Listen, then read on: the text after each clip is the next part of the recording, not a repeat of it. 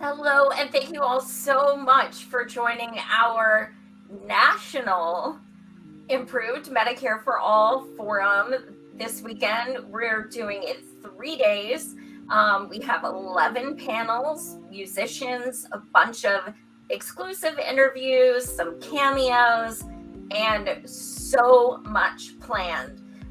So first, I want to give a shout out to all of the people, our panelists, musician, hosts, but also all of the people behind the scenes that you guys never see. This has been a work in progress for months, and there's so much behind the scenes. So shout out to all the team members who are there. We acknowledge you. We love you. So tonight we have, I'm going to pass it to Luke Parcher, and he will be hosting the first panel with 3 people. Then I will be doing the next panel with 3 other guests. Then we are going to see an exclusive interview I did with the only literal Bernie bro, Larry Sanders, who was the healthcare spokesperson in the UK for the Green Party, and then also a video from UK streamer Cavernacle. After that, we have a live performance from Jessie Jett. So a lot going on tonight. It starts now, but please stick around till the end of the events tonight and tune in the next 2 days as well. So I'm going to pass it over to Luke. Thank you so much, Joy, and it is such an honor to be a part of this summit this weekend. For those who don't know me, I'm Luke Parcher. I'm with Real Progressives and Real Progress in Action. I'm a volunteer, and I'm on our leadership team. I'm a student, activist, and political commentator, and I am just absolutely thrilled to be a part of this summit. Thank you all so much for tuning in. I do want to quickly shout out all of our sponsors: March for Medicare for All, Physicians for a National Health Program, Real Progressives, Yellow Vest Actions, and Indie Left Media. Thank you so much to everybody who put this all together. And without further ado, I would like to introduce our fantastic panelists here today. So we have Dr. Anna Malino. Dr. Anna Malino is a retired professor of pediatrics from the University of California, San Francisco. She's the past president of Physicians for a National Health Program and a lead organizer for the National Single Payer Steering Committee. Anna, thank you so much for taking the time to be here today.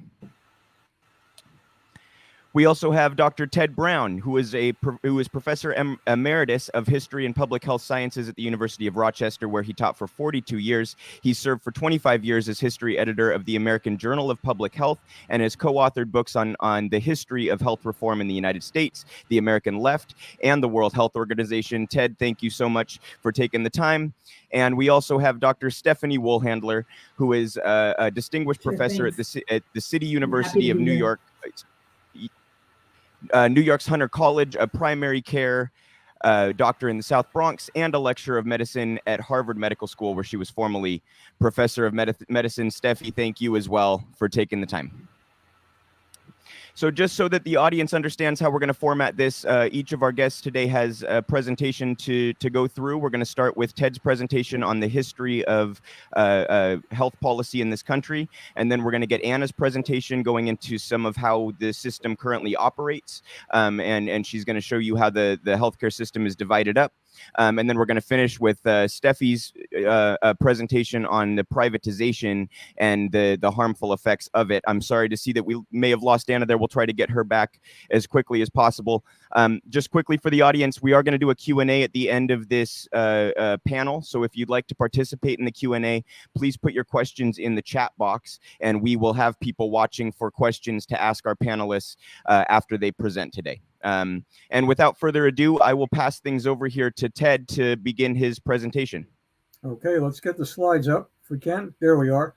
I'm going to try to really tackle this topic. It's a very large one from a very thematic perspective. Instead of trying to give you all the nitty-gritty, I'm going to give you a broad overview, which is that if we look over a century or more of health policy struggles in the United States, we can see it as a battle against red baiting and the labeling of any progressive program, especially at the national level, as socialistic or communistic.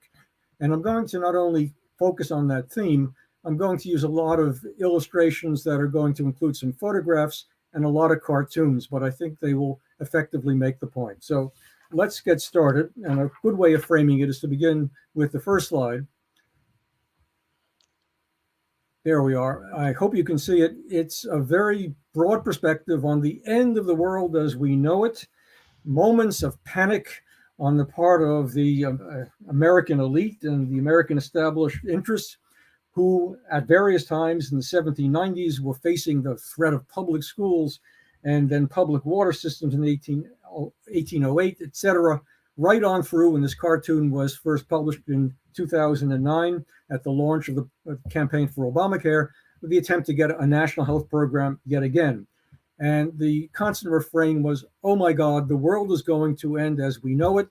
But this is really an optimistic perspective. Not only does it underlie the tactic that's used, but it also expresses some optimism, because all those fears in the past about public water systems and public highways and public schools were overcome, and those were established as major American institutions. The notion is in 2009, we're facing those fears again, we're facing that labeling, but maybe we can finally optimistically move forward. As we can see, it didn't turn out quite that way. This cartoon leaves out a couple of other major red baiting episodes in the history of American policy. We look at the next slide. Back in 1965, when Medicare was going to be put into effect after a long uphill political battle, it was, of course, labeled as socialism on a socialist plot. And the cartoon conveys the notion that nothing new, 30 years before, so was Social Security. So seen, those obstacles were overcome. But this refrain is an important theme to focus on. If we look at the next slide, we can put things in an ironic historical perspective. Because, in fact, the very notions of social insurance, of health insurance built on social insurance models, goes back to the late 19th century and to the policies of Otto von Bismarck when he was chancellor in Germany. And ironically, he intended these state measures as alternatives to socialism, as a way, as he puts it, if you can read the small print on the slide, to bribe the working class away from the seductions of parties on the left and the great threat of communism and socialism, and have them become loyal to the state because of the benefits that were provided for them in their old age, when they fell sick, and so on. And his strategy was quite successful in that he did avert what might have been seen as incipient revolution in the late 19th and early 20th century, but it didn't work in the sense that those very policies were adapted by socialist parties working within the democratic context and gaining increasing seats in the German Reichstag, their parliamentary organization. And so they were able over decades to move to policies that were more reflective of working class desires and needs. And instead of wooing them away from socialism, it made them loyal to an elective socialism and the policy that grew steadily to support those measures as part of national policy. Those policies and those approaches were introduced in the United States essentially by this man. He wasn't the only one. Next slide. That's Isaac Max Rubino, who was an immigrant to the United States. He was originally born in Russia, but he was educated in Germany, learned in great detail about the German social welfare system and the kind of measures that Bismarck had introduced. And when he came to the United States, became a founder of the American Socialist Party in the early 1900s, and became a very important leader, holding government positions as an expert on the German and then widely European social insurance measures for covering workers' sickness, workers' old age insurance, workers' compensation when they fell ill on the job, and that sort of thing, and became a national leader with those goals in mind. The ideas were picked up, next slide please, in its significant numbers by the American labor movement, and in particular by unions that were led by women, very powerful and impassioned unions. And you can see in this cartoon from the early 1900s, a very important woman figure in the front, the maternal figure, who is the strength of a family. And she is cautioning them that they should provide protection against destitution and illness by protecting themselves with the umbrella of health insurance that they would push for to be created as a state policy. And this was a very important part of the labor movement in the early 20th century. That campaign was taken up by an organization called the American Association for Labor Legislation. Next slide, please. Which was not led so much by women leaders, but rather by male leaders. And you can even see in the change of the figure here from a powerful woman figure to male figures as the principal characters here. A message is being told in this cartoon. The American Association for Labor Legislation will push for workmen's compensation, will push for sickness insurance and other measures to protect workers against the various infirmities and dangers that they were exposed to. England was far ahead. That's the worker on the left with a very full umbrella. The American worker at that point had only workmen's compensation, not very full coverage. And the message of the American Association for Labor Legislation in this campaign was to try to emulate what had already been done in Britain as the Labour Party grew in Britain as a democratic socialist institution within the parliamentary system. If America could move in that direction, it would be a very important advance for American workers and their protections. That campaign was picked up by 1912, next slide please, by Teddy Roosevelt, who at that point was running as the Progressive Party candidate for president. He had already been US president as a Republican, broke with the Republican Party, didn't agree with their policies, and this was the convention that officially nominated him in 1912. That convention not only chose Teddy Roosevelt to be his presidential nominee, but it also adopted a platform which included sickness insurance, health insurance as one of the major goals to be achieved by American policy. And there was a great deal of energy and enthusiasm coming out of that convention. The Progressive Party didn't win. Woodrow Wilson was the successful candidate in that election. He didn't support those policies. But the ideas of promoting a health insurance program were taken up by others, were even taken up by progressive leadership in the American Medical Association and by others in the American political environment, so that support for it grew steadily in the 19-teens at the state level. Some states got very close to passing sickness insurance, health insurance at the state level, others not so much. But then the campaign founded with America's entry into World War I. And you can see some evidence of this indirectly in the next slide. The old red baiting tactic, the socialist labeling tactic, was here in evidence in a pamphlet that was published in about 1917, 1918, claiming that labor's attitude towards compulsory health insurance was really quite negative. Someone alleging to speak for labor, Mrs. Sarah Conboy, claims that workers didn't want compulsory insurance. The very choice of language makes it seem negative and Bolshevistic and collectivist. And it was also a time when America was just entering World War I, and our great enemy was Germany. So anything associated with Germany, like Bismarck's insurance measures, would be considered as negative. It would be socialistic, it would be collectivistic, it would be compulsory, and it would be German, all things that were sufficiently negative and used symbolically and manipulatively in the political environment to really very rapidly reverse support that had been building up for national health insurance in that decade and squash it. With the coming of the Russian Revolution, a major Red Scare in the United States in the late 19-teens and into the 20s, these ideas just were thrown out of consideration. And only slowly by the later 1920s did they begin to come back. So by the late 1920s, it was possible again to debate the merits of national health insurance, sickness insurance, versus the continuation of the American system that was argued in the pages, for example, of The Nation magazine. If we see the next slide. Rubino had been invited to make the case for national health insurance.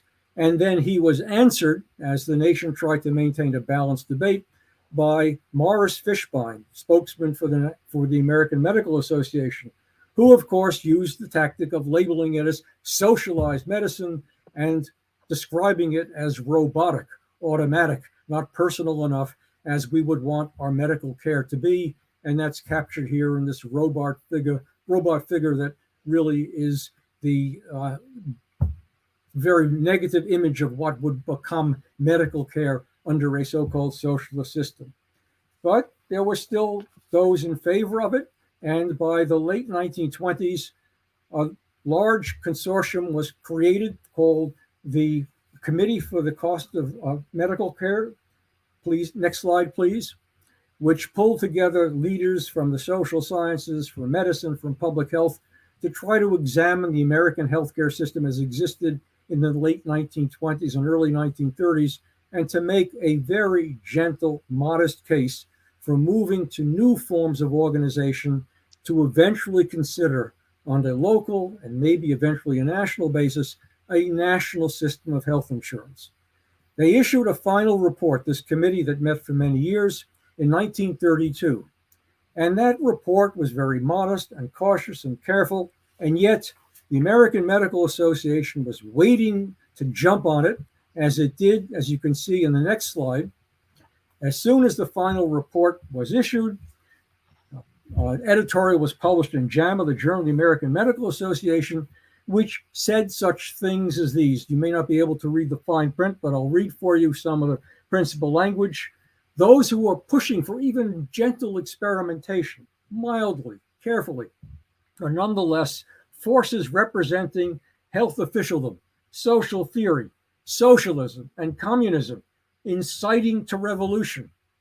And repeating that language, these modest recommendations are really an incitement to revolution, and we in America must mobilize against these terribly un-American, dangerous, socialistic, Bolshevistic tendencies, that being the now very common strategy. Those threats were so great that when President Roosevelt, Franklin Roosevelt, put forth his Social Security measures in the mid-1930s, he was very careful, against advice of some of his advisors, to leave out any mention of health insurance as part of that. If we're going to get Social Security through, if we're going to create retirement benefits and other essential Social Security measures, we cannot possibly include any reference to health insurance, because the mobilized medical profession, the commercial insurance industry, will take that language again and use it to squash not only any thoughts about health insurance, but about Social Security in general.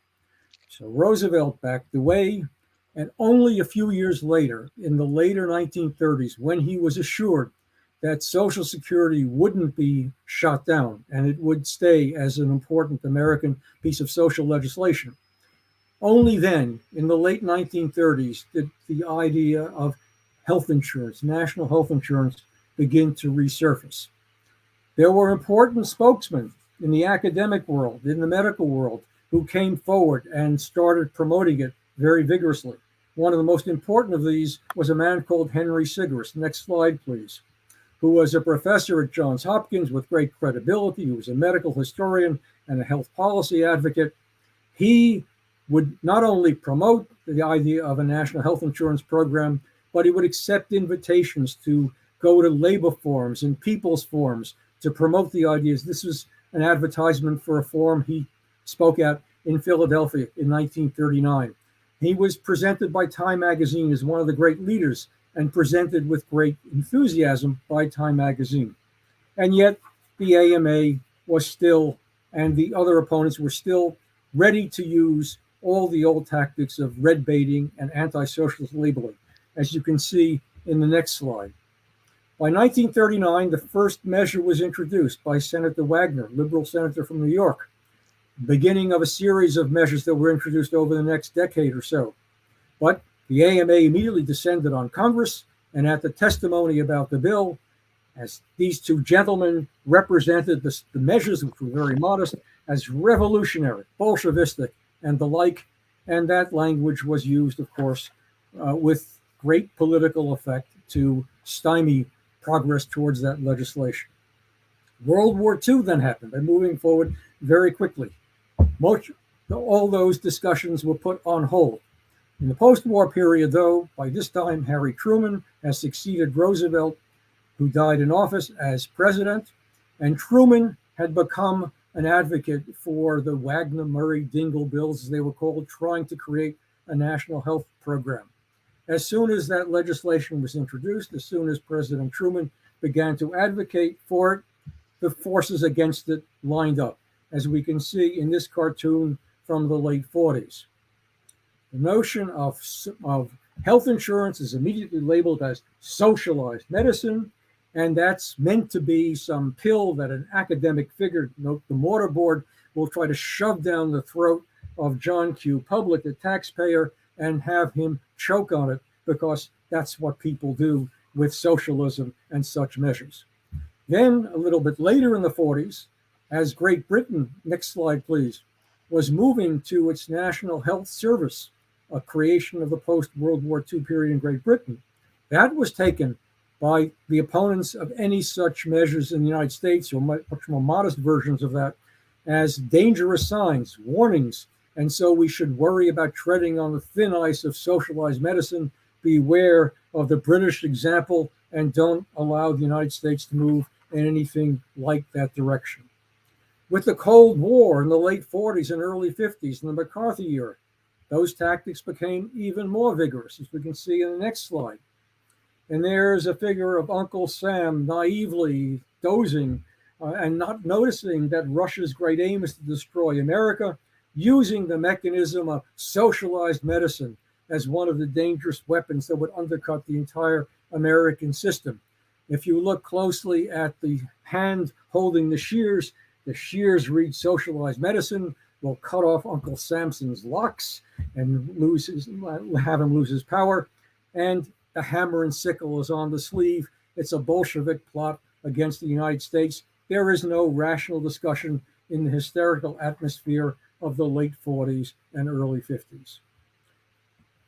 The next president of the United States following Truman is Dwight Eisenhower, who is, as you can see in this quotation, flatly opposed to the socialization of medicine. He's bought into that. He believes that any movement to a national health program is socialism and Bolshevism, and he will have none of it. What he does support are certain tax measures that will benefit the distribution of insurance via commercial means, an employment-based system in individual industries and workforces in which the insurance is provided primarily for profit by commercial insurers, and all that is meant to be a bastion against socialization and the inappropriate government intrusion. And that works fine for a while, but it creates what we can see as a dialectical process, because in the very process of ensuring more and more workers through employment-provided insurance, insurance spreads, inflation increases, and those individuals who are least able to pay for care and are becoming most sick, that is the elderly retired, are those in particularly difficult straits, because they now face having to buy care after their period of employment and coverage during work with union support, as well as management provision. And now they are facing a very rapidly inflating healthcare system, and this means that they are in deep trouble. But that deep trouble inspires a political response. And the political response is to create something that we begin to call Medicare. The first measures, legislative measures, that will provide a Medicare system that is a universal national system for a particular age group, those in the retirement age, 65 and older, begin to be put forward in the late 1950s. And as we can see in the next slide, Congress at first ignores them. The elderly, why do they matter? Until Congress discovers that the elderly are a very well-organized political group with a lot of labor support, and Congress begins to worry that they've got to do something. We will fast forward into the early 60s. John Kennedy runs on a pro-Medicare platform. He wins. His administration in the early 60s begins to promote Medicare. There are bitter battles about it, with the familiar suspects lined up against the American Medical Association, all the red baiting language is being used, all the conservative political figures in alliance with them. But the forces in favor of Medicare are also well organized, labor being very important in funding and organizing support. As you can see in the next slide, which is a photo of a big rally in Madison Square Garden supporting Medicare. President Kennedy actually spoke at this rally in favor of it, and that helped build support for Medicare, which grew despite the opposition and despite the familiar language and labeling that occurred against it. As you can see in the next slide, one of the spokesmen for the opposition forces was Ronald Reagan, who speaks out against socialized medicine. But even with that opposition, the forces in favor of Medicare grew, and Medicare was approved legislatively in 1965 and approved along with Medicaid, thus creating this strange system that covered part of the population, but certainly didn't create a universal system, and for many was seen as a caution, an antidote to creating a universal system, because you picked off those who were particularly vulnerable. They would be covered under their own special system, while the rest of the system remained as it had been, provided by commercial insurance, employment-based, and the rest. And yet there were some far-seeing political leaders who saw that they could build on Medicare and began to advocate an early version of Medicare for all and to create a national health program on a single-payer Medicare basis. Among those leaders was Teddy Kennedy, and there was strong labor support. So by the early 70s, there were lots of debates and lots of consideration of a national health program. So much so that some form of national health insurance by the mid-70s was seen as inevitable. The only question was what form would it take rather than whether it would happen at all. But in the 1970s, there were major economic problems. Medicare was built on very foolish foundations. There's a political explanation for that. And there was open-ended inflation. Medicare was seen as a major problem rather than as a model for extension. There were other major problems in the American economy, the oil embargo, and the rest. And all discussions in favor of a national health program ended by the late 70s. So when Ronald Reagan was elected president in 1980, he was, of course, strongly against it. And his admirers, as you can see in this next cartoon, admired the very antithesis that he so vigorously advocated against government involvement in all kinds of social policies, including in health policy. There's health reform as we would like it, say the conservative political figures. No government involvement, limited government generally. And the Democratic Party at that point was frightened enough by the changed political environment to not even advocate for national health insurance in either 1980 or 1984 in its presidential campaign. The Democratic Party only came back to a national health insurance advocacy in some form in 1988, and that was after Jesse Jackson had led a powerful primary campaign in that year's primary election. Next slide, please. And Jesse Jackson strongly supported national health reform, supported a national single-payer model. This was the time when the Physicians for a National Health Program were becoming an important political force, when that organization took the stage and became a very influential part of the American health policy discussion. Steffi and others can say more about that later if they would like to get to that. But this is the moment in the late 1980s which forces the Democratic Party to start advocating for health reform again, but they do it in a very moderate and middle-of-the-road way. Dukakis is the nominee in 1988, and he has a very different version, not a single-payer version at all, but it can be portrayed as health reform. And then in 1992, Bill Clinton advocates a form of health reform. They are very much not single-payer, not uniform Medicare for all, but they do suggest that there are some ways of getting to national reform. But those approaches get quickly lost, captured in the next cartoon, which is supposed to represent Hillary Clinton leading the task force. getting lost on stairways to nowhere. This, of course, is a takeoff on the famous Escher lithograph. And this shows Hillary trying to follow a map out of the intricate web of health insurance and not being able to find the way out. The Clinton plan implodes. Nothing of any significance comes from it. And what we have in the later 1990s is just a couple of more patches on the American patchwork system, as you can see in the next slide. People debating over which patches to put on the US healthcare system and neglecting to realize that a growing number at that point, 40 million people, are uninsured, and therefore there is a major systemic problem which was not being addressed by the piecemeal measures. Cartoonists pick up the cudgels and I think very successfully start identifying some of the major problems that, of course, P&HP is very vigorously identifying and advocating.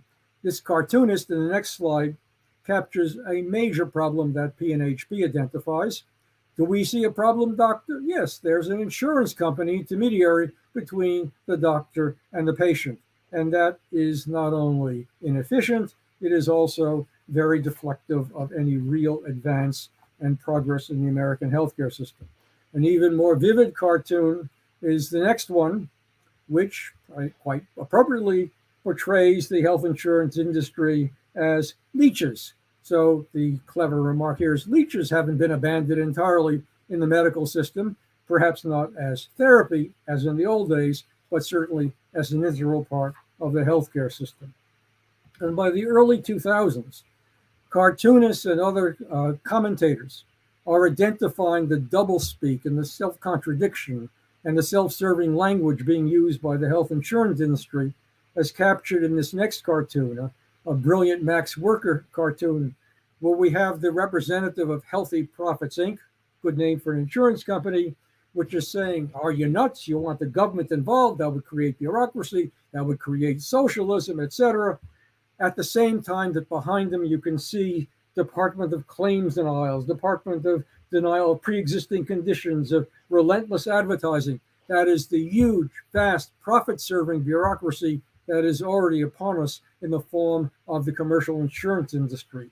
And this is happening at the same time that Michael Moore produces Sicko in 2007, which was a wake-up call to many and very effectively got some of these same messages across. But the political cartoonists were relentless, as you can see in the next cartoon. There you have the health insurance company draining people of their money, while the individual has been conditioned by this language of anti-socialism and all this sort of fear-mongering to say, I don't want the government in my pockets. Well, of course, the private insurance industry is much more effectively and more deeply in his pockets already and draining of his resources. When actual polls are conducted, and I think this is a very important poll, you can see in the next slide, done by CBS News and the New York Times in 2009, a very significant shift has taken place in American popular attitudes.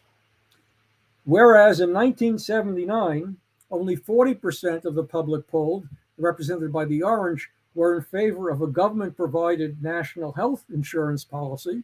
By 2009, 30 years later, that number is close to 60%, 59%, a very important shift in actual attitudes, despite what the insurance industry may be telling you. And similarly, those who thought that private enterprise could take care of things well, back in 1979, 48%, that number had declined to 32%. There is a sea change, and it's a very significant one. Quickly moving forward, the 2008-2009 presidential campaign, we have in the next slide, John McCain running against Barack Obama, offering a tired set of old ideas, tax rebates, no major changes, whatever Obama wants, it's too much, it's not going to do. But in fact, what you can see here, there are more leeches here in the form of the insurance industry, big pharma, HMOs, who are taking their bite out of poor Uncle Sam because There's just, you are adding new resources in the form of the tax cuts, which no systemic change, no important modification in the way this system works, and that's merely going to feed those industries and those particular leeches. Obama comes up with a very complicated scheme, as we all know, the Affordable Care Act. And in the next cartoon, we have a sense of the difficulties that even that plan ran into. There's Obama in the lower left, trying to be professorial and lecture on the bending down of the cost curve. But in the background is a great noise machine, drowning out any attempt at rational discussion, at real debate, and yelling about death panels, but also yelling about socialism and communism and the like, encouraging rage, stoking it up, and really steering people away from any kind of rational discussion. Next slide, another cartoon. When the public option was offered, that was also very carefully assaulted. Their representatives of the health insurance industry are looking out, seeing big signs of socialism. And this is the confuse the public option. They say happily, they know exactly what the dynamic is, how it's working, and why they're very much in favor of it. When the Affordable Care Act is approved, next slide, please, many, especially those in the single payer movement, see it as a vast compromise and appeasement of the insurance industry. And here is Obama depicted as if he were Neville Chamberlain in 1938 at Munich, saying, we have achieved peace in our time, just as Obama is saying naively, we have achieved health care in our time. But as he's as channeling Neville Chamberlain, and is as disconnected from reality as Chamberlain was then back in the 30s about Hitler's real tactics and objectives. We next move to the so-called town hall meetings. Next slide, please, which many have regarded as astroturf rather than real grassroots expressions of political concern and political will that is funded by the Koch brothers and other large industry sources. And placed in those meetings, of course, is the assault on Obamacare, as you can see, equals communism, no socialist healthcare, and those sorts of messages, again, having political salience because they have a long and sadly effective tradition in the American political environment. It leads to such incredible confusion as this in the next slide, where someone who is saying, I want no part of socialized medicine, Obama socialized medicine, and he better keep his hands off my Medicare too, which is, of course, the ironic confusion. Medicare would be closer to some form of socialized medicine than anything that Obama offered. But this is just the kind of confusion and the insanity that is deliberately manipulated so effectively by the political forces who want to prevent movement towards a national health movement. Just a few slides to finish up. We get to the Republicans starting in 2016 and their repeated attempts to repeal Obamacare, but it's another bit of insanity. Repeal Obamacare shampoo, you work yourself into a lather first, and then you rinse and repeat and repeat and repeat and repeat without success, as it turns out. And the Republicans also, especially under Trump, next slide, please, tried to push policies which Paul Krugman has appropriately labeled zombie policies, that the ideas are dead, but they continue to live and they're very hard to put down, such as the advantage of tax cuts for the wealthy, which would then trickle down and benefit everyone. But in fact, what we have are zombies eating our brains without any advance of proper social policy, as this cartoon captures. If we turn to actual trends as the Kaiser Family Foundation has measured in various of its polls, next slide, please. What you need to see here is that those in favor of the Affordable Care Act, are trying to build on it and improve it, are in the upper bar, and those who are against it, the lower bar.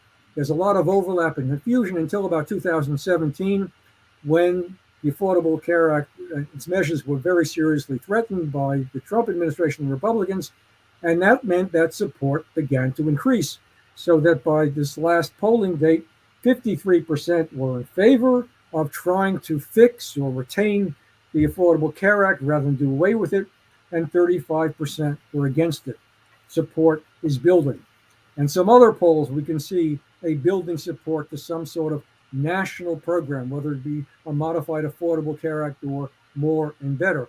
In the next slide, here was a poll that indicated that 57% in 2017 were in favor of public option, 60% in favor of Medicare for all, whereas the opposition was rather small. And in the next slide, it's a little harder to read, but the main thing is it depends what you call it. Terminology is very important. This is a message for political strategy, and I hope this will be taken up in the further conversations during this 3-day forum. If you call whatever you're advancing as a public system, something like universal health insurance or Medicare for all, a very significant percentage of those polled, 63% as opposed to 31%, are in favor as opposed to 31% against it. But if you call it or allow it to be called socialized medicine, that old socialized rhetoric, that labeling, that tarring, that blemishing works effectively as a political stratagem, and support drops down to 46%, just about half and half. And if you call it single payer, I think this is a lesson to be learned here. Only 49% in this Kaiser Family Foundation poll were in favor of it, 32% were opposed, but 19% were unclear, which is the largest unclear or without opinion in this set of polling data, which suggests that a great deal of education has to be done about the single payer terminology and maybe consideration of another terminology.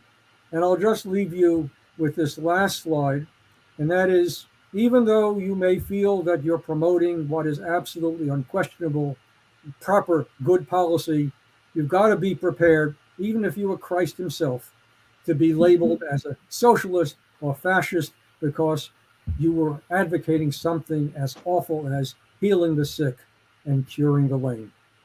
The end of my presentation.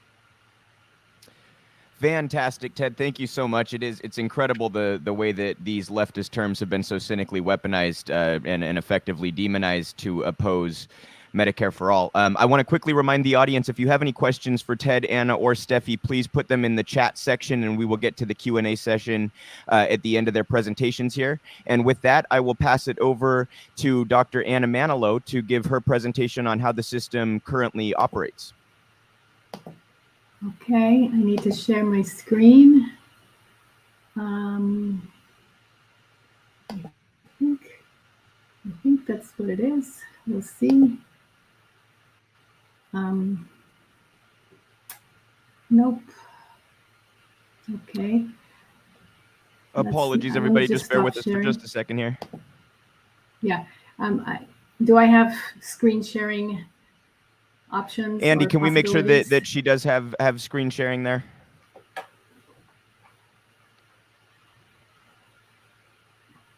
While we get this figured out, I actually have a quick question for Ted that we can maybe do in the meantime. I'm curious how you think that you mentioned the important role that the labor movement has played in pushing for single payer.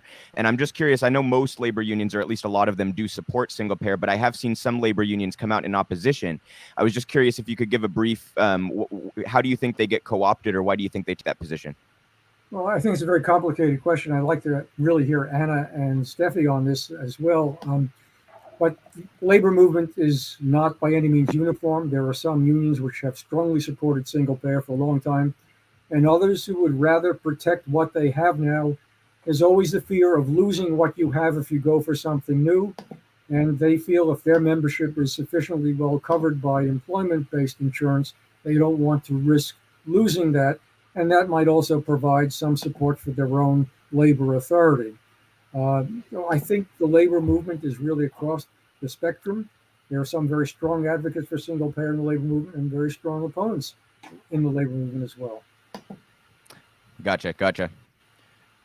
And I'll just share a quick anecdote actually along those lines. I volunteered for Bernie in a few different areas in 2020, and one of them was in Las Vegas. I'm forgetting the name of the union that represents a lot of the restaurant workers and casino workers and things on the Strip, but I spoke with someone who had worked with that union, and they expressed to me that I wouldn't believe how much resource and capital and leverage and things go towards negotiating that good healthcare plan, and how much they could improve their workers' compensation and workplace treatment in other areas if they had those resources to apply to those areas instead. Are we set to go here? Can you see my screen? There we Yes. go. You're all ready to go. All right. Without further ado, All right. Dr. Anna Malino. All right. Thank you, Luke. It's a pleasure to be here today to explain our broken system of no system, 100 years of putting this system together piece by piece. Nothing exemplifies our healthcare system better than this cartoon of how single payer was scrapped by Obamacare to become the world's most complicated healthcare system, unless we were to choose the simpler GOP plan, which is simply to get sick and die. As someone once said, a system is perfectly designed to get exactly the results it gets, and our broken, complicated system of no system gets results. We're going to spend the next 30 minutes or so trying to understand the system of no system. First, we're going to look at the big picture, the US healthcare pie, which, as we will see, is messy and stable and varies state by state, but for a few exceptions, is profit-driven.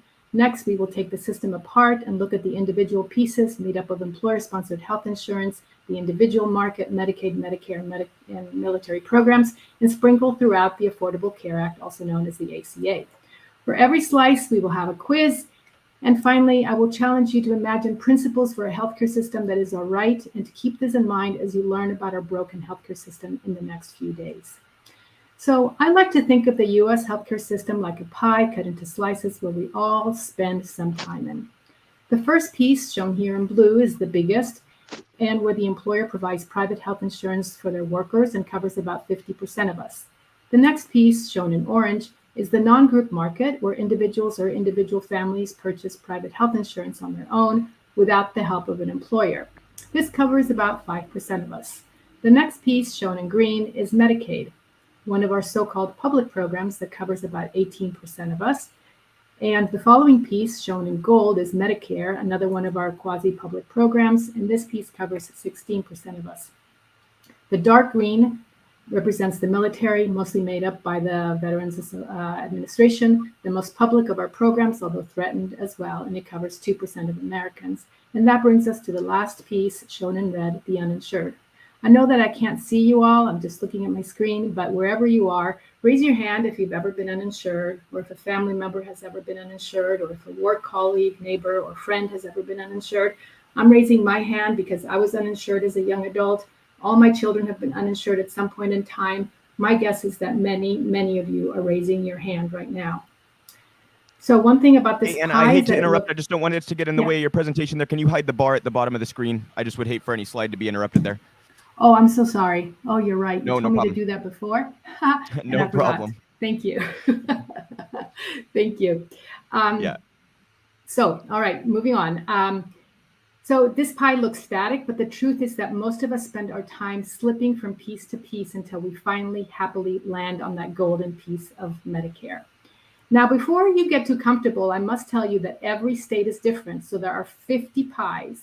The Texas pie on the left, you see that the blue employer piece is smaller. The green piece of Medicaid is smaller, which makes the red piece, you see this is just simple geometry, bigger.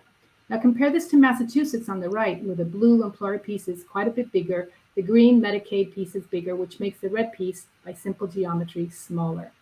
Now, the Affordable Care Act, signed by President Obama in 2010, tried to turn every state into Massachusetts. Now, they tried to make the blue piece bigger by using employer mandates, to make the brown piece bigger by enforcing individual mandates that have since been repealed by Trump, and to make the green piece bigger by expanding Medicaid.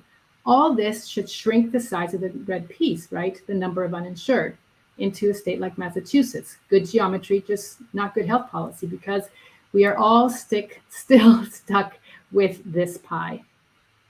So let's spend some time with each piece asking, and I hope answering, some questions. This is the blue piece called employer-sponsored health insurance that covers about 164 million individuals in the US. By the way, all the slides have references, so even if it sounds like I'm making stuff up, I'm not. The questions are, how much does this insurance cost employers and workers? Is it affordable to the worker? Have costs gone up? If you work, do you get health insurance? And what is underinsurance and how many people have that?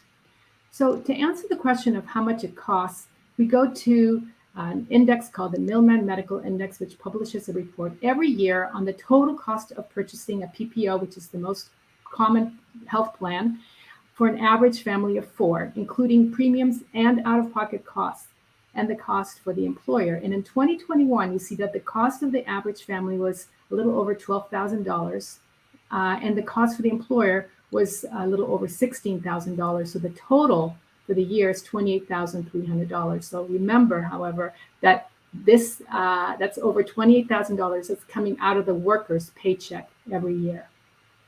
But what does this mean to a worker to pay $12,200 for private health insurance every year? Well, it depends on the family. For starting at the top, for a white family living in DC, the richest area in the country, paying $12,000 means 9% of their income. For the median household in the US, $12,000 is 18% of their income. For the median household income in Mississippi, the poorest state in the country, paying $12,000 for health insurance means 63% of their yearly income. And for someone working for minimum wage, paying $12,000 for health insurance means 77% of their income. Something they couldn't do. So you start to understand how employer-sponsored health insurance can be affordable to some and completely unaffordable to others, even if the employer offers it.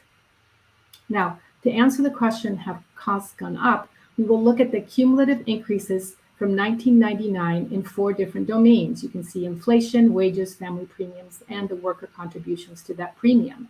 And so starting from the bottom, you can see that since 1999, inflation, which is pictured here in the black line at the bottom, has increased cumulatively since 1999, 47%.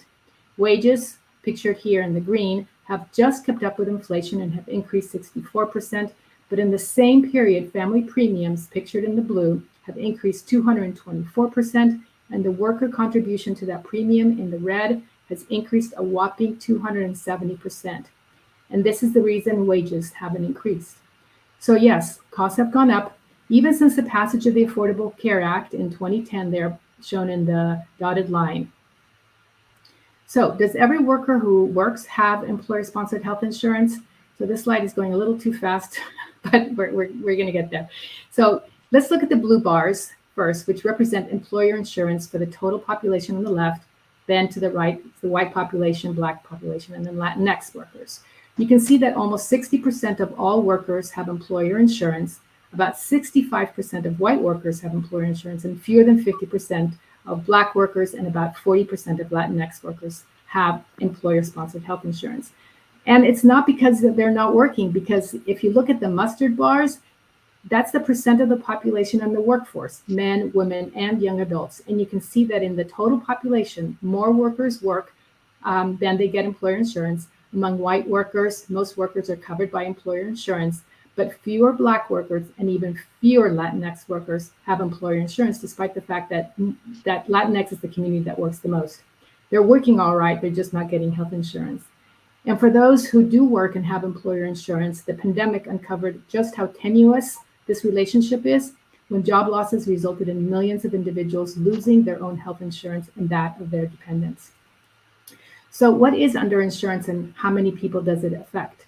Well, underinsurance is defined as spending more than 10% of your income on out-of-pocket health costs. So not your premiums, that doesn't even enter into it, just your out-of-pocket costs.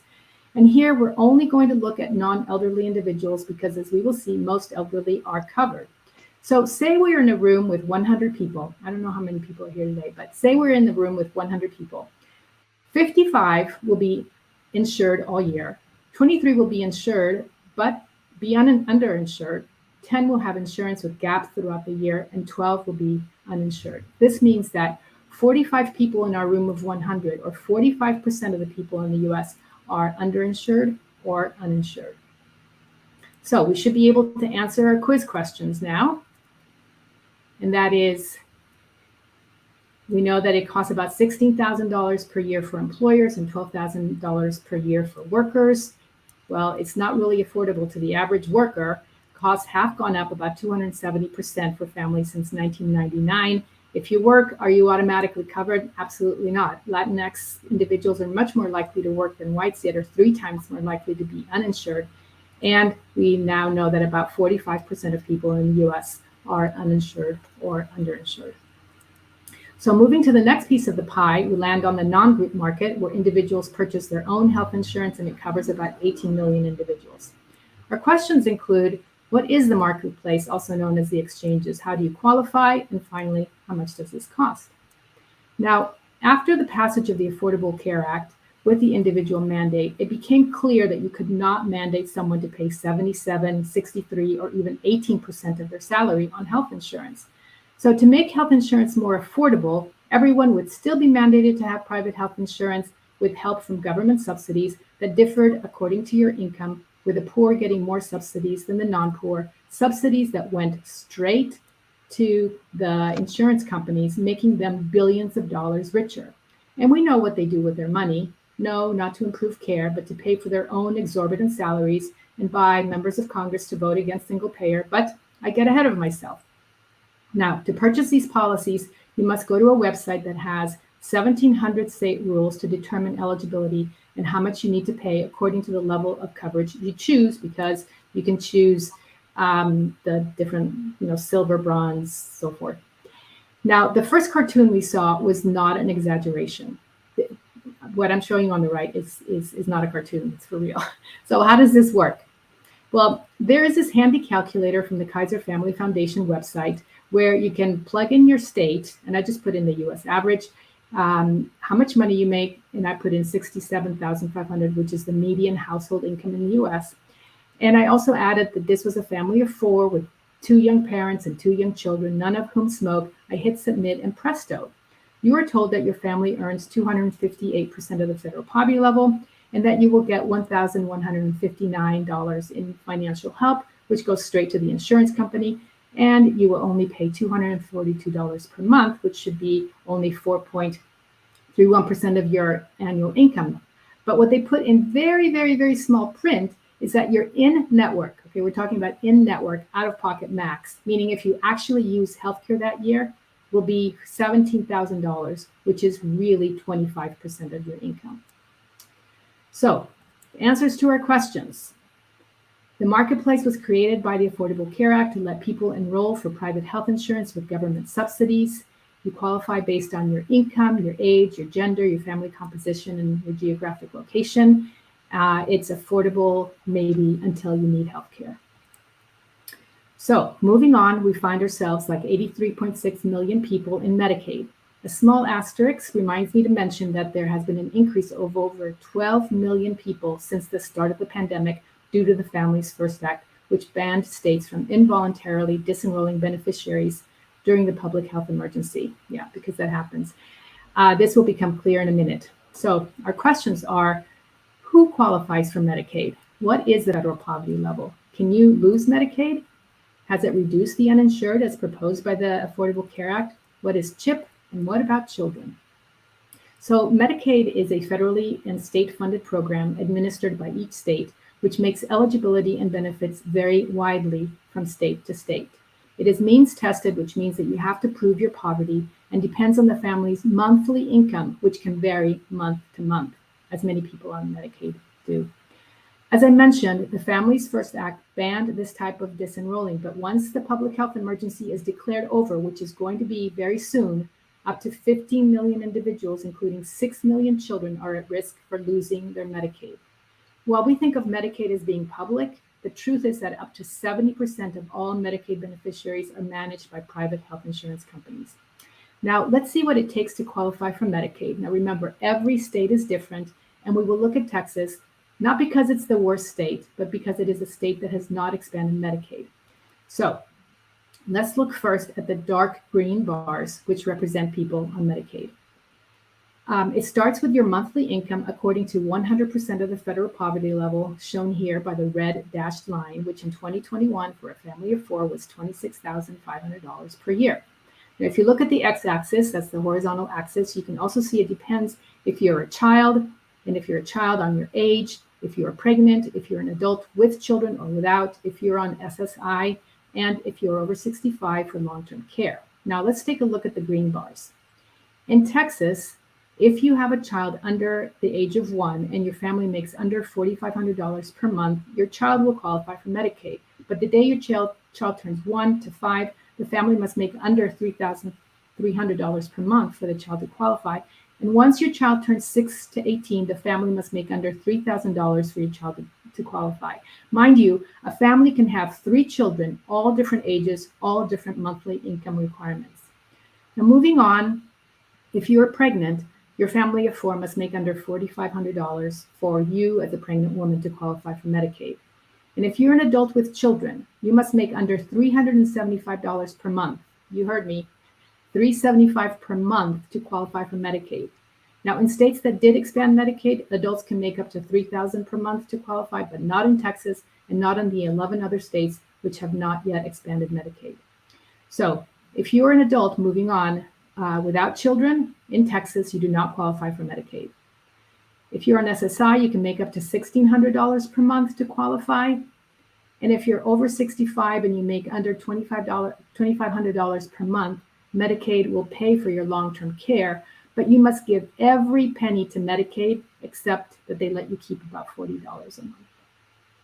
Now, CHIP, or the Children's Health Insurance Program, was passed to cover those children whose parents made it too much for Medicaid and not enough to pay for private insurance. Every state is different, but in Texas, as you can see in the light green bars, it covers all children through 18 whose parents make 200% of the federal poverty level or less. As you can imagine, except during a pandemic, there's plenty of churning, which means coming in and out of Medicaid because you make slightly more money one month compared to another. About 55% of pregnant women lose their Medicaid within 6 months after giving birth because in most states, eligibility ends 60 days after giving birth, and many of them no longer qualify as adults. So, to answer the question, did the expansion of Medicaid reduce the number of uninsured? We will compare 2 states. West Virginia, a poor state, which expanded Medicaid, and Texas, not such a poor state, which did not. Now, the blue bars represent the percent of people covered by employer insurance. You can see that fewer people are covered by their employees in West Virginia compared to Texas slightly, but because many more people in West Virginia are covered by Medicaid, those are the green bars, compared to Texas, fewer people are uninsured in the red bars than they are in Texas. So these are the 12 holdout, mostly southern states that have not expanded Medicaid. This is what happens when you allow states to decide health policy. Now, what about children? About 40% of children in the US are covered by Medicaid.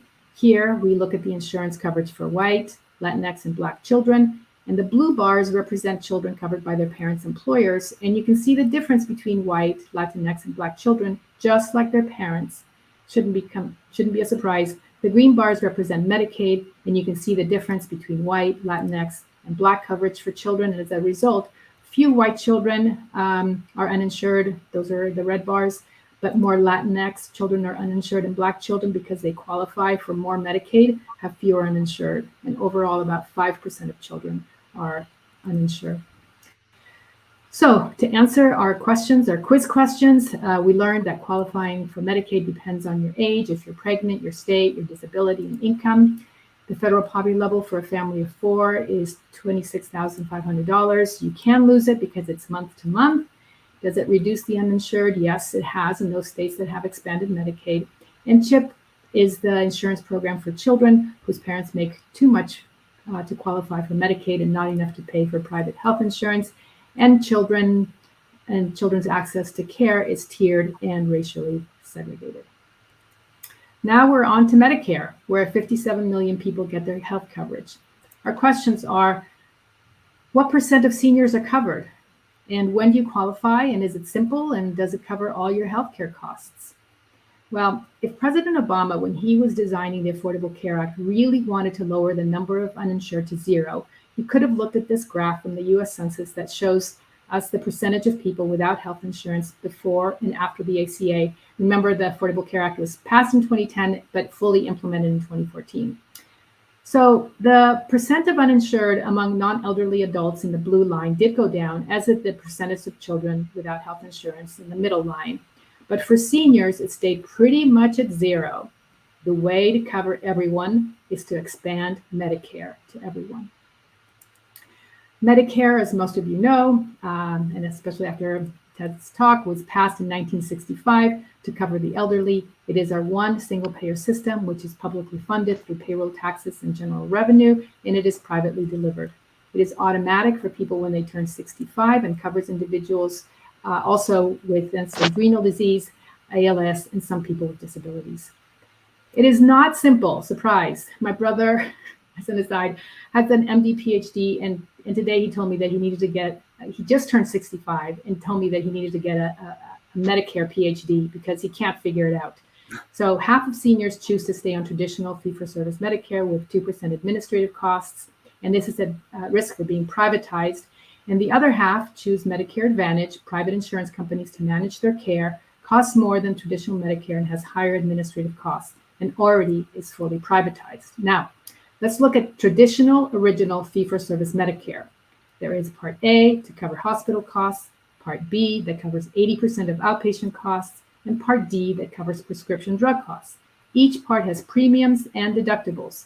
Most seniors purchase a private supplemental plan to cover the uncovered 20% costs, and still Medicare only covers 2/3 of all healthcare costs, has out-of-pocket costs for seniors, and does not cover hearing, vision, dental, or long-term care. So this is not the kind of Medicare for all we're talking about.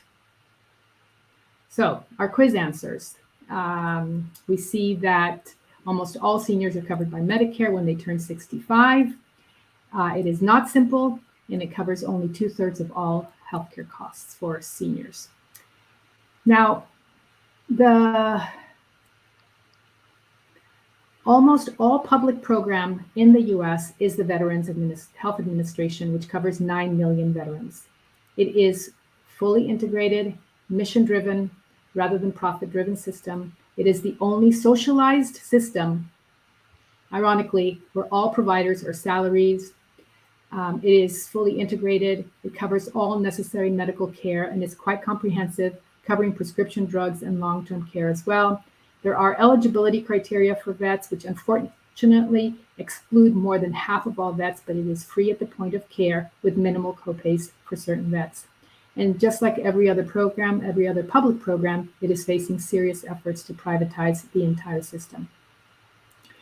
And we finally arrive at the piece of the uninsured, which covers almost 10% or 30 million of us. In addition to asking how many are uninsured, we also ask who are the uninsured, although many of us have already been uninsured or are uninsured, and what are the consequences of being uninsured. This graph shows the uninsured by race and ethnicity over time from 2010, before the implementation of the Affordable Care Act, to 2018, after the full implementation of the ACA. And you can see that while the Affordable Care Act did result in a decrease of the uninsured, there are still 30 million uninsured. The decrease was not equal between races and ethnicities, and certainly not zero. Now, as you can see from this bar graph, from the US Census on the right, anyone can be uninsured. I know it's sort of small, but I'll just tell you what I can see, especially Latinx, non-citizens, all workers. What we know is essential workers, which are in that box on the left. If you are separated, if you live in the South, or in a state that has not expanded Medicaid. So most people who are uninsured work, as you can see in the pie graph on the left. 75% have one or more full-time workers in their family.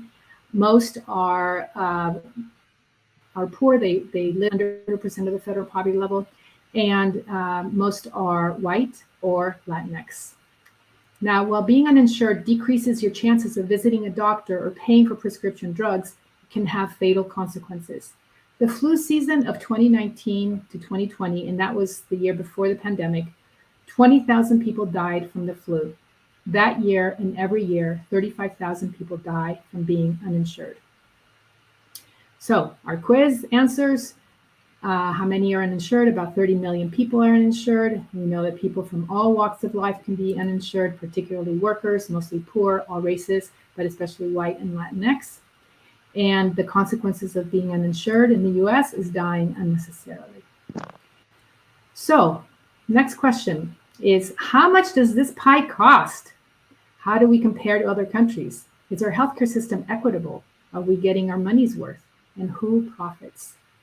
Well, compared to high-income countries, such as the UK, Japan, Canada, Germany, and Switzerland, as you can see here, we outspend every other country except Switzerland by twice as much. We still outspend Switzerland, but not by twice as much.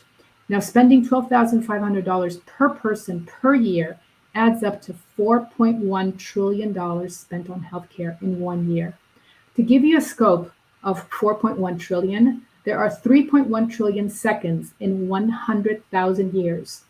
You could spend $1 every second for the next 100,000 years, and you'd still not spend $4.1 trillion. Now, why do we spend this much? Well, compared to other high-income countries, we are younger. We don't smoke as much. We don't drink more, but yes, we are more obese, but many other countries have obesity as well. So it's not because we have more risk factors that our healthcare costs are high.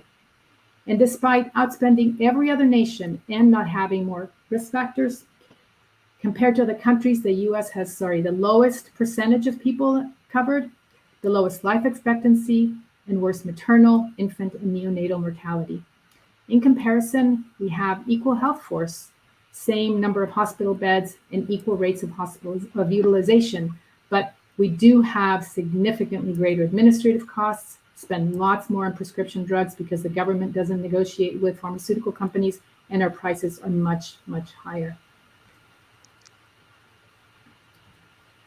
Compared to other high-income countries, shown here, the US has had the greatest number of deaths from COVID per million people.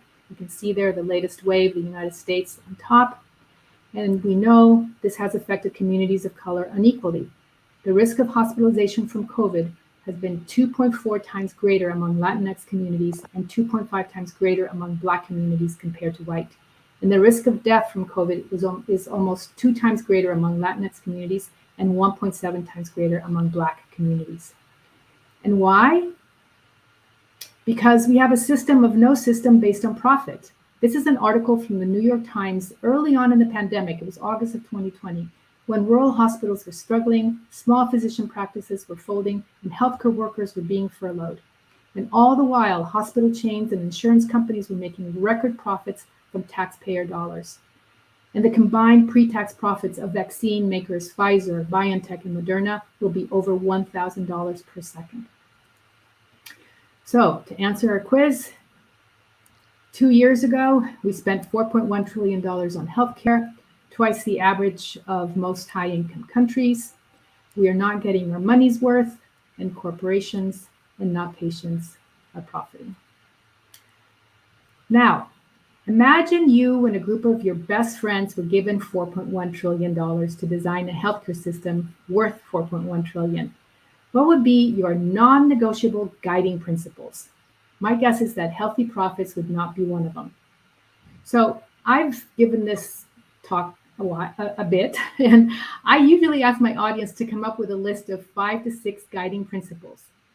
And after giving this talk for over 100 times, every time everyone comes up with the same list: universal, comprehensive, sustainable, accessible, and free at the point of care, gender affirming, high quality and evidence-based, and equitable.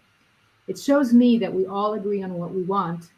Now we just have to agree on how to get there.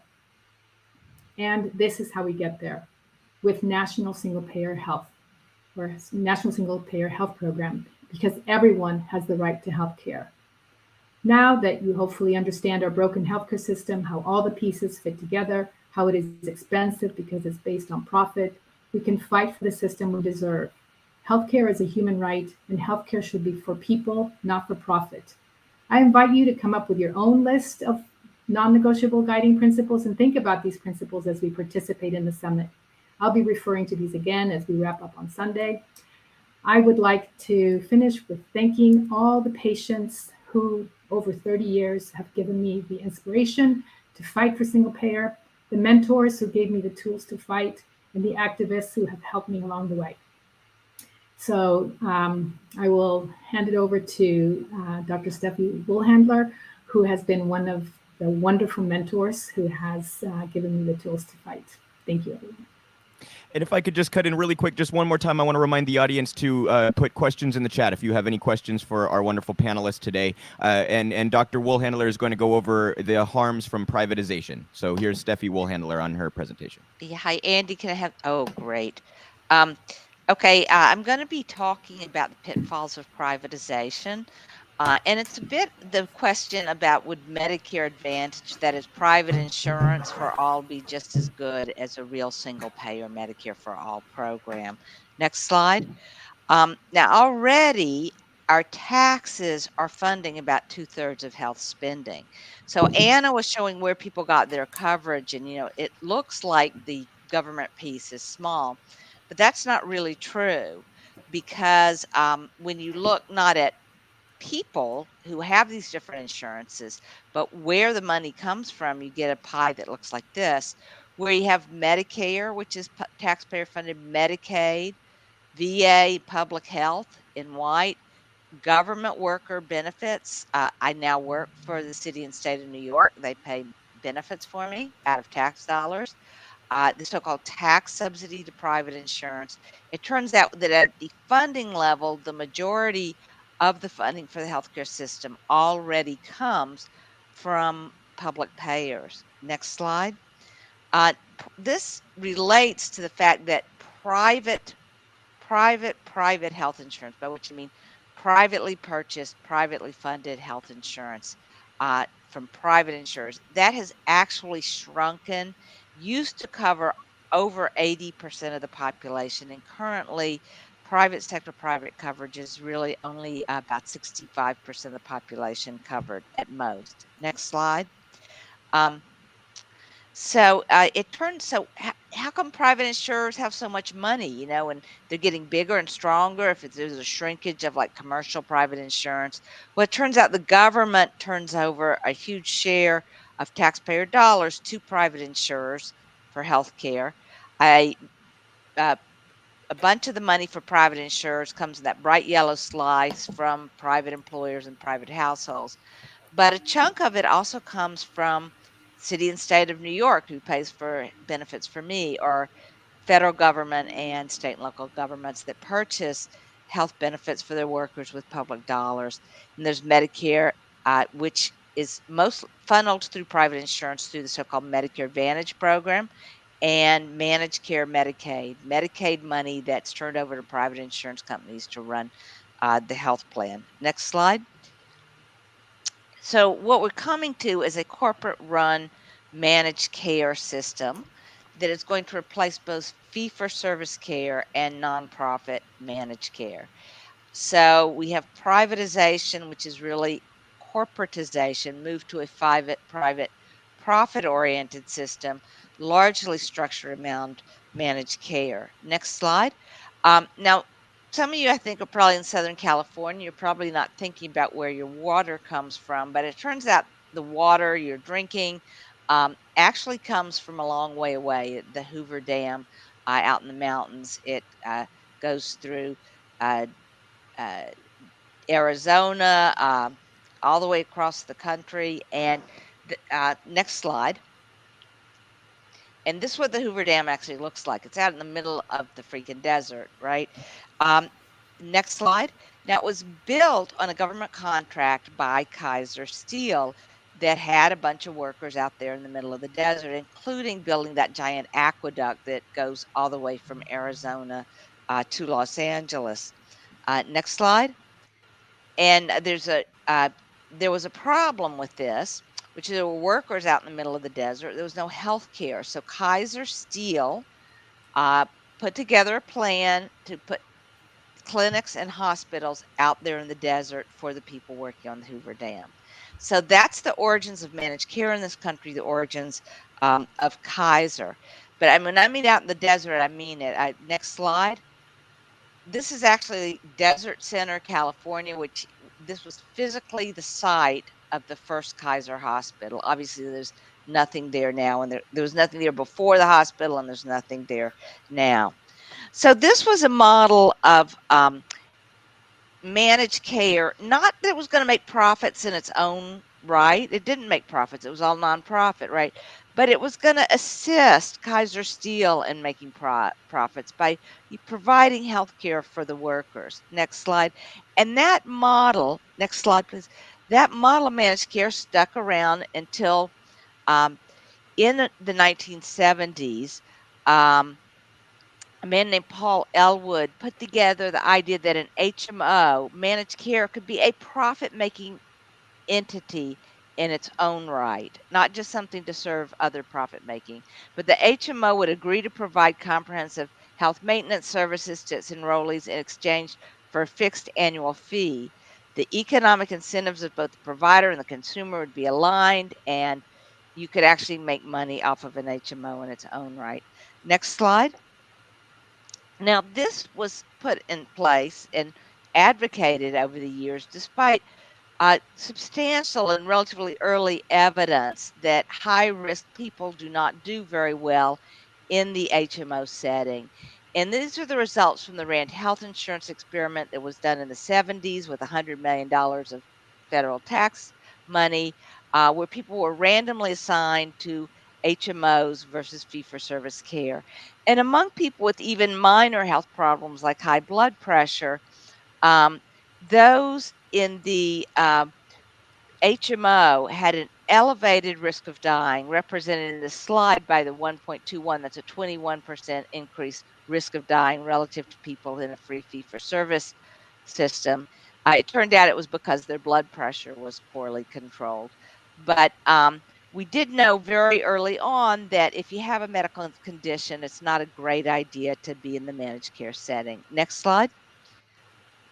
And this is particularly true in another study, the medical outcome study, that looked at mentally ill people. That I'm not going to go through the slide, but it'll be available to you. But it turns out if you're depressed or mentally ill, you're much better off in a free fee for service system than you are in a managed care system where they're trying to save money by not giving you care. Next slide. And this is an audit that was done. It's a federal audit, again, looking at managed mental health care, which was really outrageously bad for mentally ill people. The managed mental health plans overstated how much care they gave. They delayed referrals for mental health services. They'd enroll people and then have no mental health providers in 15% of the counties where they enrolled people. Again, this is known. This is not some secret that the managed care was doing a very poor job with people with expensive medical needs. The managed care was maybe okay if you were healthy, but if you really had medical needs, there was good evidence that it was going to fail. Next slide. And this was kind of summarized in this, rather cynical cartoon. Your HMO is paying me big bucks to hold down your treatment costs. You want to make me a better offer. Next slide. So doctors were pulled into this. Again, despite the doctors saying they knew that capitation was cutting their use of needed services. This is actually uh, doctors being asked with vignettes about, does the patient need the service? Would you give them the service if they had regular medical care fee for service? Would you give it to them if they had capitation? The doctors knew that the capitation was cutting care that people needed. Next slide. And similarly, when he asked doctors, do you think capitation, paying a set fee and running managed care, is that ethical? Really a very high proportion of doctors will say it's a conflict. Being capitation is a conflict of interest. It's unethical. Many of them also feel it was unavoidable, and probably, unless we change the system to a single payer, will continue to be unavoidable. Next slide.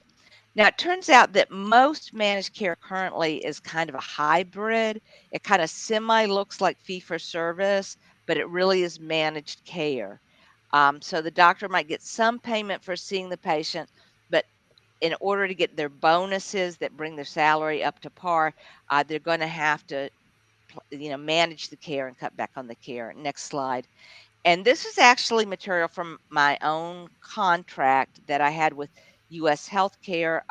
It actually became Aetna, and now it's CVS Aetna, but at the time it was called U.S. Healthcare, and I had a contract, and it said that my income as a primary care doctor would be based on the number of hospital days my patients had, the number of specialty referrals where I'd get more money if they had less referrals, number of ER visits, I'd get more money if I didn't let them go to the ER, and some certain quality and loyalty measures. And based, if I didn't get any of the bonuses, if I just ignored the managed care aspects, I would earn about $123,000 a year, which sounds good until you realize that's the cost of my overhead to run a practice, about $123,000 a year. So really, in order to make any salary for myself, I would have to make the bonuses. I would have to participate and in the managed care elements and cut back on my patients' use of hospital days, specialty referrals, and ED visits. Next slide. Well, my partner, David Himmelstein, was also one on in the U.S. healthcare, and he published the contract provisions along with me in the New England Journal of Medicine, saying we thought it was unethical. And he got this letter saying that he was fired from U.S. healthcare and he couldn't practice there anymore. And actually, there was a bit of an outcry about it. Next slide. And it ended up being in Time magazine. This is not a picture of my partner, but they found like a model or something. But there was a scandal about doctors being gagged and told they couldn't share the conditions of their contract, even when those conditions might hurt patients. And actually, he was rehired. Next slide. But unfortunately, HMO retribution to doctors for providing high cost care did not end. And Aetna Health Plans did name this gentleman, I know his name, but it's his initials. He was named Primary Care Physician of the Month 1 month. And then literally 2 months later, they fired him because he exceeded the guidelines for cost per patient. He was too expensive. Next slide. Okay. So Medicare HMOs, like HMOs kind of got a bad name and people don't use that a whole lot anymore. So Medicare HMOs, which are private plans that provide managed care to Medicare enrollees, have been rebranded as Medicare Advantage, but I'm going to use those terms interchangeably. Next slide. And there has just been this tremendous growth in Medicare HMOs or Medicare Advantage. Remember, this is all taxpayer funded. This is our taxes paying for this. And they've just exploded. And they're expected to actually, unless we do something about it, to fully take over the Medicare market over the next 5 years or so. Next slide. Now, this is really remarkable because if we look at the efficiency of traditional Medicare on the left, in terms of how much money is spent for medical care and how much goes to overhead, traditional Medicare only has an overhead of 2%. Medicare Advantage, on the other hand, has an overhead of 6 times that much, about 14%. So you would think that traditional Medicare ought to be able to outcompete Medicare Advantage in the marketplace. Next slide. And just again illustrating this got even worse during the pandemic, where Medicare Advantage during the pandemic was collecting overhead for every senior they enrolled. They were collecting overhead of $2,200, almost $2,300. So something like 20% of everything Medicare spent on private Medicare Advantage plans ended up in the pockets of private insurers. That's the middle set of bars. Okay, next slide. But as I said, despite traditional Medicare's lower overhead, Medicare Advantage plans outcompete traditional Medicare, and they do that. And I misspelled and had some typos here, by gaming the payment rules. They learn the payment rules, they game the system, and they adapt very quickly when the payment rules change. They also game the system by cherry picking, upcoding, lobbying, and overpayment. I'm just going to briefly go over what all that means. Next slide. The main thing it means is you become good at cheating and you never need to become good at anything else. That's a Banksy quote. Next slide. Okay.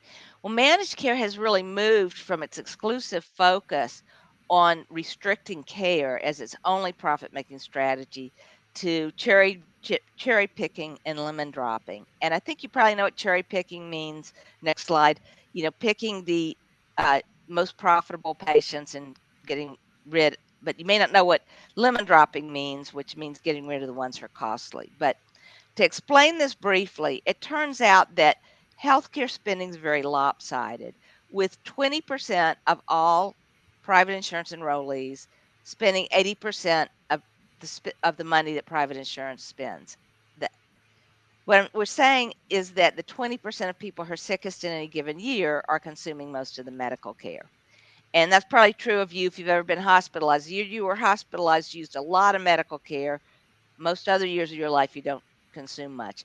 But it turns out that if you're an insurance company and you're able to selectively recruit those people who are sickest, deciles 9 and 10, who use the most healthcare, uh, you selectively able to recruit people who are not the sickest, everyone below that, deciles 1 through 8, and selectively drop people in deciles 9 and 10, you can actually make a lot of money. So cherry picking means picking the low cost people, lemon dropping means getting rid of those high cost people. Next slide. Okay, so Medicare Advantage programs, HMOs, have been very effective in doing this. So if you graph the average Medicare spending um, in yellow on the left, which is the basis of the payment to Medicare Advantage, average Medicare spending, it turns out that the people who Medicare HMOs enroll had lower costs the year before during joining the HMO. So the HMO cherry picked enrollment got lower cost people.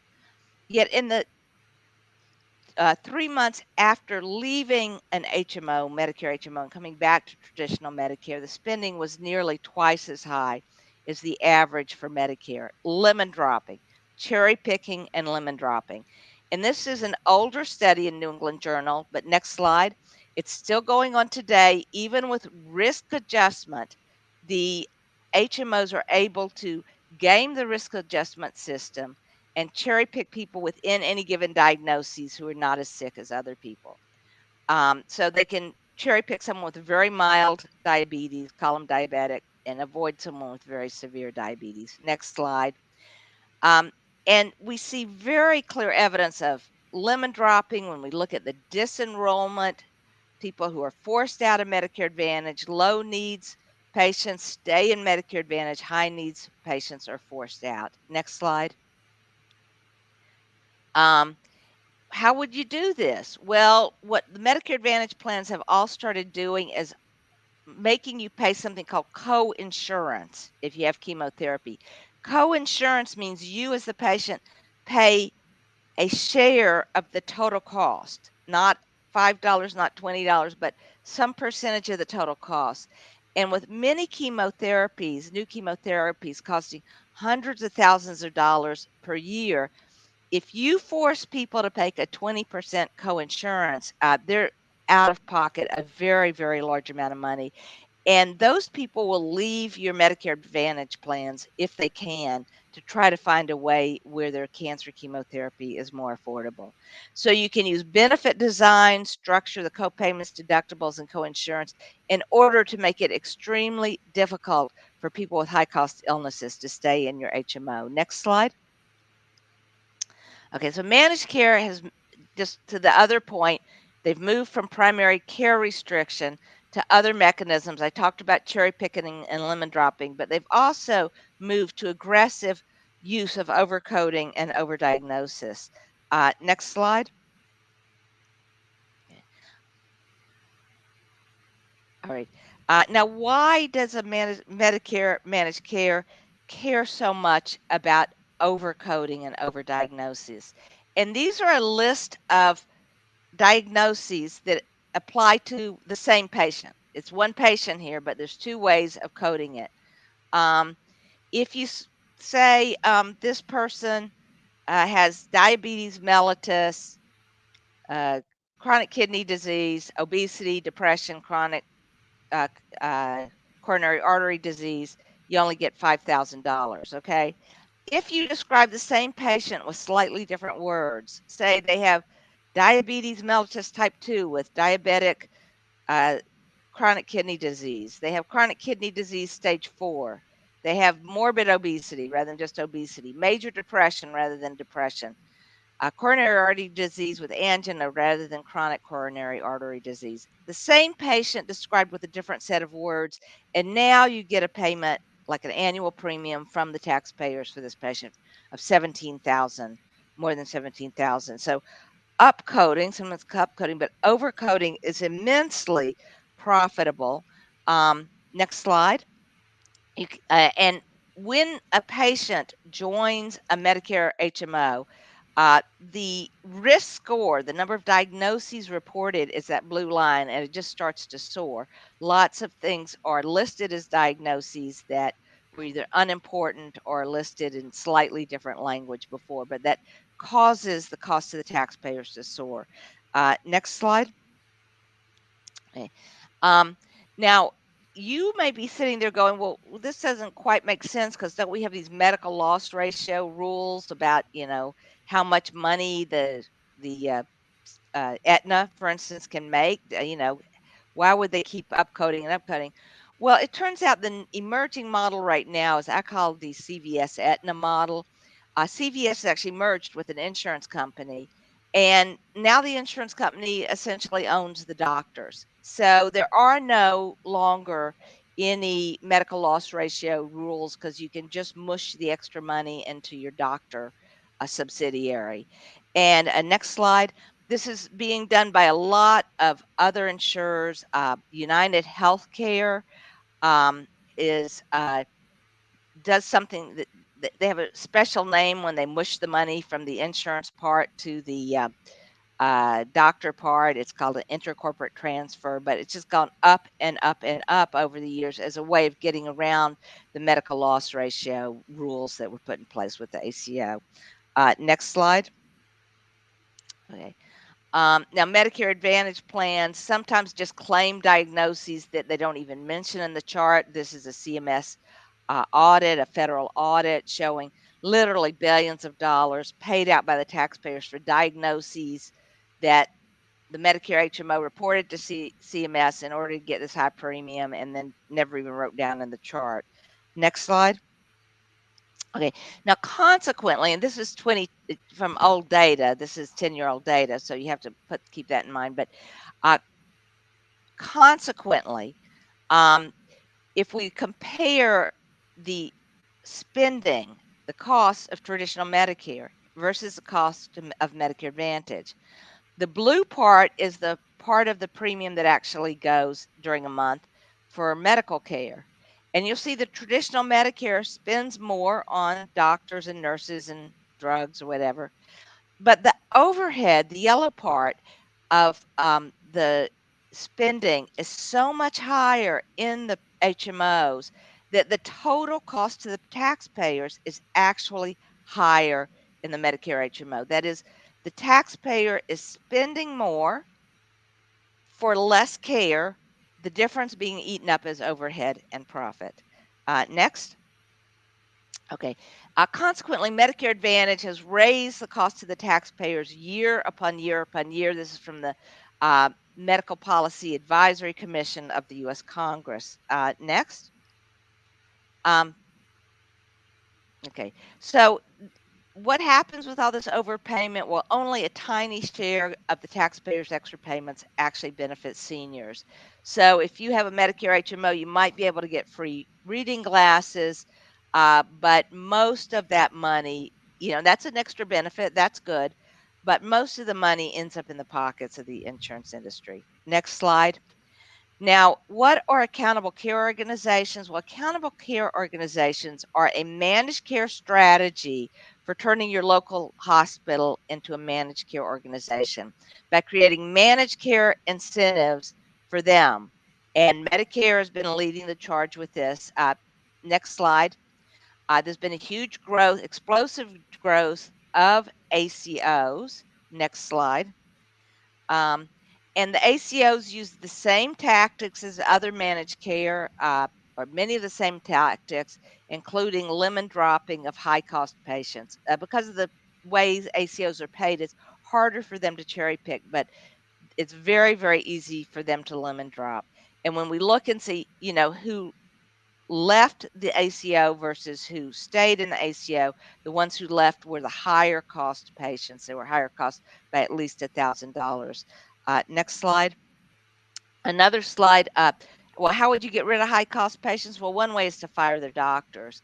So if you have doctors like I told you, Dr. GS, who was at Aetna, who just happen to have a lot of breast cancer patients or seriously ill patients, you just fire the doctors. And this slide is actually just showing that's exactly what goes on. If a doctor is a high cost doctor, either because they're just profligate or because they have a lot of expensive patients, uh, 30% of them are forced out of the ACO in the course of a year. Next slide. And just despite there's been a lot of hoopla about we're going to save all this money with ACOs, the savings this is data from CMS, from the federal government. At most, $1 billion been saved over 7 years. That's like 140 million, which is less than rounding error in healthcare. It's a $4 trillion business to say, oh, we saved a lot of money. Maybe we saved 140 million a year. It's just that's a ridiculous thing to say. It's really rounding error.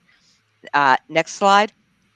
The latest kid on the block, and Anna Malino's played a big role in publicizing this, are so-called direct contracting entities, and this is likely, if allowed to go unchecked, to fully push Medicare into the hands of private insurance companies. Those what it does is for people who enroll in traditional Medicare who say, I don't want the managed care, it automatically assigns you to direct contracting entity that's paid capitation similar to a Medicare Advantage plan. Some of these are owned by insurance giants, direct contracting entities. Some are owned by these for-profit startups like Apple Care, Oak Street Medical, that are collecting huge amounts of money from Wall Street. As with Medicare Advantage, overdiagnosis and upcoding is key to profitability. You can overdiagnose people, raise their risk score, write down a bunch of diagnoses that are not meaningful, raise the risk score even higher, and then get the taxpayers to pay you a big fat premium for someone who's not necessarily all that sick. And consequently, some of the successful some of the successful DCE entities are being valued by Wall Street at as much as $87,000 per enrollee, because the promise of being able to just bilk the taxpayers through these upcoding games is kind of irresistible. Last slide. So to summarize, why does the Medicare for All movement need to focus so much on privatization? I mean, wouldn't it just be great to get everybody some sort of insurance? Well, at some level, yes. But privatization in this way would raise costs to the taxpayers. We know that because that's what's happening in Medicare Advantage. It would restrict the care for the sickest and highest cost patients who need it most, right? It would divert health spending from care to corporate profit, and it would subvert the public accountability and control of healthcare, even the limited amount that we have now, by placing medical care entirely into the hands of corporate entities. Okay, so that's it for me. I guess we have just a few minutes left, but we could. Thank you so much, Steffi. Fantastic presentation. It's incredible how we hand this system over to people who seem to be more in the business of dodging providing healthcare than they do actually providing it. I do just want to note those last two presentations, we got into some of the funding stuff, and we are going to be talking on Sunday in a panel at 4 Eastern, 1 Pacific about the funding mechanisms and MMT and how the federal government actually goes about funding these federal programs. So make sure not to miss that one if you were interested in a deeper dive into some of the funding that Anna and Steffi were just talking about. We'll go ahead and kick off the Q&A. We have a question from Lee Stanfield. Lee asks, how much of the high cost of U.S. healthcare do the panelists attribute to feed for service, and how much to administrative costs? If any of you want to go ahead and jump in on that one. Well, I'm going to take that first. You can control costs under fee for service. We know that because many countries with single payer or other forms of good national health programs do have fee for service and are able to control costs through other mechanisms, what we call supply-side controls. I'm not in love with fee-for-service. I don't think it's a great system, but that is not the cause of the high cost in the U.S. And the managed care industry would have us believe that there's no way to control costs without corporate care managers in there. That just simply isn't true. Yeah, the only thing Fantastic. that I would add is that when you compare our utilization rate, for example, with other countries, we don't use healthcare more. It's just that it costs more here. So it's if we got rid of fee for service, we would not be controlling costs anymore. In fact, it would even be worse because we're seeing the evidence from Medicare Advantage and managed care that in fact they raise costs rather than control them.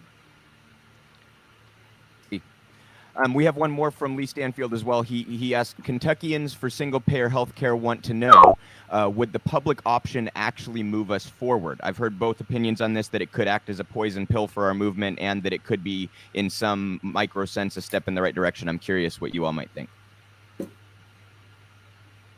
Well, I'm happy to give my opinion. I mean, public option, if you're going to go into the exchange and buy insurance, it would be nice to have another option, right?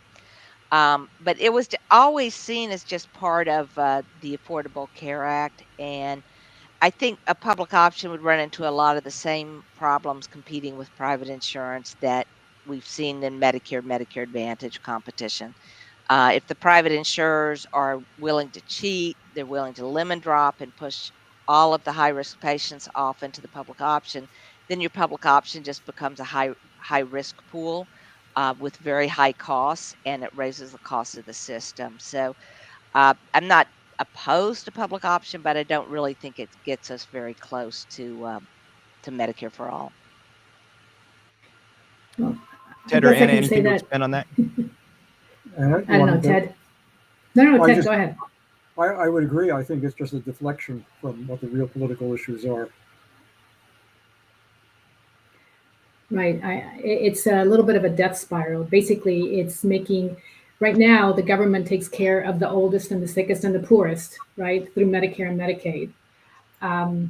And having a public option is just going to make the government take care of even more sick patients as well, because that's what's going to happen. The private insurance companies will be lemon dropping and cherry picking the healthy ones. They're really, really good at that.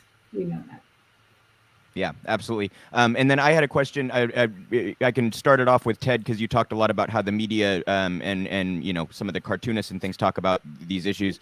I'm just curious how you might advise the audience to look out for the kind of propaganda that you were talking about, and how to maybe contradict it. I know a couple of you had talked about the specific terms that we use when we promote this policy. What do you advise to those who are digesting media about healthcare policy? Well, just stay alert. There are certain trigger words that are used again and again, sometimes disguised, but sometimes direct, and try to see through them and expose them for the purposes behind them. Absolutely. And then one other thing I wanted to make sure to ask Anna about, actually, because I've heard you talk about this before. I can't remember if you mentioned it today or not, but it's incredible to me that patients can be moved from public systems to private systems, sometimes without even their knowledge of that occurring. Can you talk about that and how maybe a patient can go about ensuring that they actually understand what their setup is, how they're engaging in our healthcare system? Well, you're describing direct contracting entities, which have been rebranded by CMS as ACO REACH, but they're exactly the same. In fact, they're probably worse. They are these middlemen that are owned by private equity firms and venture capital firms and commercial health insurance companies they're middlemen in order to lower costs, right? I've never known a middleman to lower a cost anywhere, but this is like hope it springs eternal here. We'll keep doing the same thing over and over again. But how are seniors enrolled is like the most nefarious part. Well, one of the most nefarious parts of this whole system. These are, just as Steffi was saying, these are individuals who have rejected Medicare Advantage and they want to stay in traditional fee-for-service Medicare, right? They do not want an insurance company messing with their care or managing their care. And yet, without their knowledge or consent, they are being enrolled into these direct contracting entities or ACO REACH. And the way that it's happening is that with Medicare Advantage, the insurance company tries to recruit the patient, right? You know, we're bombarded during the open enrollment or open season, as I call it, with Medicare Advantage plans. But with DCEs, they don't try to recruit the patients. They recruit the physicians and the physician practices and the health and the hospital systems. So that's where they go to. They go to the physicians and physician practices. And once the physician joins, then all of their patients come along with them. And so once the physician joins the DCE, then all of their patients automatically become part of that DCE. Without their knowledge, without their consent, they get this letter or this notice once a year to tell them that they are now part of the DCE.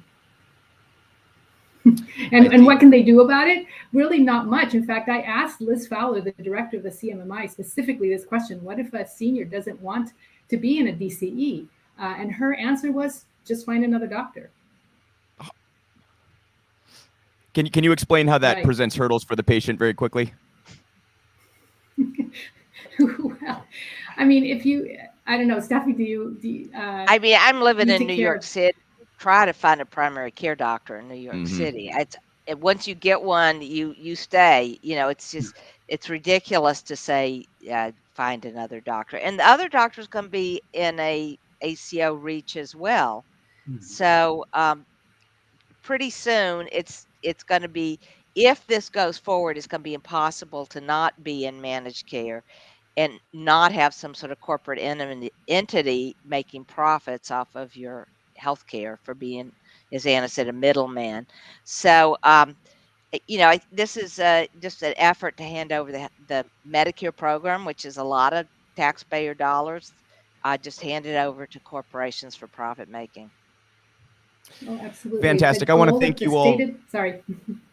No, go ahead. Go ahead and finish your thought. No, it's the stated goal of the CMMI and the CMS is to have every single Medicare beneficiary and most Medicaid beneficiaries in an accountable care relationship by 2030. So that's their goal. Absolutely. Well, thank you all so much for taking the time to be here. What a wonderful panel. And I want to encourage everybody to take a look at the ticker down below if you're interested in helping out any of the organizations. We've had the Patreons running there. Once again, just want to shout out March for Medicare for All, Physicians for a National Health Program, Real Progressives, Yellow Vest Actions, and Indie Left Media for sponsoring these events. And I also do want to plug really quick before we move on to pass things over to Joy for the last panel of the day here. We are engaging in a raffle, so you all can participate. We're raffling off an international gourmet Medicare for All gift basket. It's valued at $150 for every $20 donation to March for Medicare for All. Between the 11th and 14th, you will receive an entry to win. So that's one entry per $20, okay? A $40 donation, for example, would count as 2 entries. And one person will be selected at the end of the week. We have all sorts of treats and swag from March for Medicare for All. We're sending out the deficit book by Stephanie Kelton, who explains some of the funding mechanisms. So if you're interested in receiving that basket, as you can see there up on the screen, please do go participate in our raffle. And with that, I will thank our panelists for taking the time today, and we will bring Joy in here for the next panel. Hey, There Lou. she is. Yeah, what an awesome panel. Oh my gosh. And can I just say, Dr. Ted, you are a national treasure. Wow. I love the use of the language and the cartoons to kind of simplify things in an artistic manner. And, you know, just what an incredible panel to set the tone for these 3 days. What's something that stood out to you a lot? You know, something you learned? So to me, what really stands out is the extent to which public healthcare programs are just used to siphon funds to private for-profit entities, and how something that might appear on the surface to be in the best interest of everyday working people can be so cynically weaponized to just increase profit for insurance companies and big pharma and other for-profit corporations. I think it's just incredible to get into some of the mechanics of that. And I also was astounded by some of the history of propaganda and things that Ted got into, and how these movements have been so successfully stifled by those who currently get to profit off of it. Yeah, absolutely. And, I truly appreciate that. And also before I went blind, I worked in healthcare for over 10 years. I worked in CHIP. I worked in pre-authorization. I worked in medical assistance. I worked in Medicare. I did all these things, and hearing, some of what I've gone through actually said, Yeah. shared with people. It's really good because a lot of people, just hear the terms and they don't understand all of the red tape and everything that goes on behind it. So I can't thank you and your panel enough. It was awesome. So why don't you plug well, I'll be plugging the next 2 days, but plug the other panels you're going to be hosting. Yeah, so I'll be hosting a couple more panels on Sunday. We're going to kick things off with the at I believe noon Eastern. Do I have that right, Joy? Noon Eastern, Yeah. 9 Pacific. On Sunday is going to be the international panel and how healthcare is a human right. We're going to talk about the petition to declare it a human right, essentially, and go over some of the international law surrounding that. Then we also have 4 Eastern, 1 Pacific. We're going to talk about the how are you going to pay for it aspect of this. So we'll be bringing some rudimentary modern monetary theory principles to the audience and explaining how Medicare for All is deflationary, and therefore you actually want to increase public funding, not to give away too much of the game, but that will be some of the topics that we cover there on Sunday. And I look forward to seeing you all again. It's a sincere honor to be a part of this. And for those that don't know what the next panel is, it's basically going to be Joy leading a conversation that kind of builds upon what we were just talking about in the presentations we just brought to you. With that, I will pass it over to Savage Joy. Thank you so much to everybody for tuning in. It's been an honor to be a part of this. Thanks so much, Luke. And again, shout out to the first panel. You guys were amazing. So first off, bear with me. I am 85% blind, so if I stumble while I'm reading something, just bear with me. So this is our next panel. So we are going to be essentially discussing some of what we heard, but in a discussion format.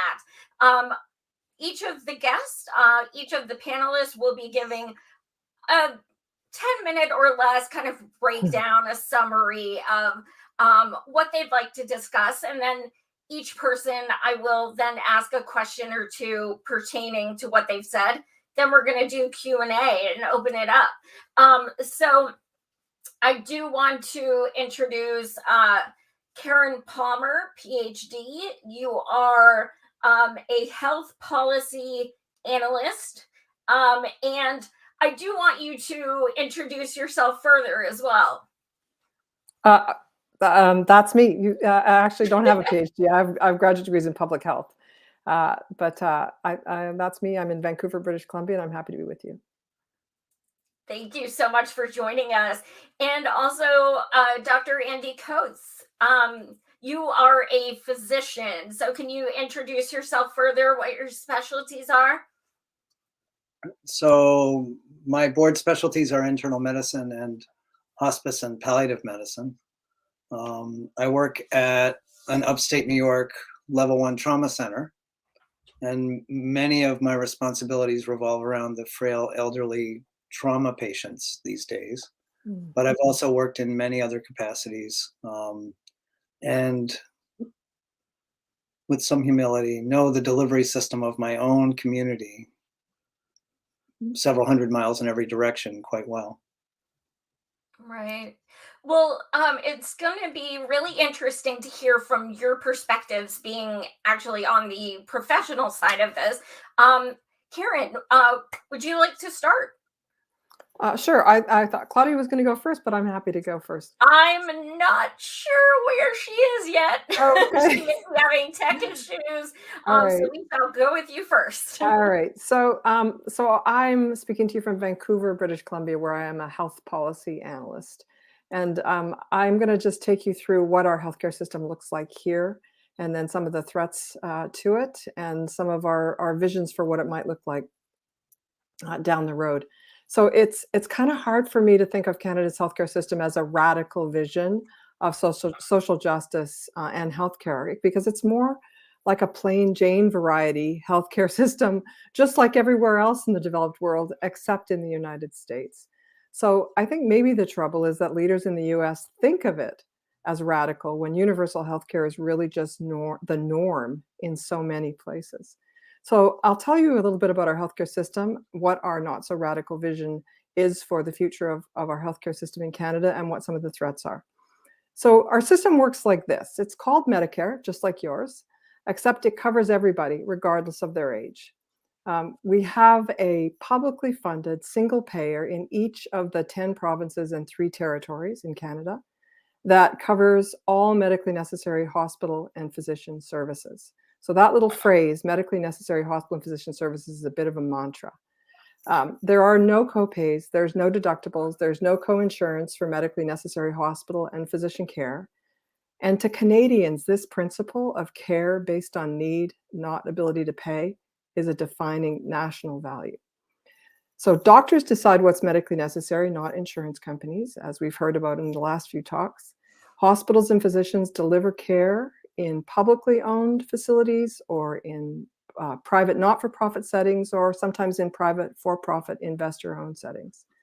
But doctors are not typically employees of the government, like in the National Health Service, but rather in the United Kingdom, but rather they are usually self-employed, and they are basically independent corporations. And they're paid by the single payer in their province, usually through fee-for-service, but sometimes through capitation, where they receive a set amount per year for each person that's rostered into their care. And then doctors are enrolled in the single payer plans, which is nearly every doctor in Canada, just about, is enrolled. And they bill just one payer in their province, wherever they happen to be practicing. And enrolled doctors aren't allowed to bill patients too, meaning they can't work in what we call dual practice. So they can't bill both the single payer and the patient. And then in some provinces, like in British Columbia, where I am, the earnings of every physician in the province are reported publicly every year in what's called the Blue Book in BC. So for example, I can see that last year my own family doctor billed $245,242 to the single payer. And the highest biller was an ophthalmologist who billed more than $3 million to the single payer. And then hospitals are mostly funded through one annual global budget for each hospital, with most provinces also using some sort of prospective payment or other funding mechanisms. And Canada's healthcare system is tied together by the Federal Canada Health Act of 1984, which says that in each province, in exchange for abiding by 5 principles, the federal government will give that province or the territory their fair share of the federal transfer payment to help pay for Medicare.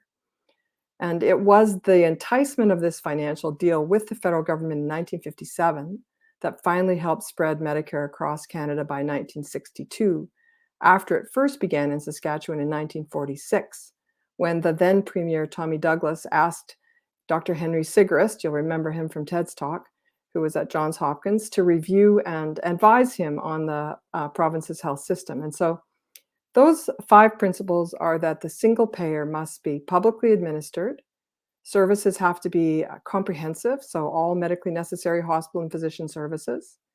They have to be universal, meaning everybody in, nobody out.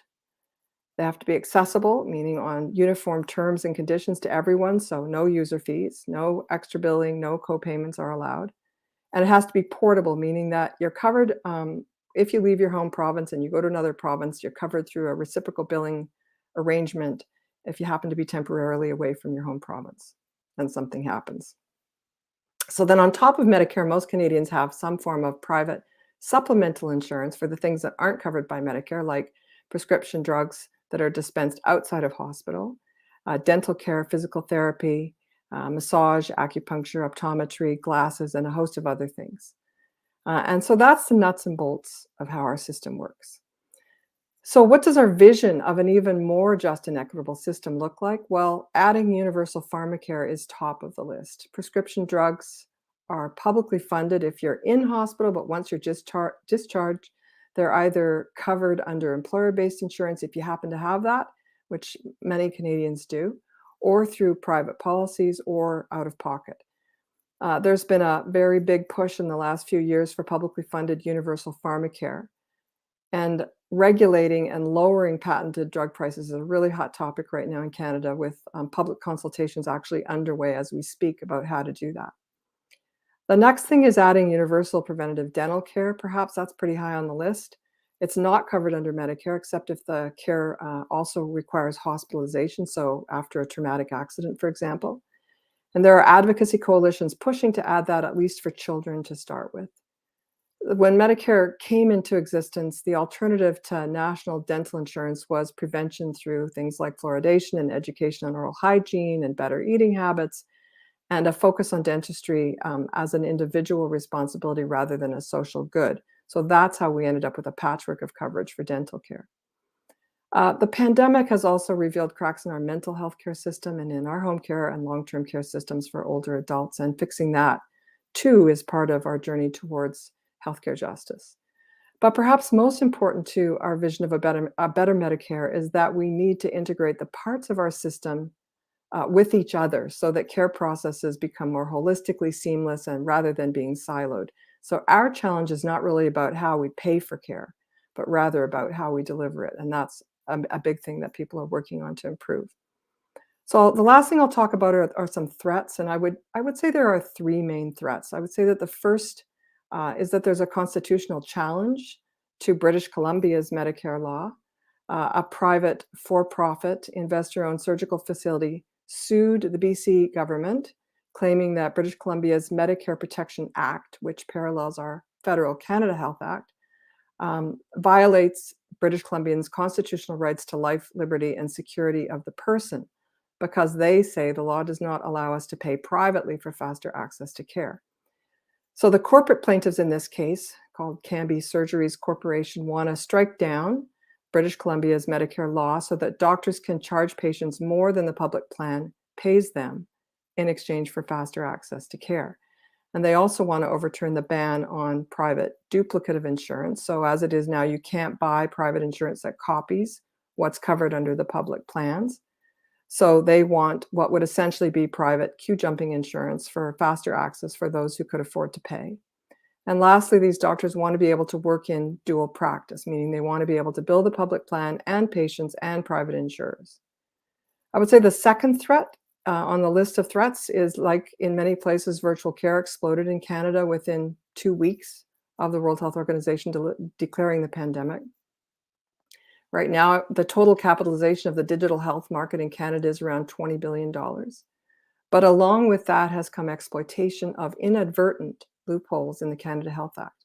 So for example, one virtual care company has decided that it's okay, according to them, to have publicly funded hours during which patients purportedly consult with a general practitioner enrolled in the same provincial plan as where the patients are beneficiaries. But they also have what they call private pay hours, during which patients pay a fee to consult with physicians who aren't enrolled in the public plan where the patients are beneficiaries, but instead are enrolled in the plan of another province or territory. And so this private pay arrangement is new, and it appears to many that it's interprovincial physician dual practice with extra billing and users charges, which is not consistent with the Canada Health Act and in the eyes of many of us. And the third threat, I would say, is the elephant in our living room, which is that our nearest neighbor isn't Denmark, it's the US. Having a more or less free market healthcare system right next door is bleeding into Canada, causing some to agitate for the freedom and choice, we hear those words now, to wreck our healthcare system by changing it from a single payer system to a multi-payer system. So why do I say that the US is influencing how some Canadians think? Well, maybe you heard about the recent, I call it an insurrection in front of our parliament buildings in Ottawa, our nation's capital. It was also called a freedom convoy. And it was a relatively small group of truckers from across Canada, truckers and others, who drove to Ottawa, and they parked a parade of semi-trucks on Ottawa's streets where they demonstrated incessantly for nearly 3 weeks to remove the vaccine requirements at the Canada-US border. But they also demanded that they replace the government with themselves. And they held the city hostage and wouldn't move or stop honking their horns day and night until a very brave 21-year-old woman whose name was Zexi Lee got a lawyer who launched a class action and was granted an injunction to stop the relentless noise. So the protesters blockaded the Ambassador Bridge, disrupting a crucial trade route between our two countries. President Biden got involved. Prime Minister Trudeau eventually had to invoke the Emergency Measures Act for the first time ever. It was awful. There is nothing Canadians hate more than being the center of the world's attention for something so embarrassing. But my point in telling you this is because we heard people yelling to demand their First Amendment rights. Now think about that for just a minute. We don't have a First Amendment to our Constitution. That's your Constitution, not ours. So those protesters were heavily influenced by the same far-right voices that caused your insurrection on January 6th. So all this to say that the sooner the US gets single payer, the happier Canadian neighbors will be, as will every other country trying to fend off the infectious spread of neoliberal policies to one day win healthcare for all. Thanks.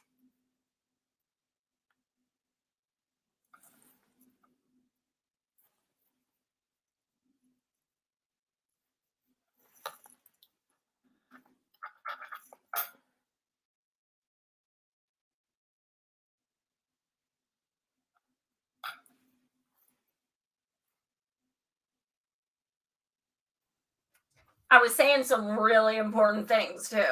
Bummer. So we're having a panel this weekend on why Medicare for All must be national. However, given the talk you just did, I do want to also ask, what are some of the most common things you hear about Canada's system that you want to debunk when it comes to let's push state by state? Me?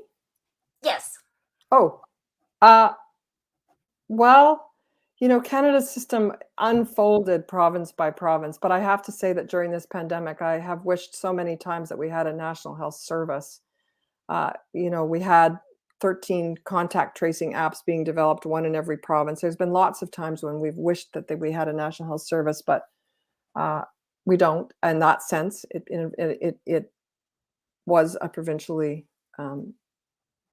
implemented system to begin with, but it's a very different story, I think, for the United States because you already have Medicare. You should just drop the age limit to like 0, like birth. Yeah, absolutely. And after this, we do have I have an exclusive interview with Larry Sanders, Bernard's brother, who was the healthcare spokesperson for the Green Party in UK, and also a UK gentleman who's a streamer, to explain some issues with the NHS as well. So it's kind of like, is that the ultimate ideal? Yeah, for a lot of people, but I think it's so important for people to realize, like, we cannot stop. It's always going to be improvement of whatever we're given at this point. Andy, Dr. Coates, would you like to give your presentation now? And I just want to remind everyone to put comments if you want to ask anything, and then the other Andy will be reading them when he puts them up on the stream. Yeah, I'd be delighted to speak, and I hope Claudia Fagan joins us, who's a treasured colleague and a great leader. This is very hard because talking to the screen is just very hard. I practice in an acute care hospital, a very big acute care hospital, where the privilege of the position is that there's no one in our society who really escapes the hospital. We all face crucial illness, acute illness, hospitalizable illness. We all die. And when I was soon out of training, I realized that most patients who die in a hospital, and that perhaps I should be comfortable with that process if I were to practice medicine in a hospital. And that led to a board certification in hospice and palliative medicine, but it really was motivated by the social reality that people die in hospitals. And I have now attended many, many deaths.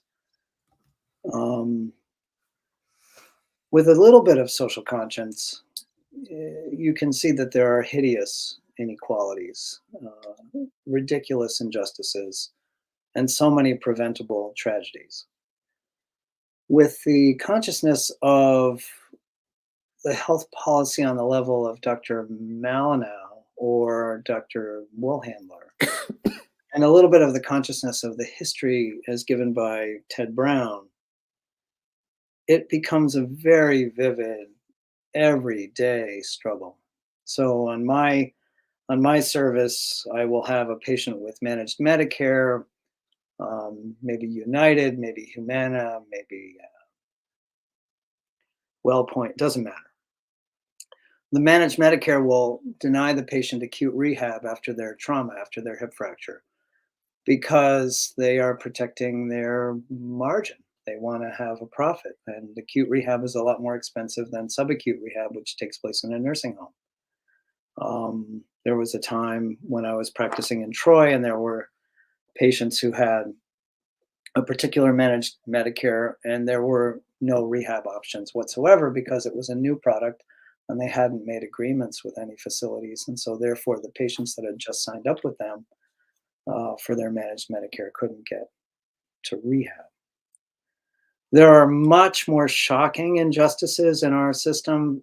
I would think that medical deportations, in other words, someone without documents, an undocumented person who's severely injured or perhaps needs dialysis in the United States, will be sometimes sent home by their hospital in a extra legal deportation to their home country where medical care may or may not be available.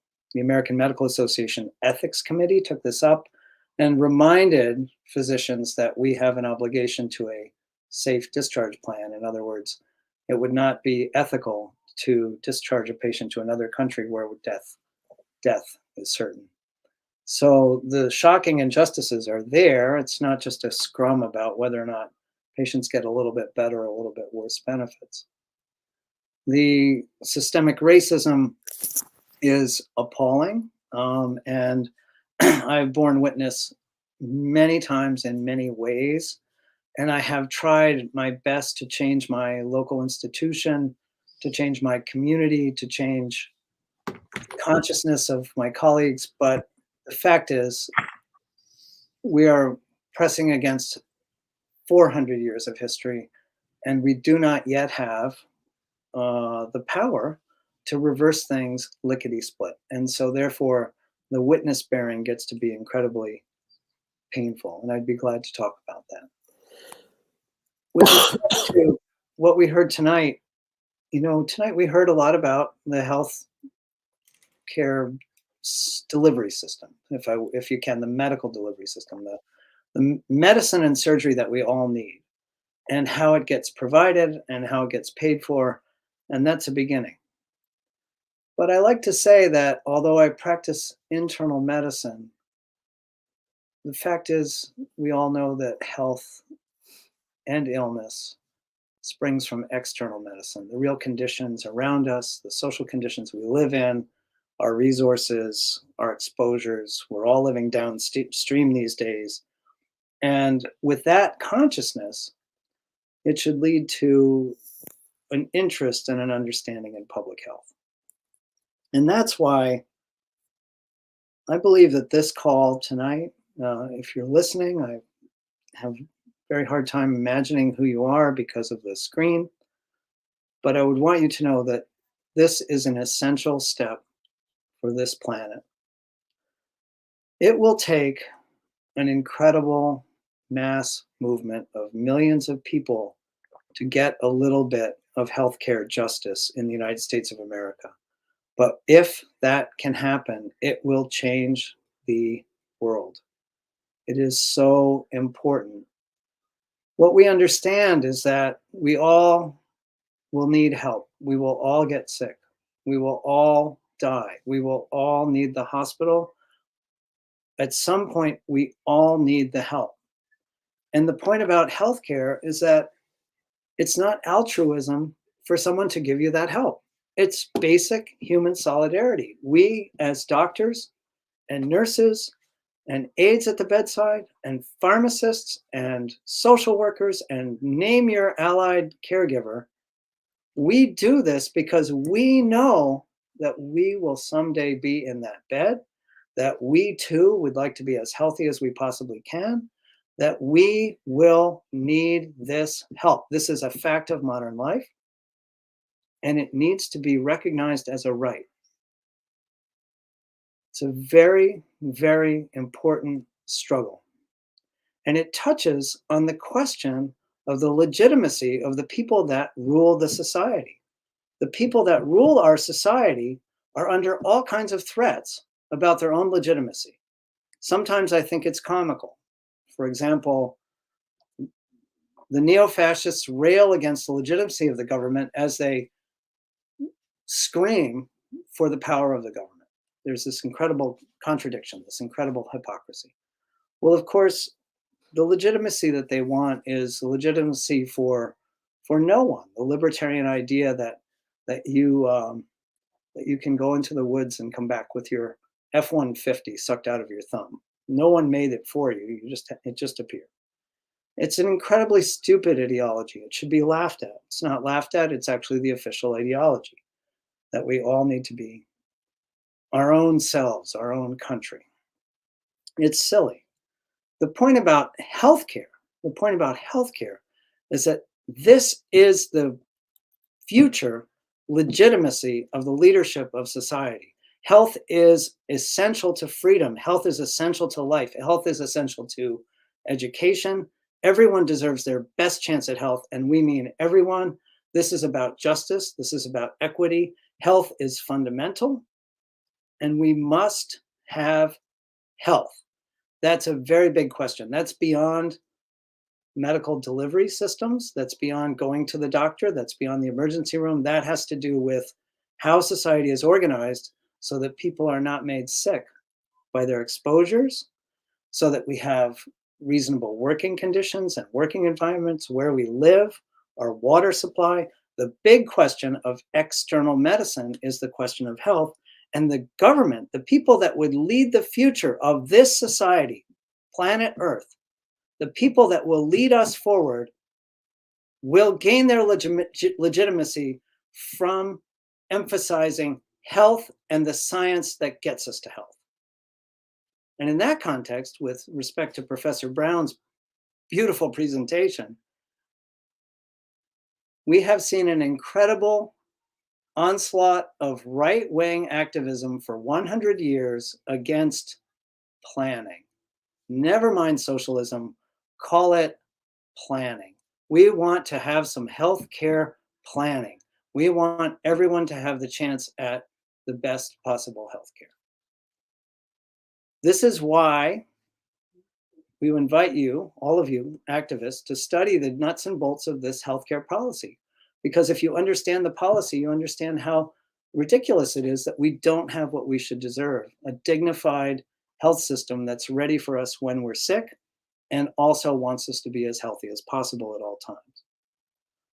Some of what health policy science teaches us is that user fees, meaning cash when you have to see a doctor or need help, or co-pays or co-insurance, any kind of cash out of your pocket, discourages people from getting necessary care. This is proven many ways in health policy. It is very bad health policy because science tells us that this discourages people from living longer.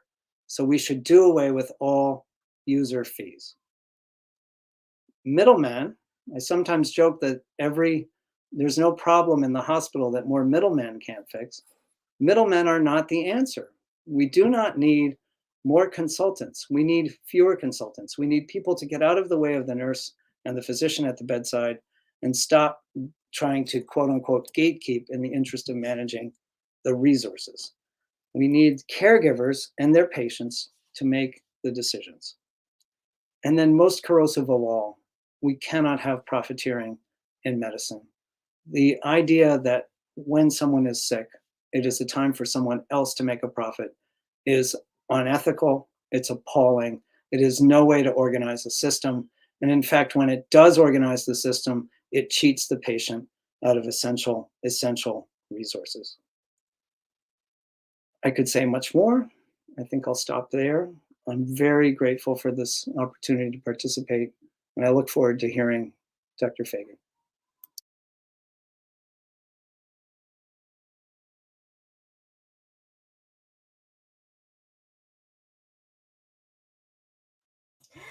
Thank you so much. And you bring up an excellent point about environmental racism. And that is one of the biggest issues of why we need national improved Medicare for all, because it does not matter if you are a citizen or what have you. And we're going to start seeing a lot of, climate refugees and what have you.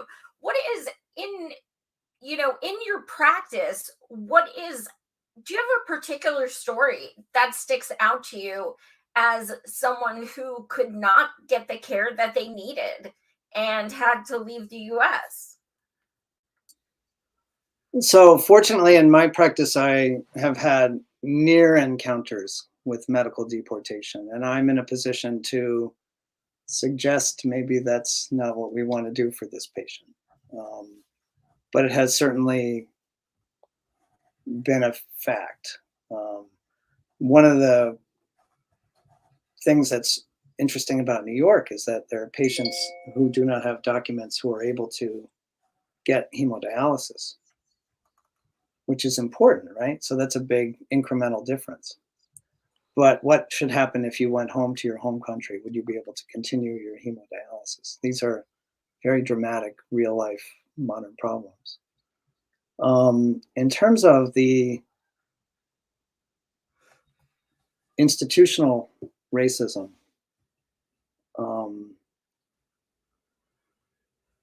I have had unbelievably painful experiences where, with my patients' families, I have simply listened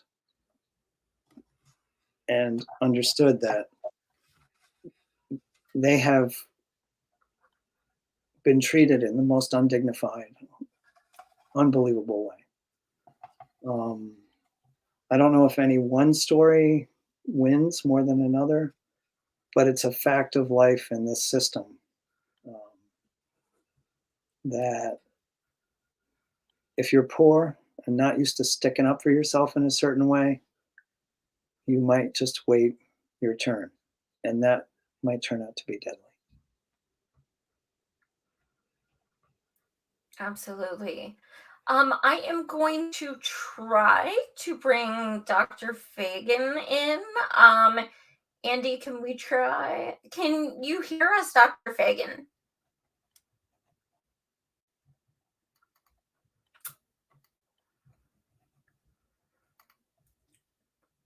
Claudia, can you hear us? Make sure to see if your mute button is on. Okay, unfortunately, it seems like she cannot hear us. I can hear you. So what I want to do at this point, I'm sorry. I can hear you. Oh, yay, awesome. Do you want to, we'll just have to not, virtually see you, but we definitely want to hear from you. So can you tell us what you wanted to share with us tonight? It's utterly frustrating because I missed half of what I missed Andy and Karen's remarks. So I'm not sure what's been said. I enjoyed the previous presentation, but I just wanted to remind folks that the United States is the only industrialized country that doesn't guarantee access to healthcare for everyone who lives here.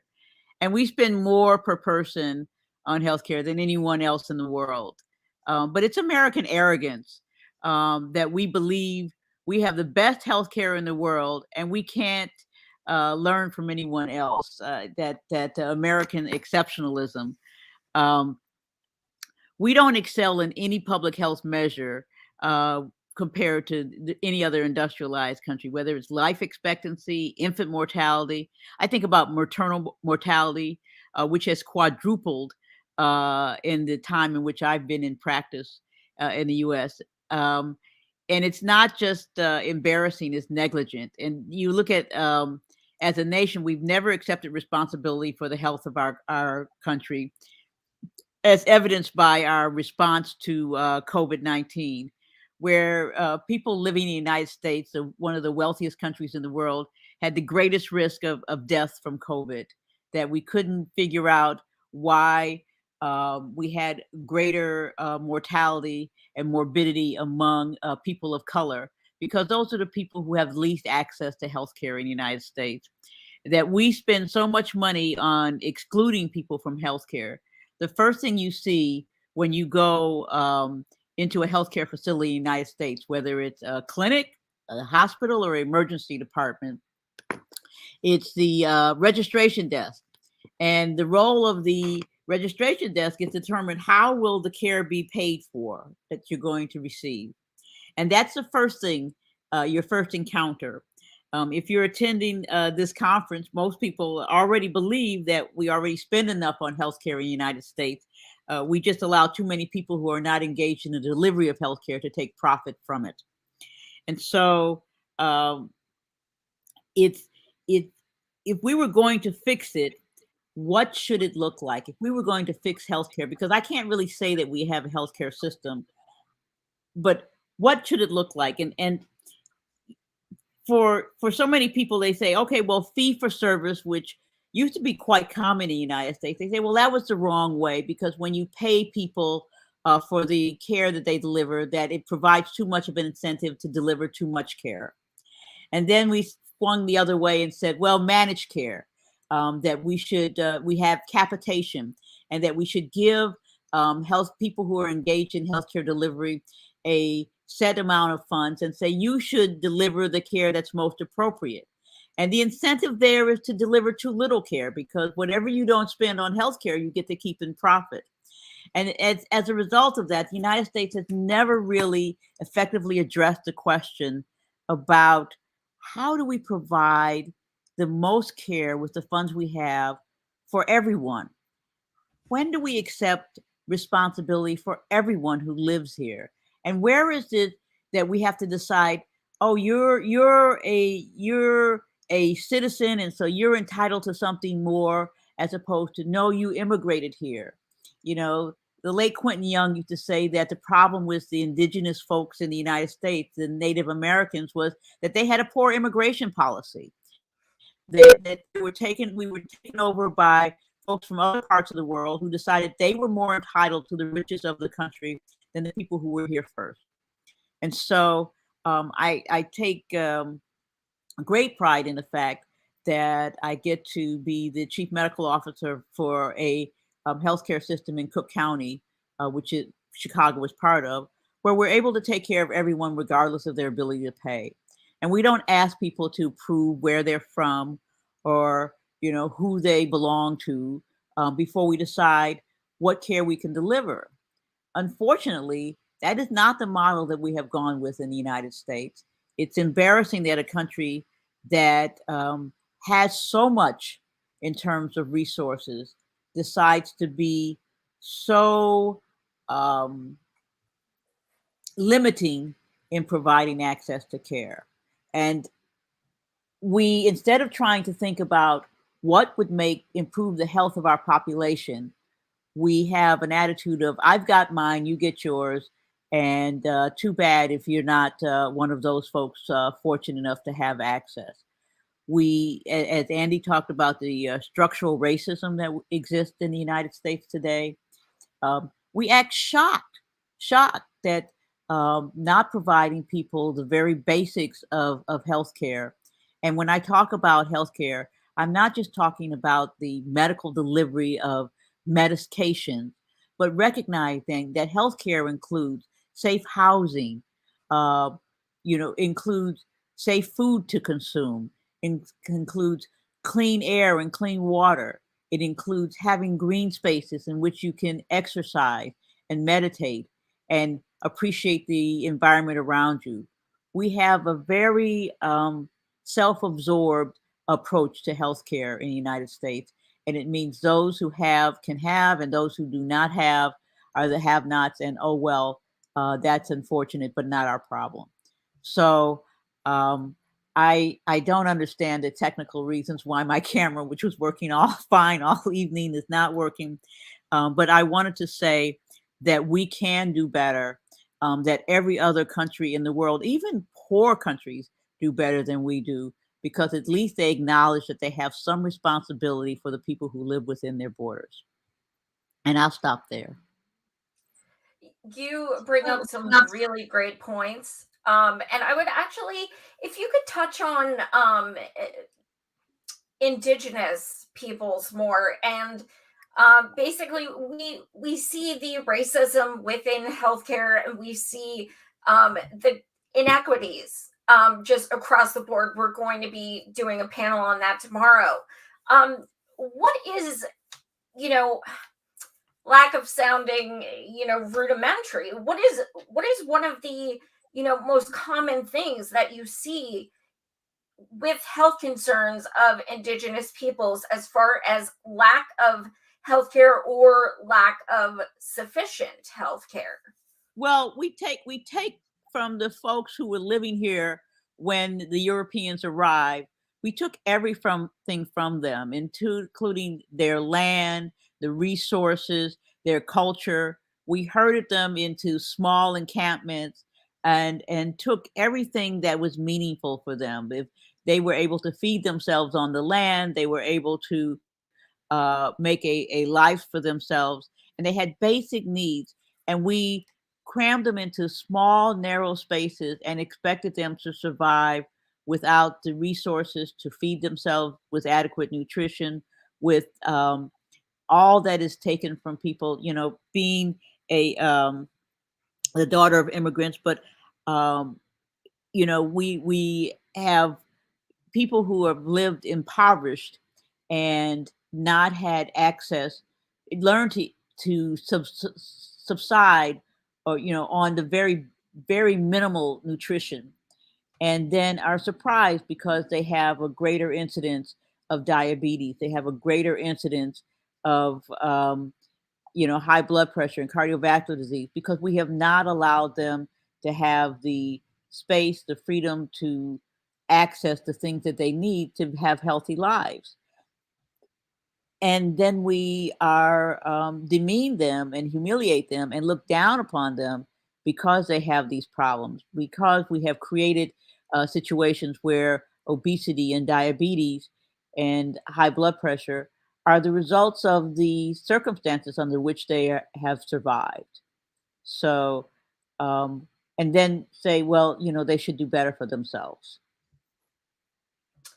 Yeah, absolutely. And then we're hearing more and more about food deserts. And I think it's so important that people realize exactly what you said, that is absolutely linked to healthcare as well.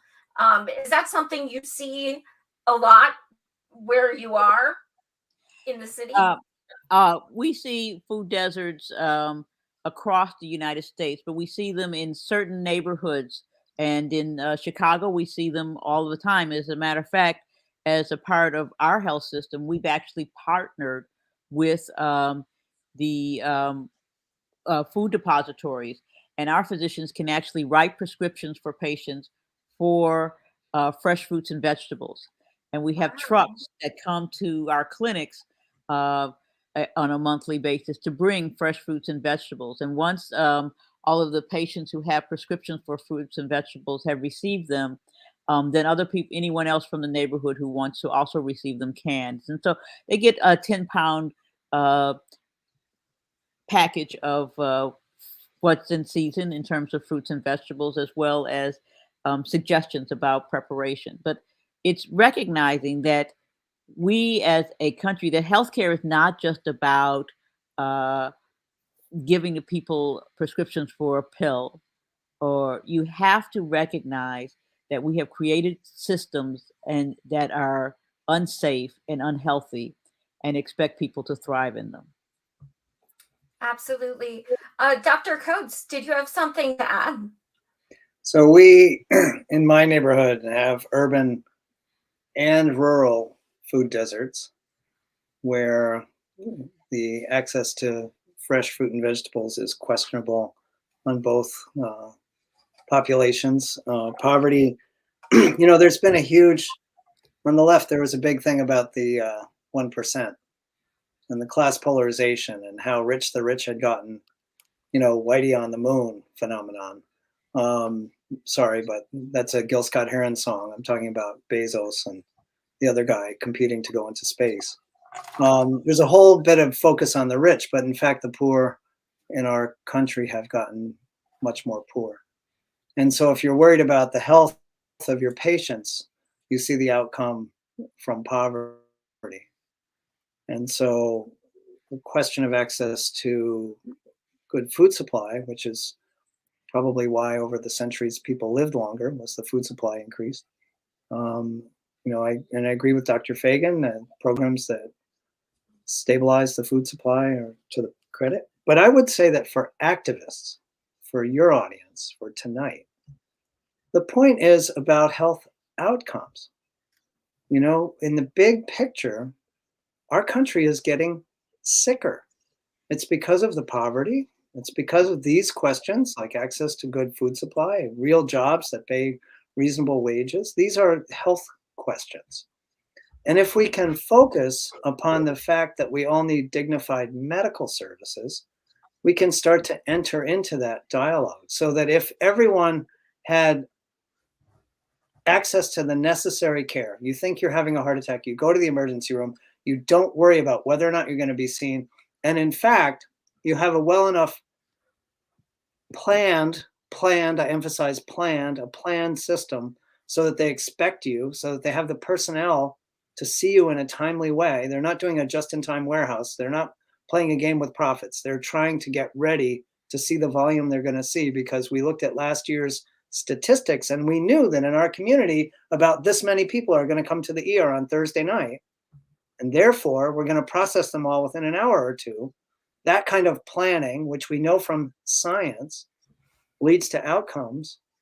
The food question leads to outcomes. The food deserts lead to outcomes. The wait times lead to outcomes.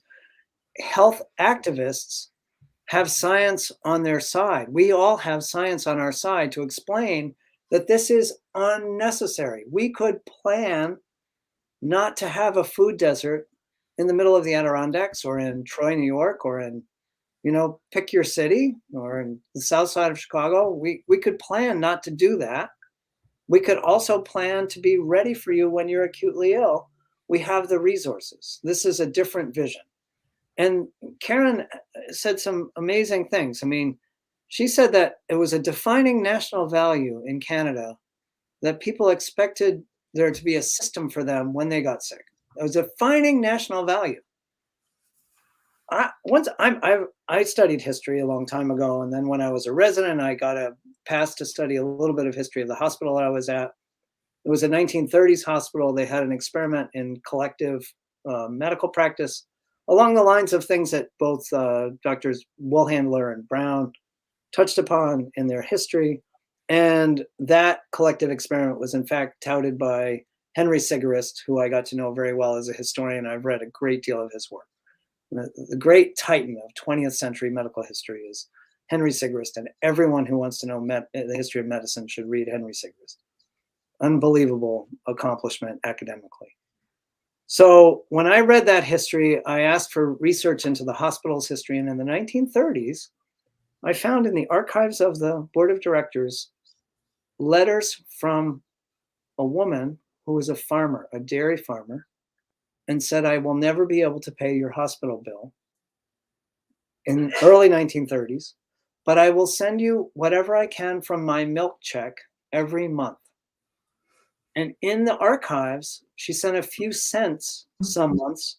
She sent more than $1 a few months. One month she sent more than $2 over the course of the 1930s. And she paid her debt in full by the end of the decade. And the board of trustees of the hospital respected her honesty. And so they memorialized that by keeping it in their archives. What did I take away from that? My patients think that their illness is a shame. They think it's a personal tragedy. They think it's their responsibility. It is not. You did not wish your own illness upon yourself. It happens to all of us. And that incredible ideology that somehow you are to blame for your own illness and therefore must pay to the point of bankruptcy. Within the last year, I had a young woman, her mother had signed over her life savings to her daughter because her daughter was of very meager means, and her mother had, a robust life savings of maybe $10,000, not a huge, a working class life savings. And she wanted that granddaughter to go to college.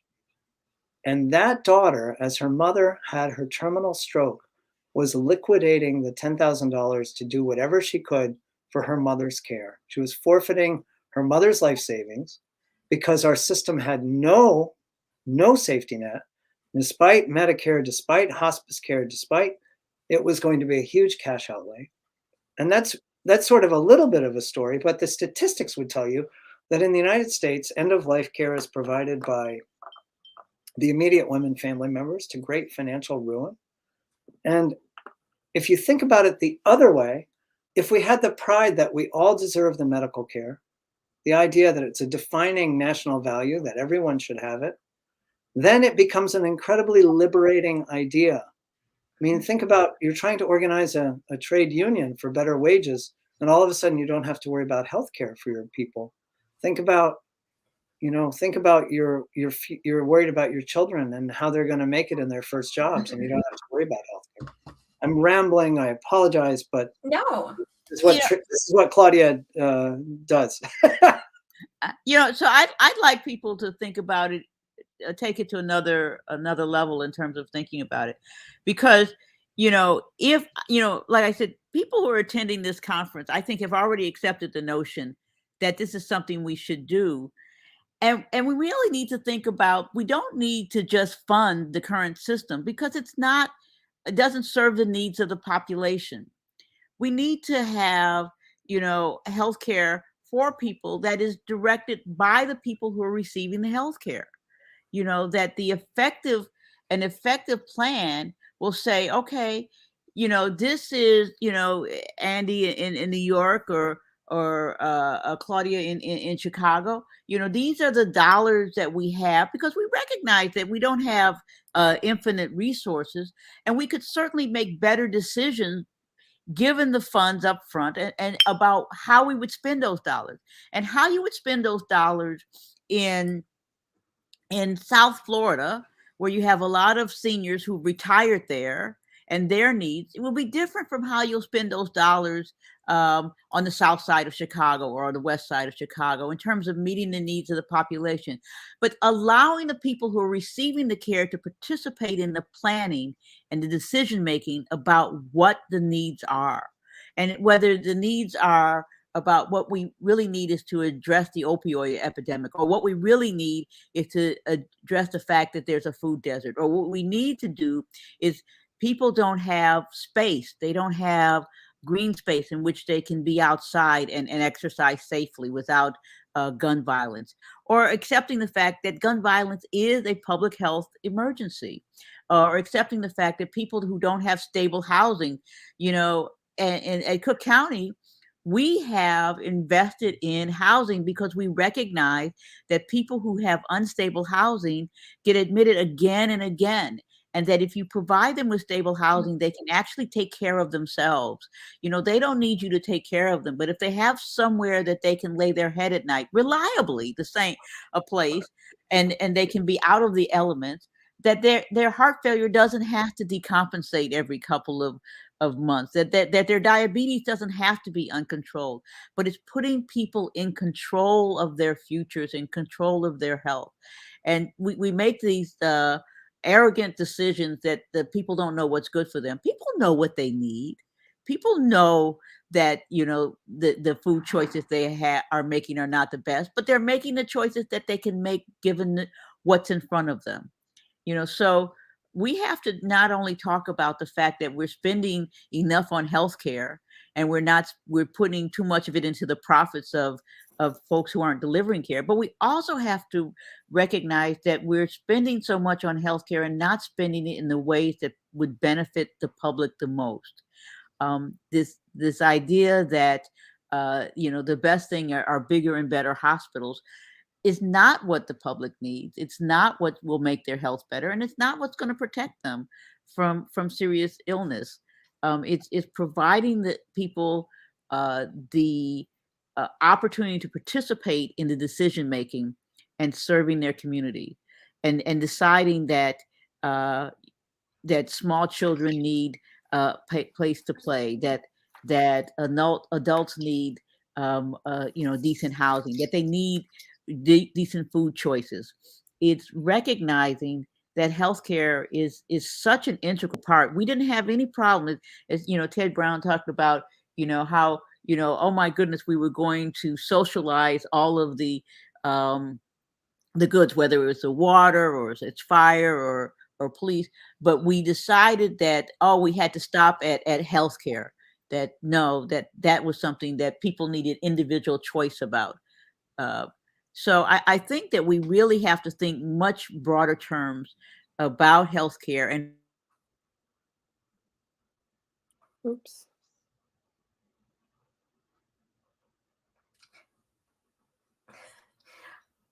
You still there, Claudia? Well, I agree. Karen, is there anything you would like to add? I know it's a lot, but I saw you writing a few things down. No. I'm listening to Andy and Claudia, who I've known for 3 decades, and, reflecting on how many times we've had similar conversations. And, it's easy to feel, I guess, a sense of hopelessness around it all. I mean, I lived in the States for 23 years. I'm very familiar with the circumstances there. But I do think that, that hopelessness, doesn't serve us. I mean, there is so much good energy, at this table this evening, and so much will, and I do think that this is a fight worth fighting. I really do think that. Absolutely. And, Claudia brings up a really great point that pretty much every single thing that we need is linked to healthcare, be it houselessness or environment or really anything, job creation. It's all linked. Do either of you want to expand on that? Well, I will just say that, one day I'm going to make a T-shirt that says on one side of it, what is public health? And on the other side, it's going to say, what isn't, with a big question mark. Because just as, Take my money. just as, I think I could get rich on that T-shirt.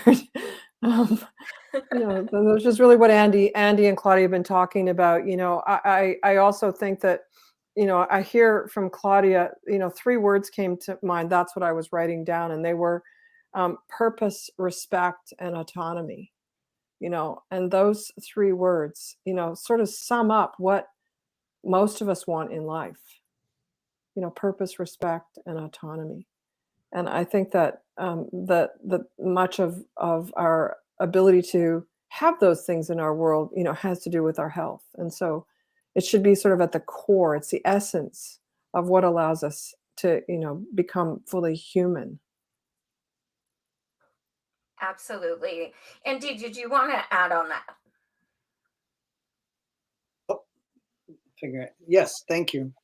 And is Claudia, are you there, Claudia? Can we hear you? I'm back. Good. Because you cut off at an eloquent moment. It was like a mic drop. And then Can you return to that moment, Claudia? I think I'm going to need an adult beverage after this. So if I could, so I think, go ahead, Claudia, sorry. No, what I was trying to say is that people have to, and Karen got it, they have to have autonomy. They have to be involved in the process. We're too often, especially as physicians, dictating to patients what they need to do. instead of meeting people where they are and allowing them to have some rights of self-determination. People, and Andy, you were right. People don't choose to be ill, but they make the best choices they can with what's in front of them, what's laid out in front of them. And what we fail to do as a society is give them the opportunity to make decisions and give them more choices, right? To allow them to be in charge of what is going to sustain them. And it's offensive that we dictate to folks in this way, and we demean them by telling them they don't know what's best for them, when if they had the opportunity, they would make the choices that would allow them to sustain themselves. And I'll stop at that. That's a great point. Andy? Well, I think, Savage Joy, the question is what to do, right? People are going to think about, what do we do? And, I think that I actually would want to contribute this. I don't know if it'll help the conversation, but, we've been told again and again and again what we're allowed to demand when it comes to health reform. Some of the questions in the earlier panel were about the so-called public option. The public option was this cynical game played by Democratic Party insiders to try to derail people who are demanding fundamental health reform in the run-up to the Obamacare. And their theory was that if you had a public private insurance company that competed on the market against the private insurance companies, it would somehow win the competition because people like the public product better than the private product, when the competition in insurance is to compete for the healthy and the wealthy patients. And the insurance companies are already geniuses at finding exactly the healthy and wealthy patients. Therefore, the public option would be predestined to attract needy and poor patients and not be economically viable as a policy. It was an unbelievably cynical ploy launched at an audience that believes in the magic of the marketplace for ideological, not any kind of understanding reasons. Then the president, who promised to abolish Medicare Advantage, the president who gave a speech at a labor meeting in Chicago in favor of single payer, set in motion a neoliberal policy process in which Liz Fowler came from the WellPoint, vice president of WellPoint for public policy, to be Max Baucus on the Senate committee. I think it was the Judicial Committee who had to master getting the thing through.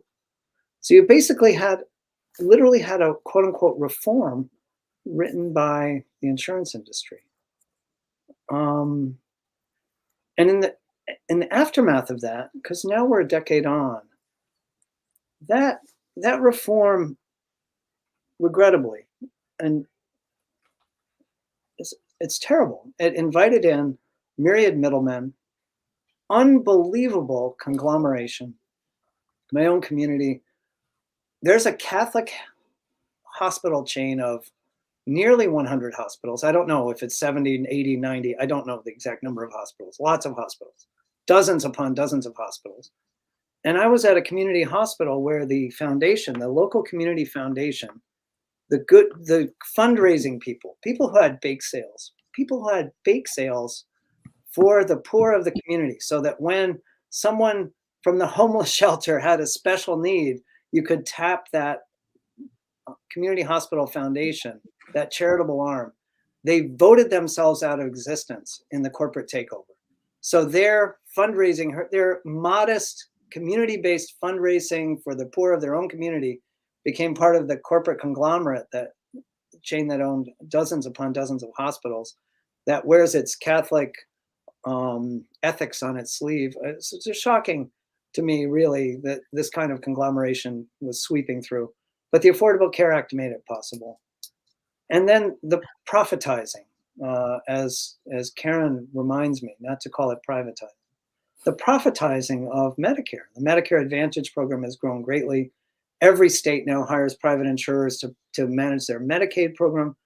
It's an amazing statistic to think that private insurers who once got most of their income from private employers covering private employees, they now get most of their income from governments, from states in managing Medicaid and in the federal government through Medicare Advantage. That's how they're making their money. It's a first pass metabolism of the money through the private insurer, to use a medical liver analogy. It's just a kind of a crazy policy to guarantee the profits of a private corporation. And so if we talk about a single payer, I'm going to go out of bounds here. Dialysis in the United States of America qualifies you for Medicare. All end-stage renal disease patients get Medicare. If you get dialysis in the United States, chances are you get it either at a company owned, dialysis center owned by Fresenius, or a dialysis center owned by DaVita. Two big, publicly traded, for-profit dialysis companies, and their income comes from Medicare. We have a single payer for dialysis patients, and the majority of patients are seen by two monopolies. There are very few not-for-profits. So the reality is that 95% of dialysis centers in the United States are for profit. And the biggest problem with that, it's a majority of physicians, the majority of nephrologists who work at those systems profit from the system, right? They get profit sharing from the companies for which they work. And that is why the United States has such a low transplant rate, because the physicians responsible for referring those patients for dialysis profit from dialysis and therefore have less incentive to refer people for transplant. In Canada, the plan is to start you on dialysis while they get you well enough and strong enough to get your transplant. And we don't do that. And people ask, why do we allow so many people to die on dialysis every year and refer so few of them for transplant? It's a profit-driven motive. I mean, that's a reality. That's the world in which we live in. And I think that we have to acknowledge that we're spending, trillions of dollars, literally trillions of dollars, and not acting in the best interest of the people who are receiving the care, or even offering them the best care that's available. Andy, did you want to respond? Well, Claudia's making the point. I think that we should focus on the outcomes, not on specific policy. And I think that we should have a very, very careful approach to our friends who tell us what we're allowed to demand. For example, a state-based quote unquote single payer, or a little bit of Medicaid expansion, or a little bit of Medicare for some more. I think that I'm in favor of incrementalism. I realize that the system needs to be changed incrementally, not all at once. You can't cause mayhem. You need to have some order. But I would say that the goal is to get the profit taking completely out. It needs to be a completely human service with no one making a profit. It must be a principle that no one makes a profit. It must be a principle that people do not pay out of their pocket when they need the care.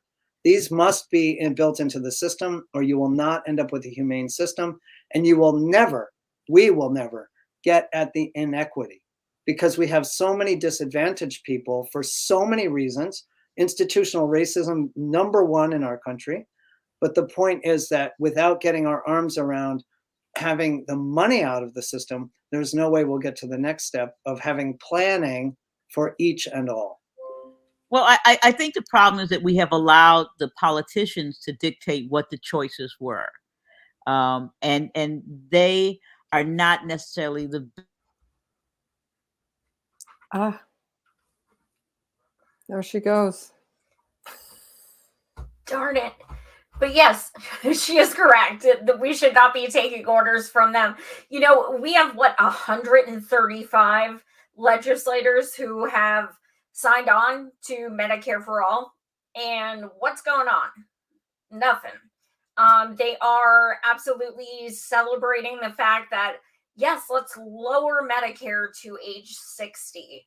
And those breadcrumbs are supposed to be celebrated, and not just does lowering it 5 years not change everyone's life, it also doesn't help with the many inequities that are in regular Medicare. So yeah, you're all absolutely right as far as the incrementalism. Karen, did you want to add on that as well? You know, I am reflecting on the time that goes into thinking about this and the amount of space this takes up in people's lives as they try to navigate and manipulate the system in ways that will at least try to work for them. And, you know, it is just not, I mean, I spend my days thinking about how to make healthcare systems better, but how to pay for basic hospital and physician services is not something that I think about ever. When I moved back to Canada, I would stop at the desk at the doctor's office and look at them getting ready to pay because I had been paying in the United States for 2 decades. And they would sort of look up and say, yes. I'd say, oh, right, okay, great, thanks, bye. Because, you know, it took me a long time to drop that habit of stopping to pay. And it's just not something that consumes the lives and undermines the lives of people in most developed countries around the world.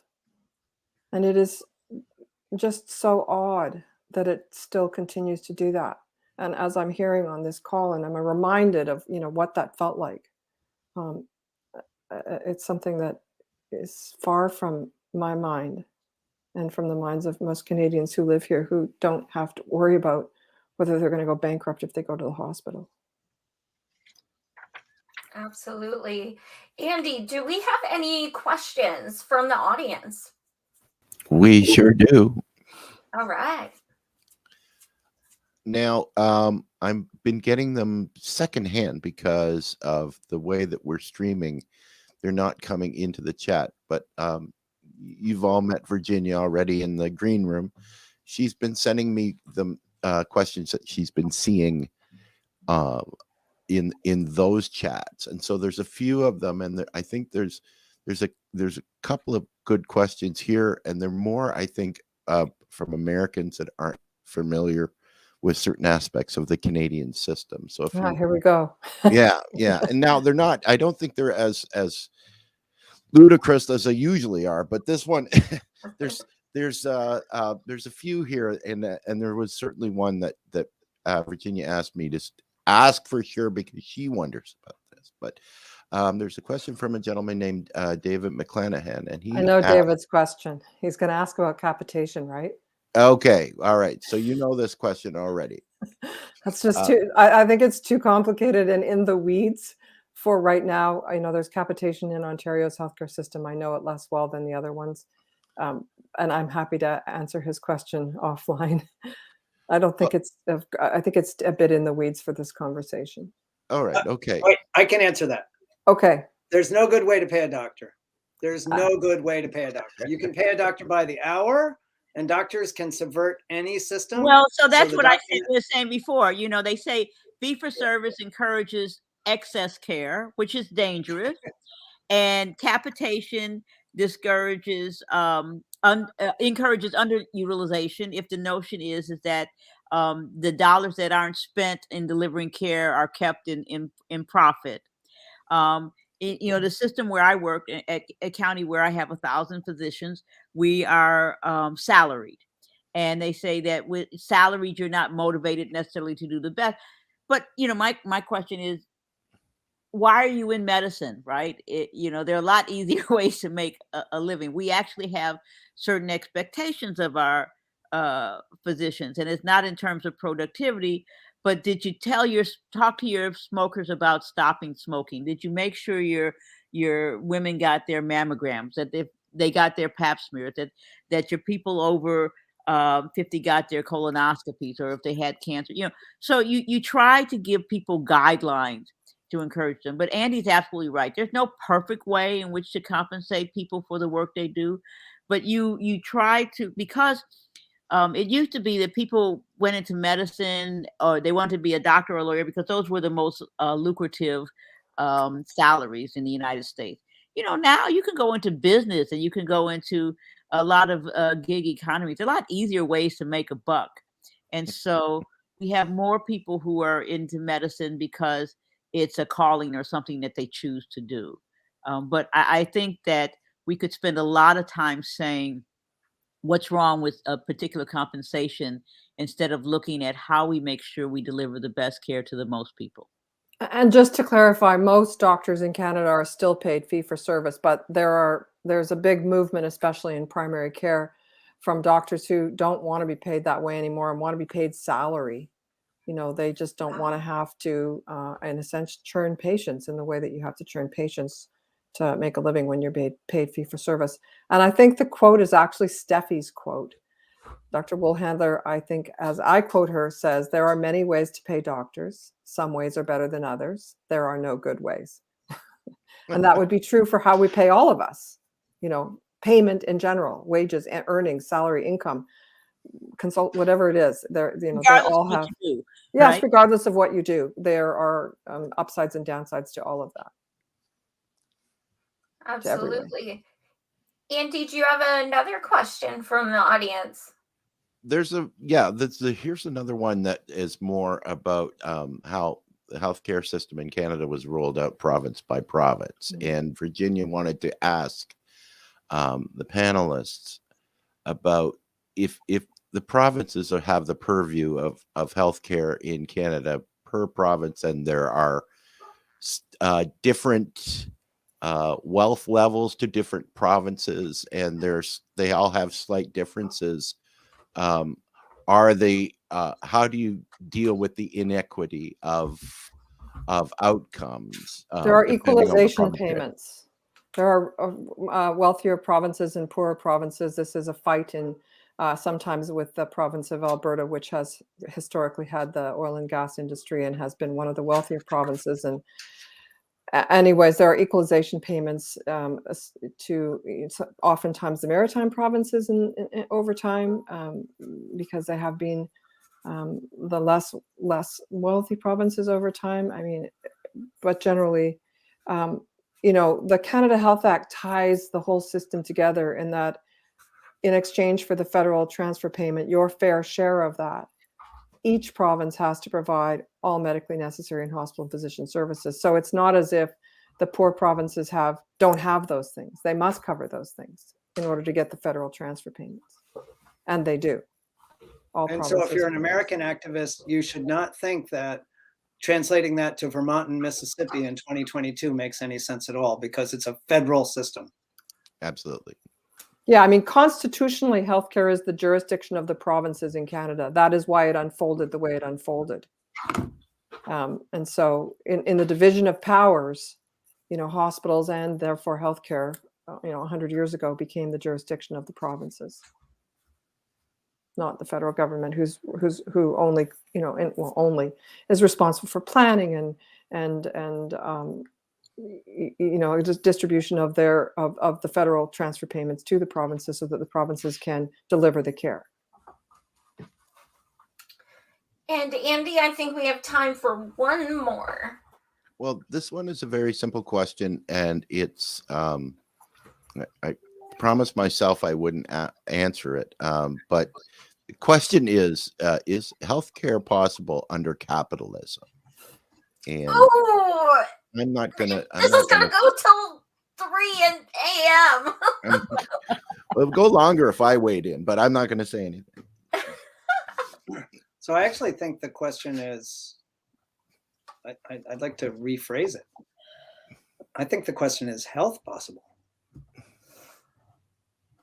Because healthcare is absolutely possible if you define it as access to an ICU or something. And there's a lot of wealthy nations where if you need an ICU, you get into an ICU. If you need an emergency room, it's there for you. Healthcare, the delivery of, of a provider can be accessible to you. That's if you define it that narrowly, then absolutely. But I think that the question is, do the people in charge of this system, which is obviously a capitalist system, own up to their responsibility for the health of everyone? Because that's the question of the modern society, is whether or not we can basically be safe and sound in order to be, therefore, some kind of idea of free. I mean, I think it's a precondition. I think that it's a big question.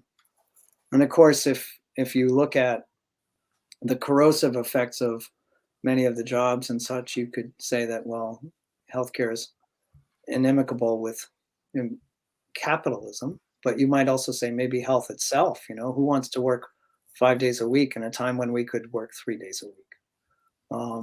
These kinds of ideas.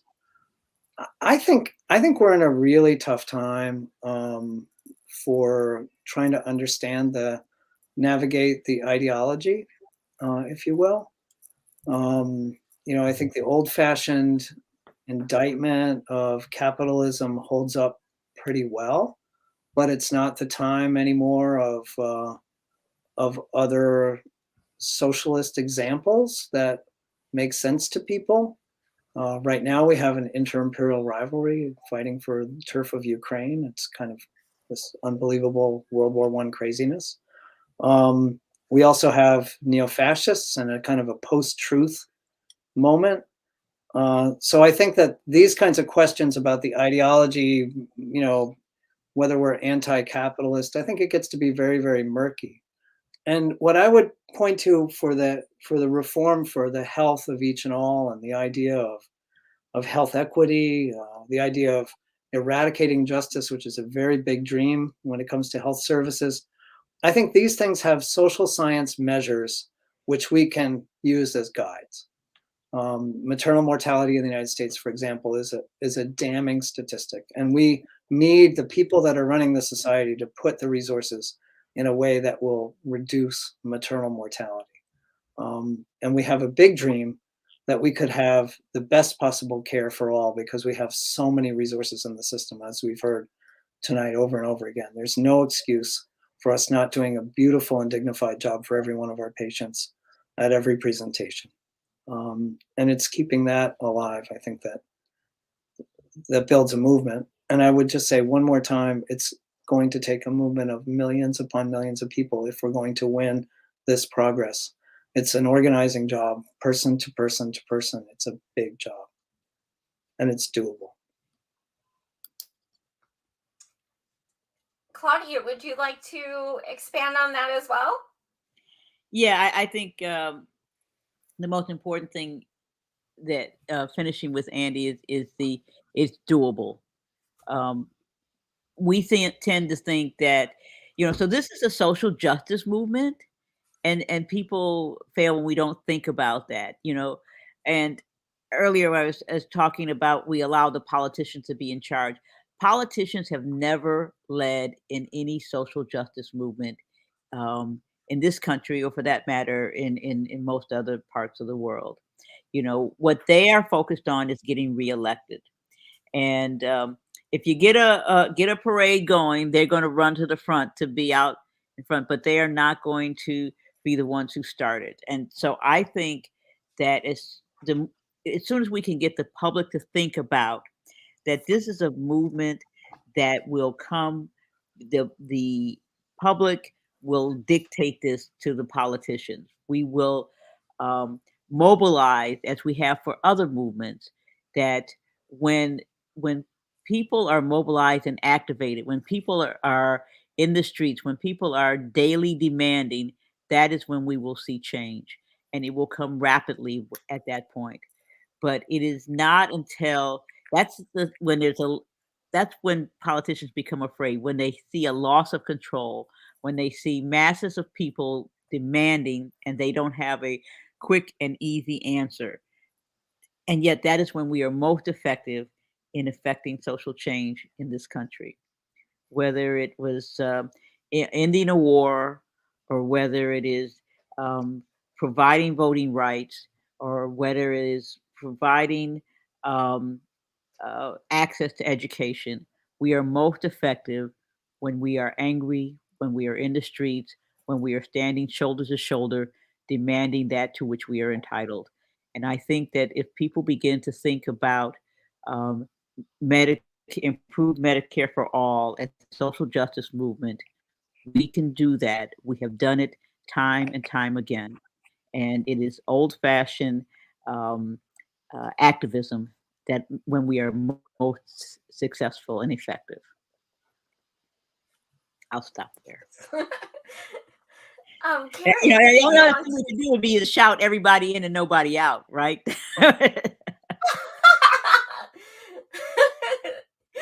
Yes, absolutely.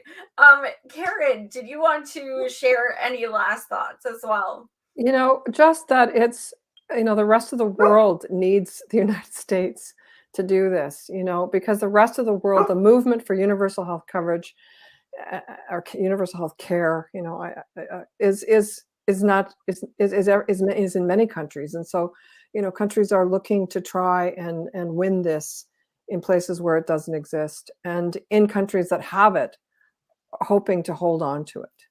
And, you know, the United States has historically been, you know, a powerful and influential country, and, you know, and remains so. And so I think that, you know, the rest of the world looks to the United States to get cracking, you know, and make this happen. Absolutely. So before we go, I definitely want to go around, and if you have a Twitter, email, website, anything you want to give people, anything, any way you want people to contact you, or anything you'd like to promote. So we'll go around in this circle. Dr. Claudia. You know, I'm trying. Oh, yes. So I'm at one for single payer on Twitter. I'm really bad. I had to go look up my Twitter handle. But one for single payer is at ONE, then the number 4, and then single payer. Because I'm going to keep saying that until we get there. And I know we know that that's if you ask people about single payer, they won't know what that is. But if we say improve Medicare for all, they will. But I'm going to keep fighting for that one for single payer. Thank you. Thank you so much for joining us. Karen. I'm at Karen Palmer, PALMER, YVR. YVR is the airplane code for Vancouver. So at Karen Palmer YVR on Twitter, and happy to hear from you. Awesome. Thank you as well.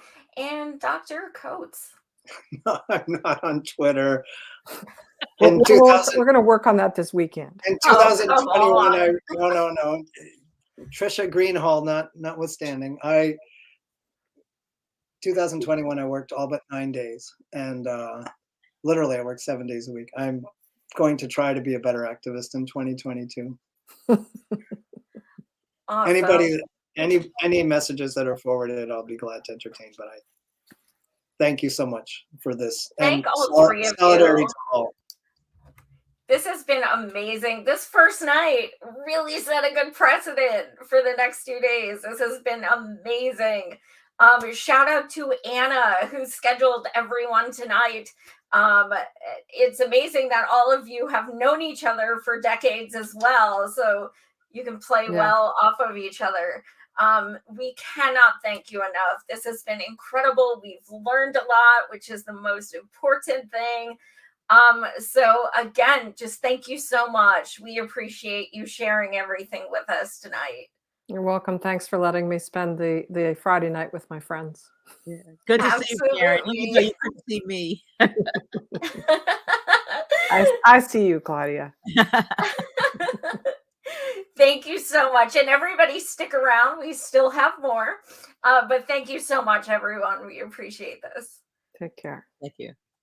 So coming up, Unite is not over, but seriously, like, how good were those two panels? Oh my gosh. I took so many notes. I learned so much. This was amazing. So thank you to everyone who has tuned in. So now we have a few treats. So first we're going to see an exclusive interview I did with the only so-called Bernie bro, Larry Sanders. And we did that specifically to premiere tonight. For years, he was the healthcare spokesperson in the UK Green Party. He still lives in the UK. So we talked about NHS and privatization and everything like that. So it's very educational because we do talk to a lot of people who say, yes, national improved Medicare for all, but NHS is better. So I want people to understand that that fight is not going to end, even if. So we have that. Then afterwards, we have a video from UK commentator Cavernacle. Colin sent a video about his experience dealing with healthcare in the UK. And then the third piece is we're going to have a video I found of people in the UK being asked what they thought prices were for healthcare services in the United States.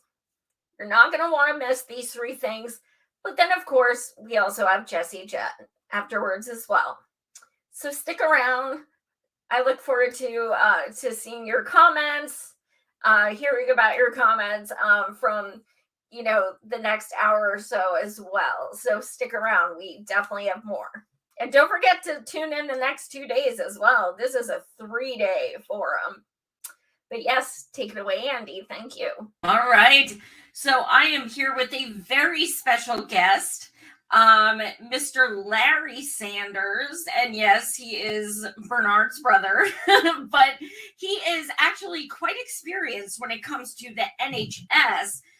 He is in UK, and we talk a lot about how Medicare for all, national Medicare for all, would be what we fight for, but a lot of people do feel like the NHS would be even better.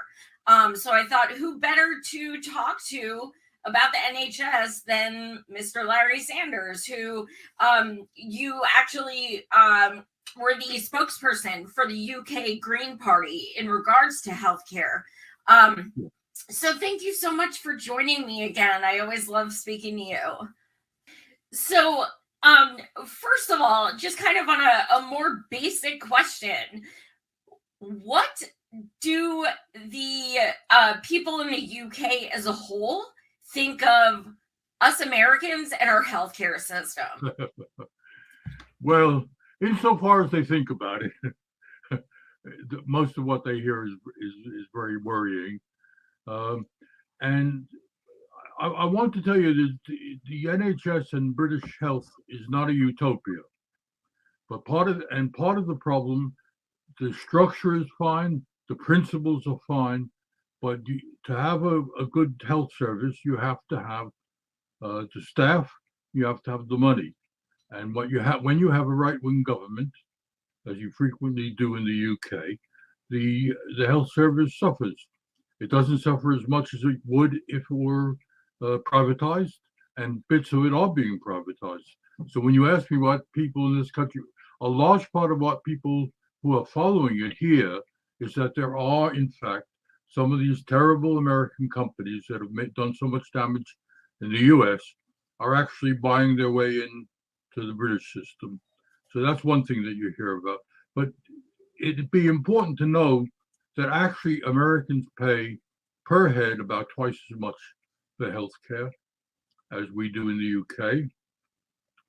All the key statistics about how long people live, how many children die before they're born, or in the early, the early weeks and months of their lives, lives lost by women in childbirth and in pregnancy, all sorts of statistics that all governments keep. In fact, the US is pretty far down the list. And the UK is not great. There are countries ahead of the UK, but we're way ahead of the American results, and we do it at half the price. If we had the American money, the UK, the NHS would be a utopia. Yeah, absolutely. And since since its inception of the NHS, has it always been something that, big money and the elite and the establishment has tried to take on? I suppose the answer is yes and no.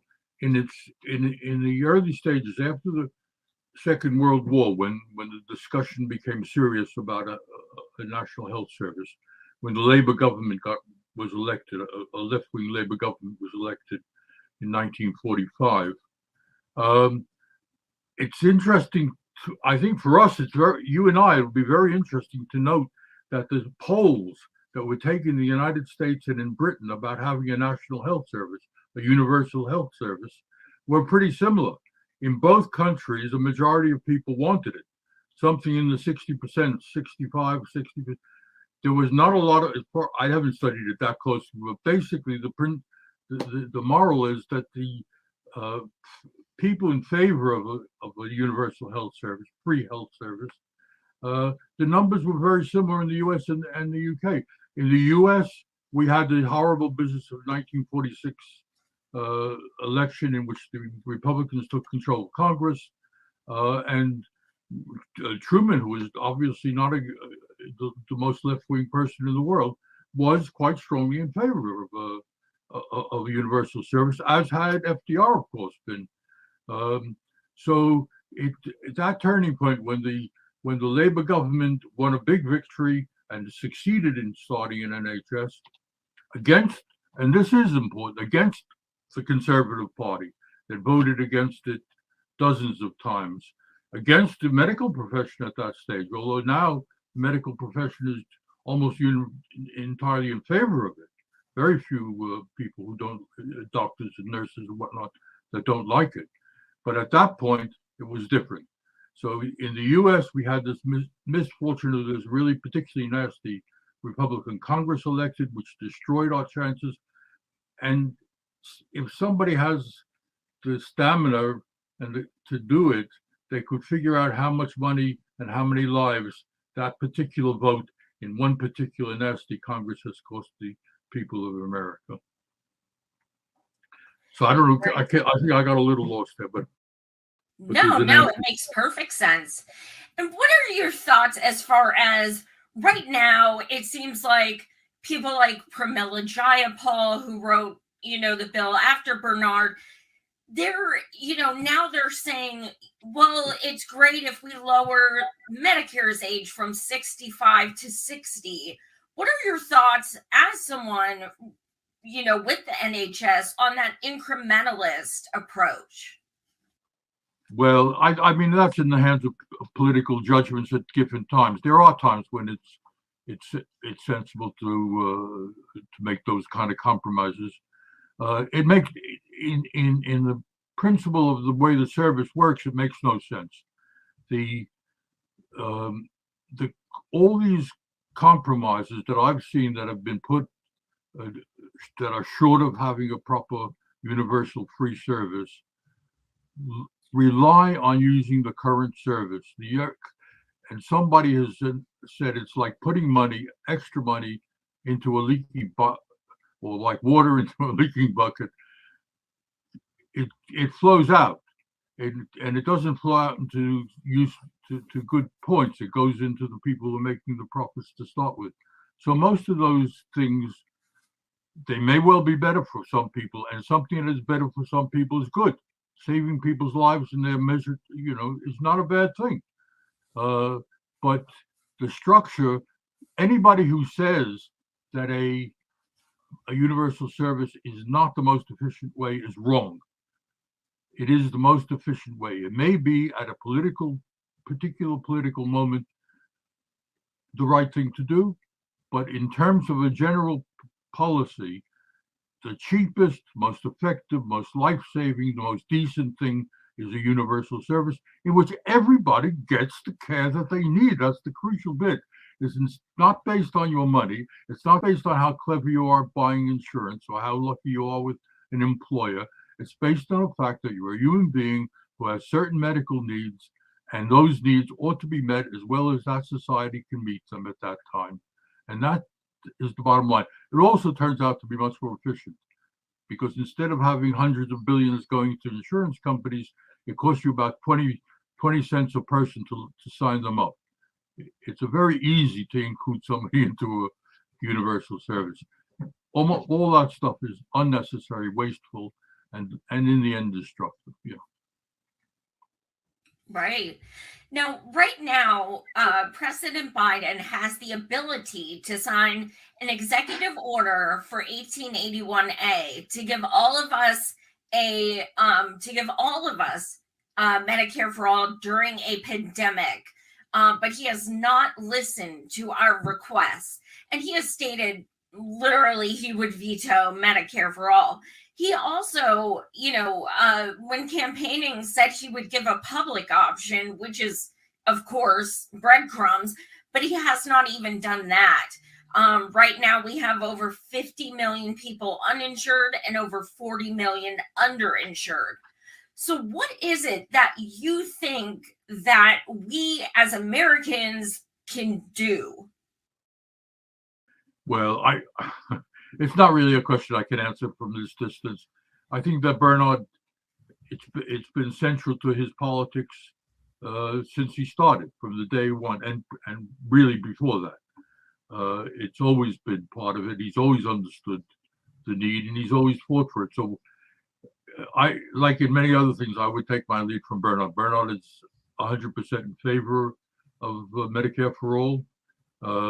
We have talked about whether the difference between Medicare for all and a national health service is that the vast majority of the actual treatment is provided by employees of the state, by it's complicated, and I won't go into the complexities, but they're basically employees of the state, and in Medicare for all, they're paid for by the state, but they're employed frequently. Some of them are employees of the state, like the Veterans Administration and so on, but most of them are employed by private companies, and that is a problem because it leaks money.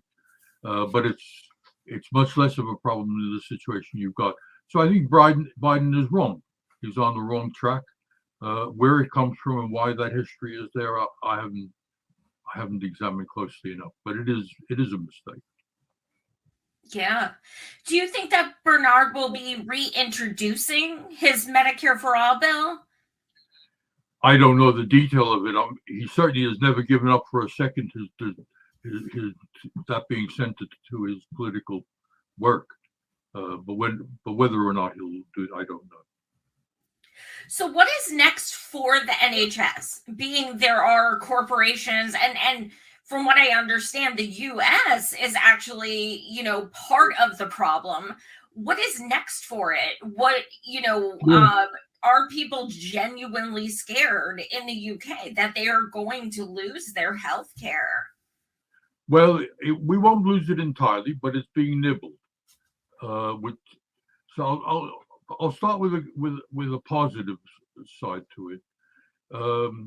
I'm very pleased that recently, a couple of months ago, I proposed a motion to the Green Party of England and Wales, of which I'm a member, that we have a social care system that is all the services that people with disabilities and the people who help them need. At the moment, that is not like the NHS. That is not free of charge. It is means tested. If you're very poor, you will get the services free. If you're not very poor, you will not. It's a very ineffective system, and it's gotten much worse, and it's proved a disaster within the pandemic. So we passed a motion that called for a number of things, but the central one is that social care. I think in the U.S. people call it long-term care more often. So it's also nursing homes, but it's also care in your own home. If you've got Alzheimer's, if you're learning disabled, if you've got a mental health problem, if you've got multiple sclerosis, almost anything that makes it harder for you to do things, then you need help, and just like the health service, it is better if it's a free service. Free means that instead of people paying when they're ill and they can't do things and life is very difficult, the services are paid for by people who have the means to pay. It's not free in any other sense, but it is better for people with lots of money to be adequately and fairly taxed so that the services can be provided, so that the people working in the service can use their energies and their brains to make things, to do the things they think are necessary for people with people, rather than worrying whether they're going to get paid. So that we've passed that, and to make sure the other side of it is having the money to make the services available is vital. But you also have the services have to be delivered in a certain way. People have to have rights. You can't just be treated high.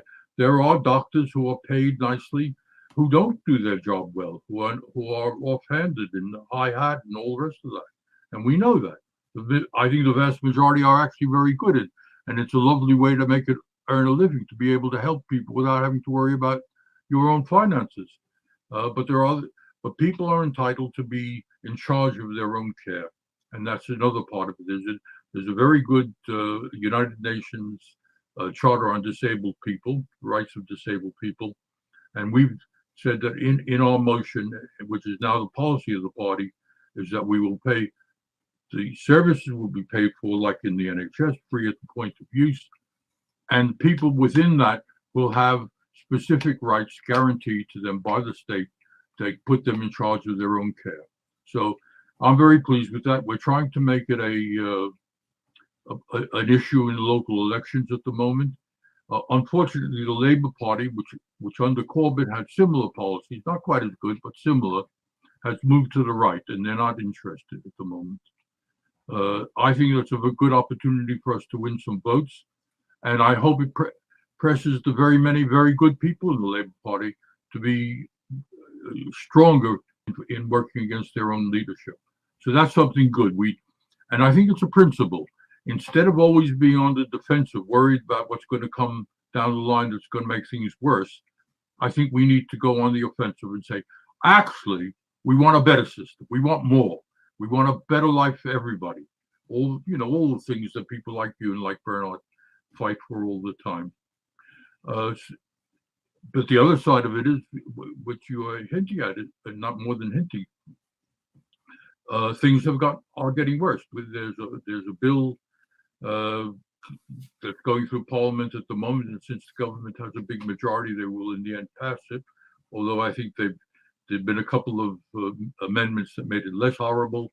But basically, it divides up the NHS quite cleverly, because it's very hard to sell off a system that's providing care for 60 million people. It's a vast, multi-hundreds of billions, I can't remember how much money, a lot of money.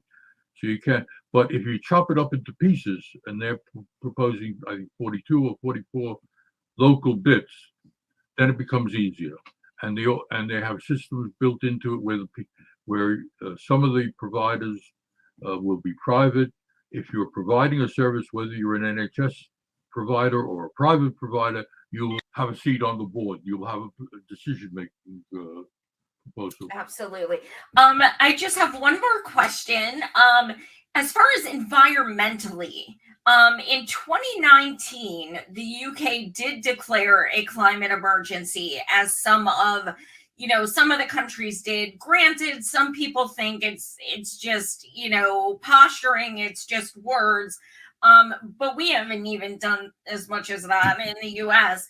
Are you noticing effects of people health-wise in the UK as far as water, pollution, anything like that? Yeah. Well, the current government, anything they do or say is on the feeble side. They may not be as bad as the American government, but they're not good. As far as pollution goes, it has been a serious problem here, and more serious in some places than others. Traffic pollution, yes, and all the usual symptoms um, the flooding we've had droughts. So all the things that are happening to the world because of the climate disaster are happening here.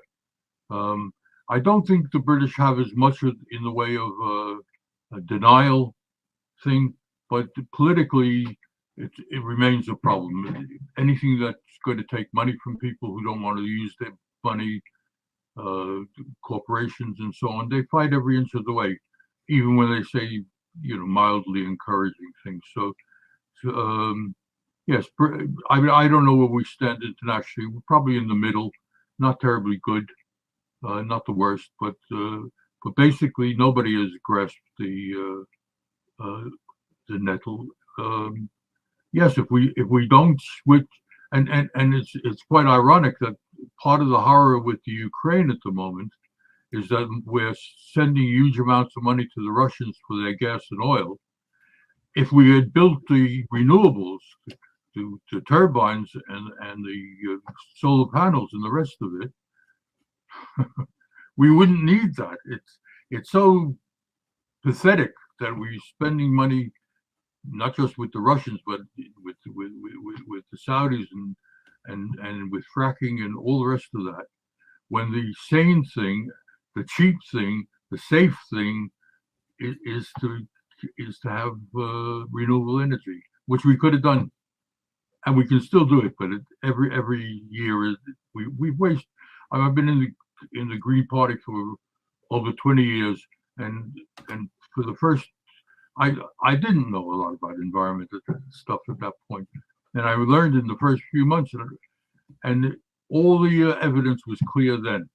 If we started then to shift energy and to insulate houses and all the simple things that need to be done, most of the disaster we're facing wouldn't be needed, and it would have been quite cheap. So it's very sad to see, and most of it was done in order to make some people some extra profit. Absolutely. So there are consequences to having bad people running your government.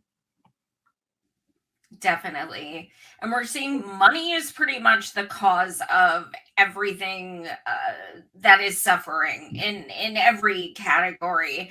And, Bernard woke us up to that. I'm telling you, he gave us a free education as far as that went. Yeah. Is there anything you would like to add before we end the interview? Oh, not really. You've asked me some very good questions. You saw the NHS in operation in the middle of it, which not everybody gets to see. And it's been a pleasure to talk to you and to hear from you over the years. Thank you very much. Thank you so much, Uncle Larry. And we send our love to you, your brother, and all the fellow UK citizens who fight for us and speak their mind that we need better healthcare. So much love, and always great to hear from you. Thank you so much. Take care. Bye-bye. So hey everyone, Joy has asked me to speak about the UK's own healthcare system while you guys are talking about Medicare for all. Of course, the UK has had a socialised healthcare system since I think 1948, so a very, very long time. Of course, that was established by a socialist Labour government in the aftermath of the Second World War, when the UK was essentially on its knees. So that's something to keep in mind when you think about people in America who say that America couldn't afford it. Now, I want to talk about my own experience with the British healthcare system, and maybe at the end contrast it a tiny bit to the American one, and even how you're getting ripped off for your private healthcare, because I've gone private for certain things, and then I've seen medical bills in the US for the same things that are like over 10 times the price or something like that. So yeah, so for me personally, I haven't had much, poor health in my life, but one accident I did have was when I was playing football. So I was playing football training for my team, and there was like a metal bar connecting the goal to a metal fence, but it kind of like all blurred into one. And I remember I was running backwards to tackle someone, and I tackled them, and the momentum of me running took me behind the goal, and I hit and I must have like reacted weirdly. I broke my nose and I cut my head open. You can see the scar still there. You might not be able to see the broken nose so much. You can see a little scar there as well. So basically, that's a head wound. My gash on my head was massively like open. I had to go to hospital. Obviously, I couldn't say like, I'll walk it off or something. And people often don't go to hospital for broken noses, but again, it's something I would want to do anyway. But then, luckily for me, we live in a country of universal healthcare. So the manager called the ambulance. I waited there. The ambulance came and picked me up, strapped me to the bed, took me into the back of the ambulance, offered me laughing gas. I said no because I didn't want to be put under anything at that time. And then they took me to the hospital, wheeled me into the hospital, waited for about, I guess, 20 minutes or so, then taken into a room. My dad came because he was just worried and my parents worried. Then a nurse sewed up my head wound, most painful experience of my entire life, and getting loads of anesthetic in my forehead, which is apparently one of the worst places to get it. And then I cleaned up the blood and I scheduled a consultant appointment at the same hospital. So I went in, I think, a couple of days later, and I had a consultant appointment. They said, we can book you in for 2 weeks' time to fix your broken nose. And then if there's anything further you want to do afterwards, you'd have to pay for the cosmetic angle, but your nose is like broken enough, we're going to pay for it on the NHS. So I think 3 weeks after I broke my nose, I go in for the operation. I think it takes like 6 hours. I get there for about 12, leave about 6 p.m. and obviously that's the anesthetic and the waiting room and getting like some food afterwards as well, all paid for by the hospital. And then I have a follow-up appointment just to check how it is, and of course I get the stitches removed as well, and that cost me £0. Of course, I pay my taxes, I pay my national insurance, which is a special like tax as well to pay for things like healthcare, but no upfront costs, no like £1,000 fee for the ambulance to the hospital, nothing for the operation, nothing for the anesthetic, nothing for the stitches or anything like that. Completely free, no out-of-pocket costs there, paid for by my taxes. And that's why, you want something like universal healthcare, which can provide for you in an emergency. Like, what am I meant to do? I've cut my head open. I can't not go. But potentially, if I was in the American system, that could, eat all my savings away. Now, I also have had like neurological problems, and because of conservative cuts to the NHS and the pandemic, it was very hard to get an appointment. So I scheduled a private appointment and got an MRI scan for £300. To me, that's a lot of money. I've seen bills in America where MRI scans are $4,000, just to show you that not only are Americans being ripped off by having to have this privatized healthcare system, the privatization of it has allowed insurance companies to rip you off massively just for their profits. So that's another facet to all of this. And then, of course, a lot of people get sick when they're older. My granddad has had like various cancers and Parkinson's, but of course he's paid his taxes his whole life. And that cancer treatment is very expensive. But in a universal care system, you expect that when you get to that age and you hope you'll be taken care of. And that's obviously the way forward. You don't want to make everything to do with your health a for-profit enterprise. So I just wanted to give you guys my experience of this stuff and hope it's enlightening. And I wanted to give the context of it all just to show you like, this is something Americans can afford, something Americans can do. And it's pretty sick and gross to privatize healthcare. And that's why in the UK, we have to fight so hard against the conservative privatization of the NHS that's going on right now.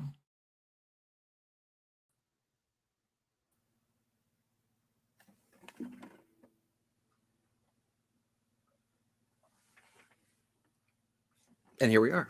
Hey, oh, Andy, were Hi you there. going to play the video of the I know, but I decided to catch you by surprise because you left me here alone. I was very lonely.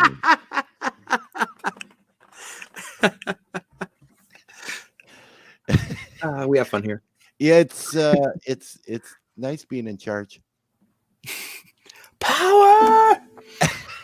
Okay. Wait, what's going on? We'll get to that. We'll get to that video now, Joy. Okay. 10 grand for a baby. Is there a price for that? Yes. Jeez, $100, $200. $2.5 grand. $80. $600. 250. More. Shut the fridge. More. £300. $600. $600. Yeah. Ambulance call out. How much do you think that costs? Zero payment. Zero payment? Yeah, zero payment. No. It costs $2,500. For real? Yeah. Oh, okay, cool. you look. An inhaler. $100. Yeah, you're pretty close. It's a bit more. 120. 250 to 350. For an inhaler? Yes. Man. So if you're poor, you're dead. I know that it's like public healthcare in the UK.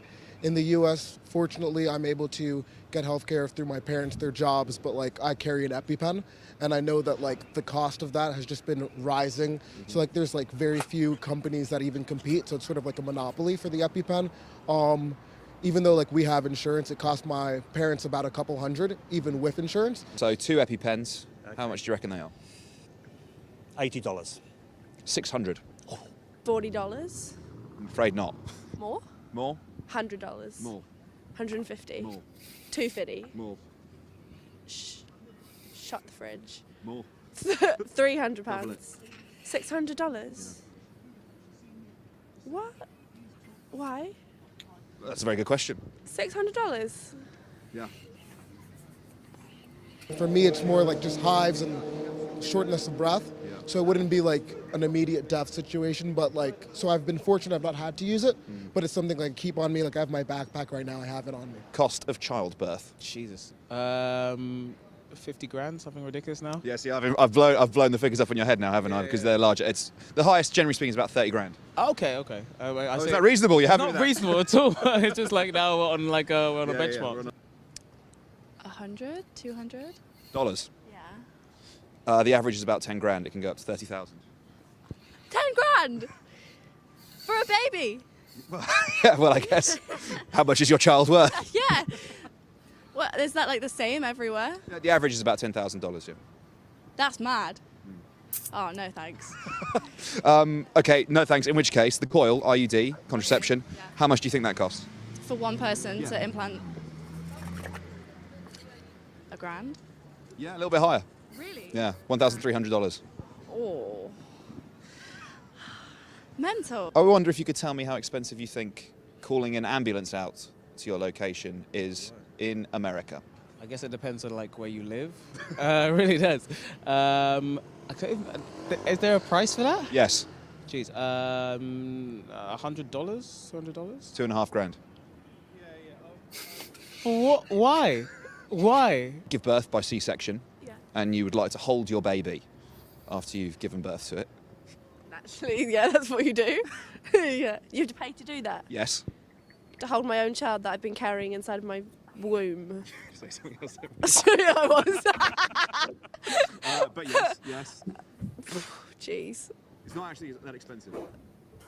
Mate, charging me, I'm gonna punch you. Yeah. Not you, but the doctor. Like $100. $40. $40. For skin-on-skin contact. What do you think of the NHS? Literally the gift that keeps on giving. Literally, people are so dumb for taking advantage of it, and I don't want it to change. Fine, does it make you grateful for the NHS? Absolutely. I mean, I didn't know how much free healthcare we got like just off the bat, but like knowing you have to pay like 30 grand for a child, it's outrageous. It really is ridiculous. So thank you, NHS, for your hard work. I'm genuinely speechless. Presumably you had an idea that healthcare was expensive in the US. I didn't realise how expensive. Yeah, I'm just like, what? If you don't have money, you're fudged. Yeah. What do you think of the people who are profiting off the sale of these medicines? You're bastards. Sorry, beep. I think, yeah, I think they should be stopped. Ain't that the shit? That's putting it mildly. Oh my god. I can't, like, that video just sums it up so perfectly. Yeah. So because I showed the interview with Uncle Larry and the cameo with Cavernacle, I thought it was, being they're both in the UK, it was fitting to show that. Yeah. And yeah, they're right. Shut the fridge. We're mad. We're Yep. bastards. Yep. That is insane. Like, skin on skin contact to hold your freaking baby. Are you serious? I know, Like, it's mind blowing. oh my God, this is such madness. So we have actually talked a number of times about Medicare for All, the issues with, state by state, incrementalists, breadcrumbs, things like that. So let me open it up kind of broad. What do you want people to take away from this summit?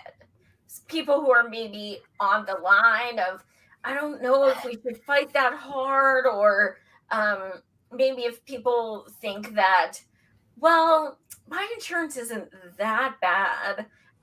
What is the overall, sentiment that you hope people get from this 3-day forum? I feel like an awful lot of people in our own country would probably be surprised at some of the figures in that video, that we don't even understand the depth of how outrageous some of the costs are for things that shouldn't have a cost attached to them. I think the first step in us getting somewhere with healthcare is just everyone understanding that there's no reason we can't have universal healthcare. There's no reason we can't have better, and we deserve better by far. And that's a very easy common ground to achieve with people. And as soon as you understand that and realize other places have it and it works just fine. And if for the faults that there might be, it's infinitely better than people going into debt and losing their homes because they needed, medicine or they needed a procedure. And it shouldn't be difficult to get people to agree on that. Yeah, I think the first step is just getting everyone angry and to understand the figures behind what our system actually does to people and what it costs people. Yeah, I mean, we're watching eugenics of the poor. We're Absolutely. watching violence. We are watching murder by proxy right now. We are seeing people unnecessarily die continuously. And we're watching that Biden himself has a way to do 1881A executive order and literally give every single person in our country immediate health care. Yet, well, in fairness, he did make an executive order for cryptocurrency 2 days ago. So progress comes in many forms. Hey, guys. Oh, here goes Andy. Hi. What you want, boo? Do you mind if I weigh in for just a quick anecdotal story? Okay. So I've been, my activism in its current form started at the beginning of 2019. And one of the biggest things that I had to learn how to curtail was being cavalier about talking about healthcare issues or stories, right?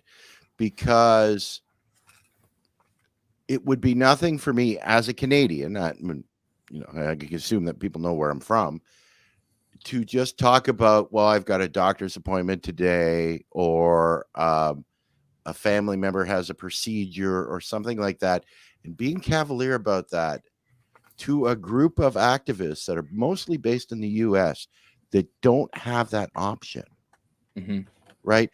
And not think and having to remember that when I say things like that, that's a big deal, and that can really put people off.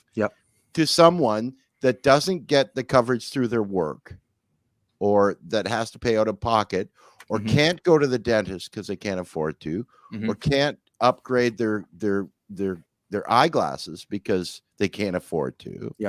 Right. That was a really big thing for me in my own mind, because I didn't want to be that cavalier that, oh yeah, well, I'm Canadian, I could just, I'm it's all good. Right. And that was a big deal for me when I started. That's a really good perspective. I didn't even think of it that way. And it's funny because when I explain to to American people, like I literally don't have to even take my wallet with me when I go to the doctor's office or go to the hospital. I have to have $6 for parking. I've taken Ubers to the emergency room. Yeah. It's insane. Bananas. Yeah, and I can't believe, like, I think that a lot of Americans, well, the American propaganda machine clearly has always been the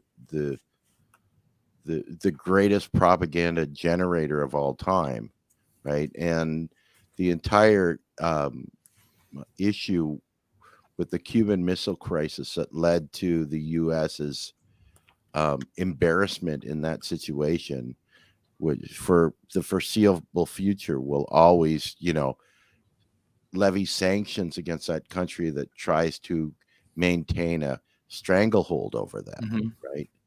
Well, and I as a Canadian, I go there and I have a ton of friends in Cuba.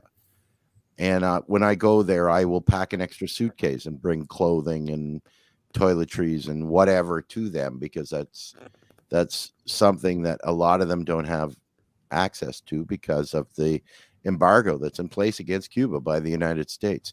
They have free health care. Yeah. Absolutely.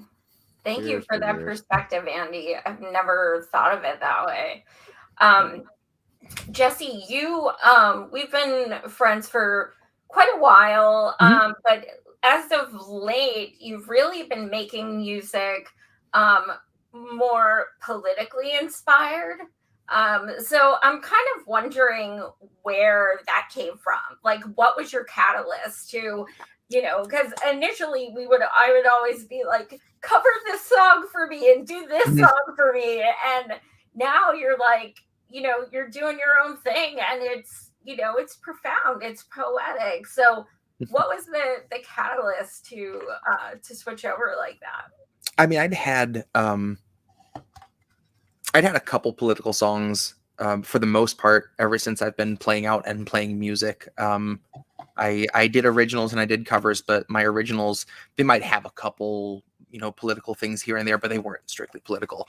It wasn't till the beginning of 2020, once quarantine hit and I had all this time on my hands, that I was, laid off, and I was like, what better time than to just start making music about everything that was going on, watching the primaries unfold and become the shit show that they were. And that was when I got on Twitter, because I had mainly one political piece that I wanted heard, and I wasn't going to bother friends and family with it. And so I went to Twitter and tried to find, Bernie supporters and like-minded people and share it with them. And the feedback I got from them and the friends I made there really allowed it to snowball into, next thing you know, I was writing something every day, something every other day, just trying to kind of keep up with the discourse and keep up with whatever, new horrible thing we had to see happen. And I ended up with my first album, The Virus, which is 24 tracks. I wrote that in about 8 weeks or so, of just this kind of way too fast of a pace to keep up with now. But it was just, I would get my son to bed, I'd make a pot of coffee, and I'd stay up recording until 4 or 5 in the morning. And after that, it just became kind of one thing after another. Since then, I've put out 3 more albums of political music and 1 of spoken word that was all political as well. And about halfway through recording my next album, which is called The Grift, and will be out as soon as possible. It's dedicated to me. I admit it, finally. But I love that you use music to tell your story. I mean, music is life.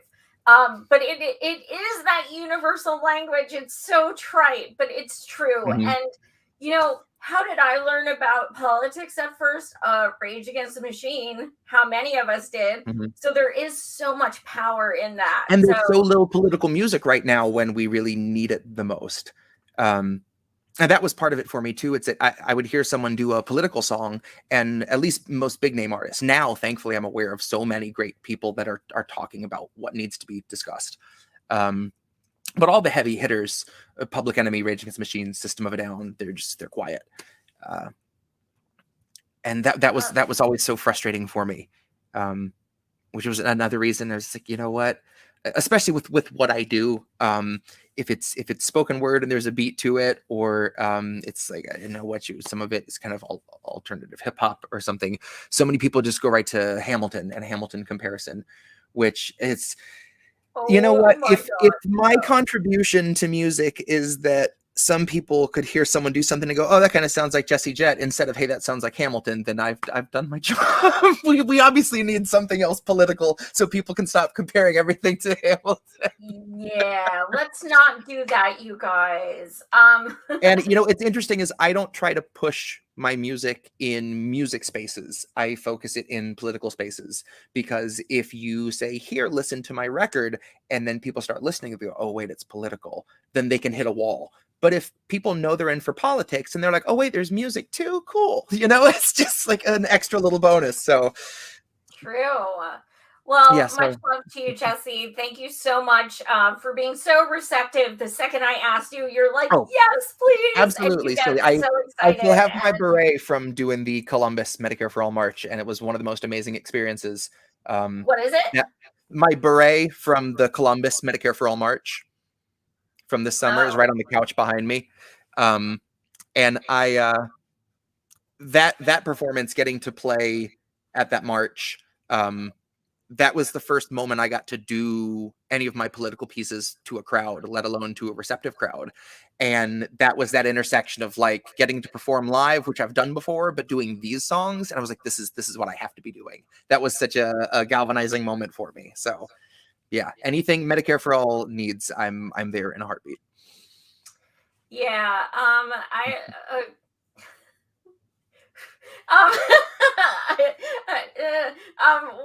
okay. So you will be taking over. You're gonna play for about 30 minutes and then do not leave. I'm gonna take it back and we're gonna go over some more things. So thank you, Jesse. Sounds good. Thank you. All right. So I actually just mentioned the first piece that brought me to Twitter, and that seems like a good place to start out.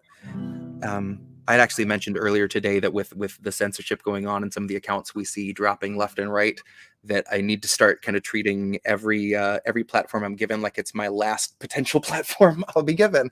So with that in mind, I tried to really condense everything I would want to say, especially mentions of our healthcare situation or lack thereof. So this is the first song of the night off of The Virus. This is called Town Hall.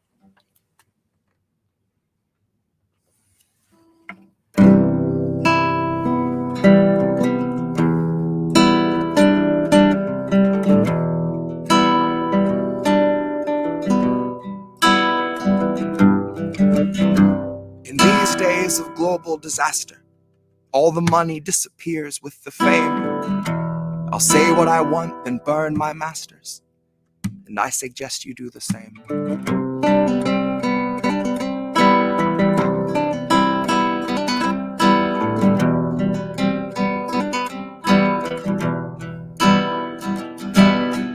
Hear my words, but don't breathe the air.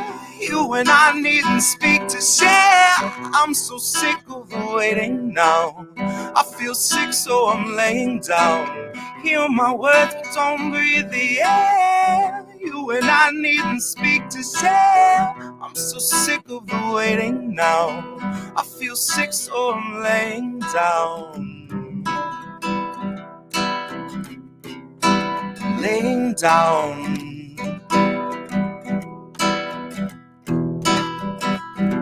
Alright, I won't name names. crime, so we won't call legal. We'll call him Bo Jiden, and he killed Glass-Steagall. He's on the trail, off the rails, profits over people, but I won't call him a Nazi, cause I haven't seen his equal. But I have seen his equal, and he just left the White House. I've seen his equal, and she lost the fight twice now. I've seen the evil in a man who'd shake the hands of workers, knowing they were slaving for a feeble wage and little purpose, all to keep afloat his bloated lifestyle. All to keep us focused on our phones in the meanwhile. So if I'm a broken record, this has been a time trial, but I will not go quietly into the future I'm supposed to hand to my child. I will not politely hold my tongue when I see voters in the web of suppression. So I'm about to burn the list of things we shouldn't mention. Alzheimer's causes bouts of both confusion and aggression, causes sentences that fall apart in paper-thin patience. Well, I have not spent the past 4 years practicing critiques only to need them for the next administration. And part of me would love to vote for Trump to really stuff you Biden diatribe junkies who would tie me to a chair to watch him push out Bernie Sanders, say he needs to just accept the loss, have your little celebration. Well, I don't know about you, but I had too much love for this misguided nation.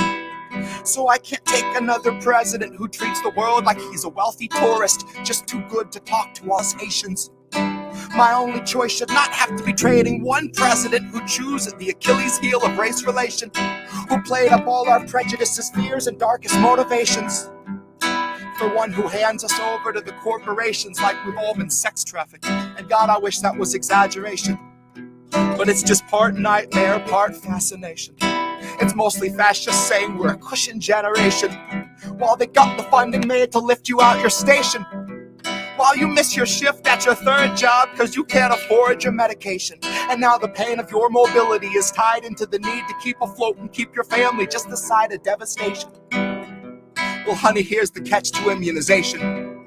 Now you might get to have a say in what they give your baby, but in 20 years your baby better be prepared to pay right through the nose to be inoculated. So don't you be surprised when all your insulin is confiscated, cause someone found a buyer who's prepared to hike the price up even higher. And if you land in a coma, just as well, because you're out the conversation. You're not around to stage a demonstration. You're not around to protest human rights being eliminated. You're not around to protest all these voters being silenced and intimidated. Maybe you can hear it in my intonation. One man's revolution is another's renovation. One hand better wash the other or it's amputated. And God, I hate to be so black and white, but gray has led us straight into the mist and now the lamp is faded. And I don't think that we have very long before the night is falling quicker than anticipated. Quicker than the stocks crash, quicker than your IRA was withered and emaciated. So baby, why obey the men who solve a crisis that they orchestrated? Why are we so pleased to see a corpse get up and speak that we ignore the way the corpse debated? That he spoke in fragmented misinformation, and that he tried to make an honest man's mistake out of a fabrication. While all the major networks eat it up and tolerate it. So whose side are they on if they can point it out in Trump, but act like they don't see it in the man they want to call our savior? God, who keeps paying you to do such sick, dishonest labor? Oh shit, we do? No shit, me too? Everything you buy will find a way to own or eat you. The companies that feed you fund agendas to defeat you. Strip your wits away, rip your wick away. Ultimately put you in a place you have to loot to feed your kid today. And then detain and beat you. How is such an obvious process not see-through? At least not without a UV light. This year will purge our liberties with zero end in sight. So if you couldn't cast a vote that gave you hope about our plight, if you picked up the pen but in your heart it wasn't right, and you thought about the millions going hungry every night, did you have the guts to write in Bernie, or have the guts to fight?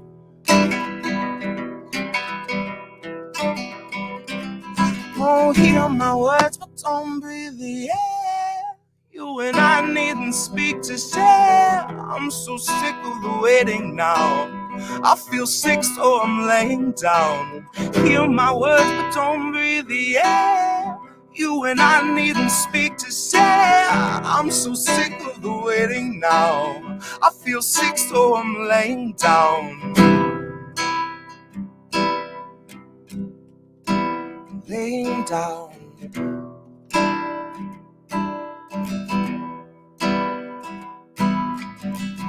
Hear my words, there's no time to spare.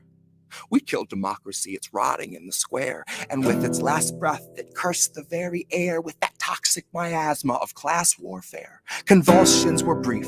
It seized for a minute, then it ceased to fidget. It was just deep sleep in a citywide gibbet. A lot of sweet nothings like the rations we were given. A film crew followed them into the city limits to document the distribution. A little piece of human interest in the mass confusion.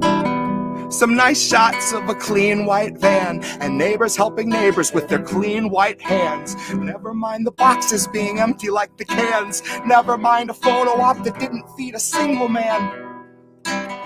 And this is nothing you could blame on one single man or his supporting an immoral horde of sycophants. We set the stage, we wrote the play, we gave the man a script and highlighted every line he had to say. We're only in this boat because we chose to sail away. We never poured out the decay, we let it spread. And then we watched the nation warp into the noxious dictatorship it is today. We made conditions perfect. It's almost like we want it this way.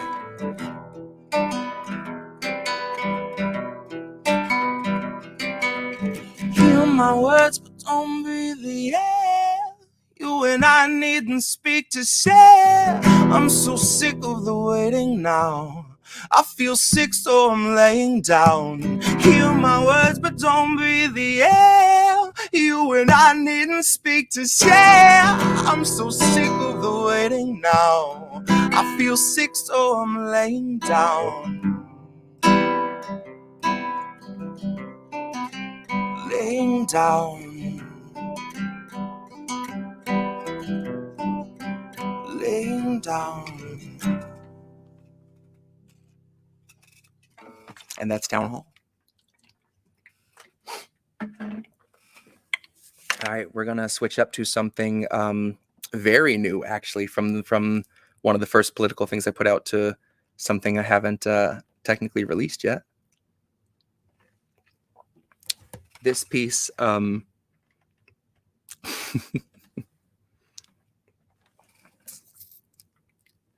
this is going to be off of a forthcoming record that I promise I'm working on and will be out as soon as humanly possible, called The Grift. And this is called The Oil Baron Rescue Plan.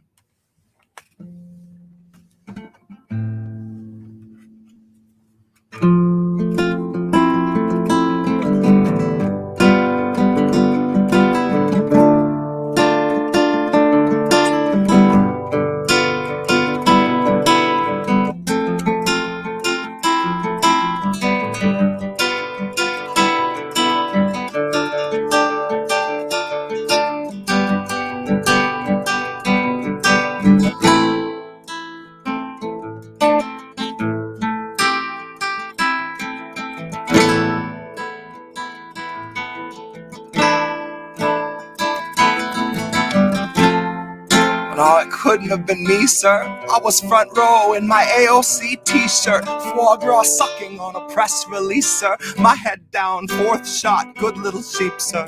Sit down, sweetie, the adults are gonna speak first. They trust the science and are terrified of research. Here to thank our healthcare heroes, they've been feeding to the burnout feet first. Till suddenly they dip mid-shift, take a header off a bridge. Such a shame, they were really such a sweet nurse. Now they'll never get the card and the cold slice of pizza meant to thank them for their teamwork. And now they'll never get the baggie full of Chex Mix, which would be the one reward they'd see for the moms they had to intubate, and all the countless cries of grief since we've been haunted by the specter of the C-word. No, now all the applause for our healthcare heroes rings a very hollow note because we played it out like Freebird.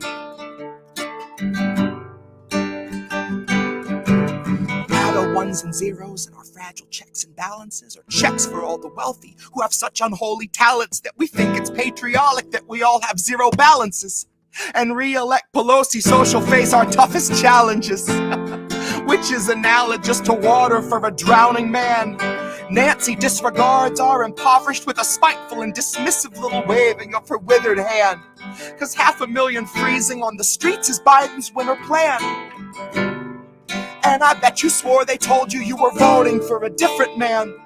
But really all you wanted was a different man. It didn't make a fucking difference if he finishes the previous inhabitant's agenda and starts auctioning protected land. Nah, Biden's born to leap at any war a donor's check demands. Turns out you can't cure greed once it infects a man. Once they lose respect for human life and focus all their fucking efforts on the oil baron rescue plan. Honey, what are we to Hecuba or Hecuba to us that if she's starving we should give a damn? Nah, why should we be moved to tears if someone isn't eating? We won't even recognize that food is essential to our being. It's just us in Israel who will not guarantee that food's a basic human right. Because starvation is our favorite tool of genocide disguised as sanctioned democratic healing. That's me in the corner, losing my religion, gouging out my eyes and then dancing on the ceiling. Jesus fucking Christ, what a feeling.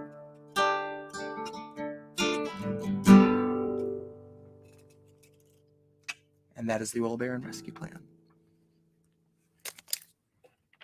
This next song will require a little sample action, and my feature of the evening, albeit an artificial one, Franco of Frank Analysis. The day of the Capitol Hill slumber party, he went to attend the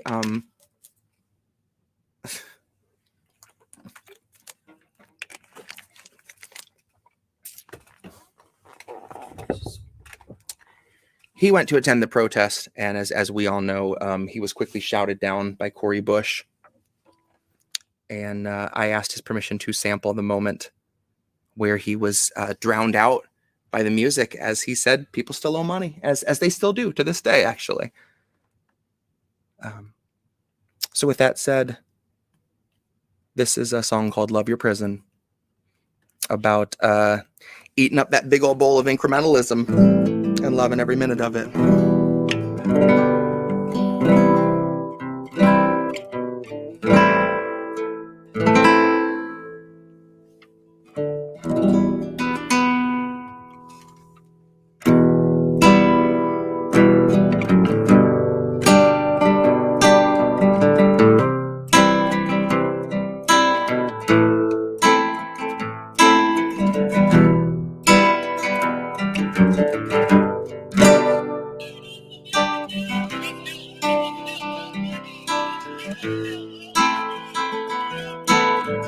It looks to me as though you learned to love your prison. I guess you'd say you made it your own. Who knew that freedom's such a difficult decision? I bet you finally feel like you're home. Home. Right in the center where the haves meet. You were proud of incremental half speeds. You were getting down in that AOC dance line, hands tied, nodding to the backbeat. And you would Secret Service dive in front of any representative alive, being asked for the very bare minimum. And you'll turn into that same kind of hard right villain you detested, should we mention they could ever muster maximum. Cause liberal denial's such a lofty ataraxia, where all your morals take a backseat, not up in the cab, but in hidden panels made by federal human traffickers. If you trust the autopilot, then you're just a sleeping passenger, passively accepting that it isn't us the bastards serve, making peace with all the evil walking on this rancid earth, and seeking unity with those who bound your hands at birth, glancing up at fascists on a bloody dais, thinking they just need a push. No, I'm not a holy man, but I'm praying for a burning bush. Yeah, I know you'd love to look away, but love, you need to look. Honey, there are many massacres this country manufactured that will never make the books. Now here's your fucking book. It looks to me as though you learned to love your prison. I guess you'd say you made it your own. Who knew that freedom's such a difficult decision? I bet you finally feel like you're home. Home on the range of excuses, justify some fracking, water down pollution, paint a fresh coat of bipartisan charm over backroom collusion. Your consent is being manufactured by illusions, marketing executives in federal seclusion, working day and night to keep you just this side of lucid, and to be down for calling out abuses. So fuck all these progressives who could speak on revolution once they emptied all your powder out and spit on all your fuses. No, I prefer to judge a leader not by quality of tweets, but the six-figure book deals she chooses. All the donors he betrays, the donors he would gladly take a bullet before he refuses. And all the slogans he reuses, buzzwords he produces that he spews like mucus. Well, two can play at that. So here's the inner dialogue of every time I snap, and it's been fine-tuned to ruthless. And saying politics are useless. Just a bunch of loose lips, tweeting cute shit, power suits, taxpayer booze trips, and bumpers at the ready when the shoe flips. When there will be no news clips, there will just be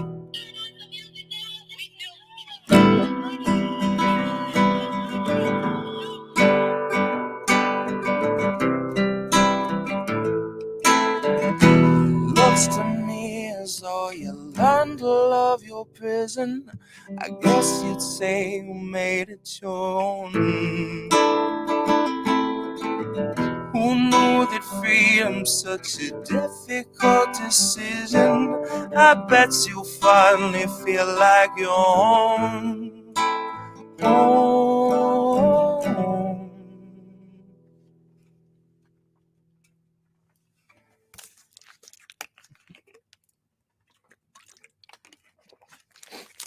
All right. This next song is off of an album called Inauguration Gift. And I would like to dedicate this one to Mr. Sharif Snuggs, who was the first person that really invited me into the fight for healthcare.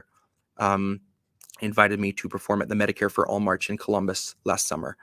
And this song, he told me was a personal favorite of his.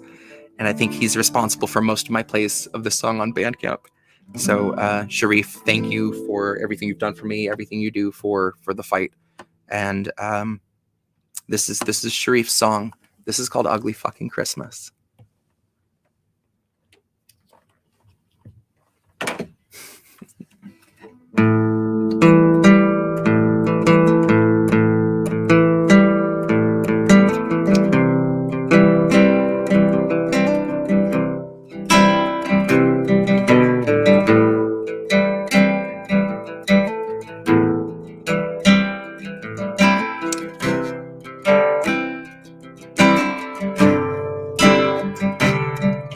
One man's silent auction is another's trial, in a system designed to see you suicidal. And funny, we don't hear a peep out of Kendrick Bay or Jay-Z, but we just see a lot of silent idols with all their heads up their asses, like the fascists made them hide somewhere parallel to Pile Idol. Like they've let us off the lead, but we know that in our hearts we will always taste the bridle. Now I am not JPEG Mafia or honorary PNG Yakuza. Label owns your masters and your masters want their profits up. So they said you couldn't diss Biden, you have to stay silent. So shut your fucking mouth and watch me cough it up. God, I'll kill it, then I'll bury it. I'll piss right on the grave, she said I'll maybe dig the coffin up. Cause they want you and me softened up. That's why they try crying unity. Preach it to my face and watch me catch a case faster than we should have ended qualified immunity. Hide from the truth, I'll pull you out and school you, honey, you can call it truancy. Ash as far as you can see, out across the ruins, let it sink in, let it ruin all your dopamine. I take my haze a wider shade of aubergine. My words are just the go-between for all this fucking acid and out-of-date famotidine. I say my piece, drop the mic, bleed out all my chromosomes and blow the scene. And I will not be coming back, so love us or leave us or mislead us to Iraq. I'm violence over science if your faith over facts. We're all up for auction, honey, we cannot relax.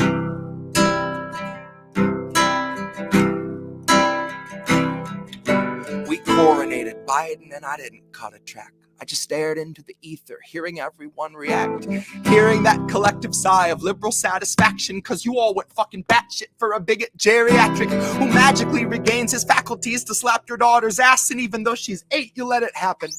Just like all these fucking garbage politicians serve their kids up on a platter during photo ops designed to let them leech a little power and significance directly from the head slave master, the author of imprisonment, who partnered with the sentencer of innocence, telling you they're here to heal the soul of old America. And clearly that's just code for we are here to watch you starve and serve our bigot benefactors. Now cue the canned Kamala laughter, comma distractor, comma less schools, more jails, more fracking, more wars, comma blood dollars, comma Kamala laughing. Fuck it, honey, more reactors. Biden says build back better, but the man learned better from the likes of those who stood for Jim Crow by the letter. So you cannot convince me that a man who spent a lifetime swallowing the sermons of a guy like Strom Thurmond ends up anything but Kissinger with Mr. Rogers' sweater.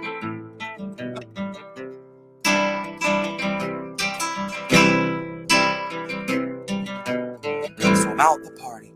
I won't be coming back. Let them love us or leave us or mislead us to Iraq. Let Kamala deceive us with some sneakers and a laugh, but they will not address the other half. If they acknowledge our predicament, they have to say why they dismissed us. And nobody in Congress has the guts to look this nation in the face and explain how they've let us waste away to afford all the comforts they need to maintain all their opulence and stingy, inhumane existence. So it's gotta be an ugly fucking Christmas. And we will not be coming back. Let them love us or leave us or mislead us to Iraq. On violence over science, if your faith over facts. We're all up for auction, honey, we cannot relax. Not be coming back. Let them love us or leave us or mislead us to Iraq. On violence over science, if your faith over facts. We're all up for auction, honey, we cannot relax.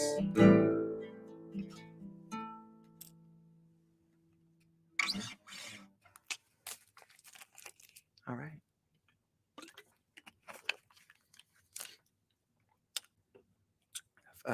One more song off of The Virus. And this song, when I wrote it, I did not think anyone was going to really go for this song. I had a feeling this was going to be one of those that was kind of just for Jesse. But I was very happy to have this song end up being something that gets requested in the chat, typically on quite a few interviews and stuff. And I'm really just so so happy that this song was able to mean something to some other people. This is Militia Intent.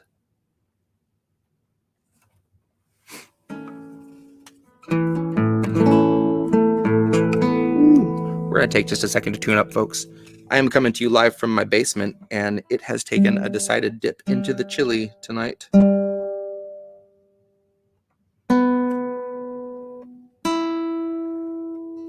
Wildly wrong.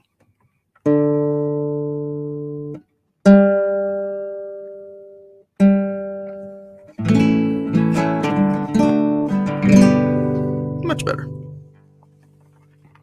My cat doesn't have his ears back. That's always a good barometer. All right, Militia Intent, take 2.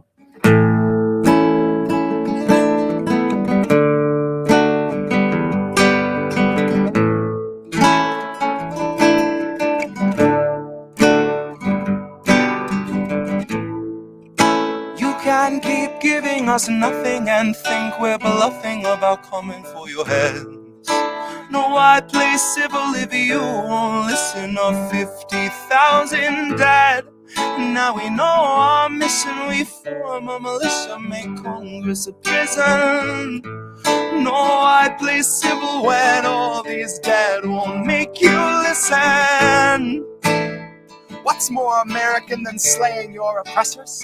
What's more American than liberty or death first? No, I thought we were founded on abolishing the tyranny of those who would starve a village all to live empirically. And I regret that I have only one life to give for my cause now that I can see the cause so clearly. See, I want our leaders, regardless of party, to fear me. That I will pick my targets and assassinate them lyrically. that I will bring them out into the town square, hook them to the pillory and leave them there. And Hillary, I'll see you there.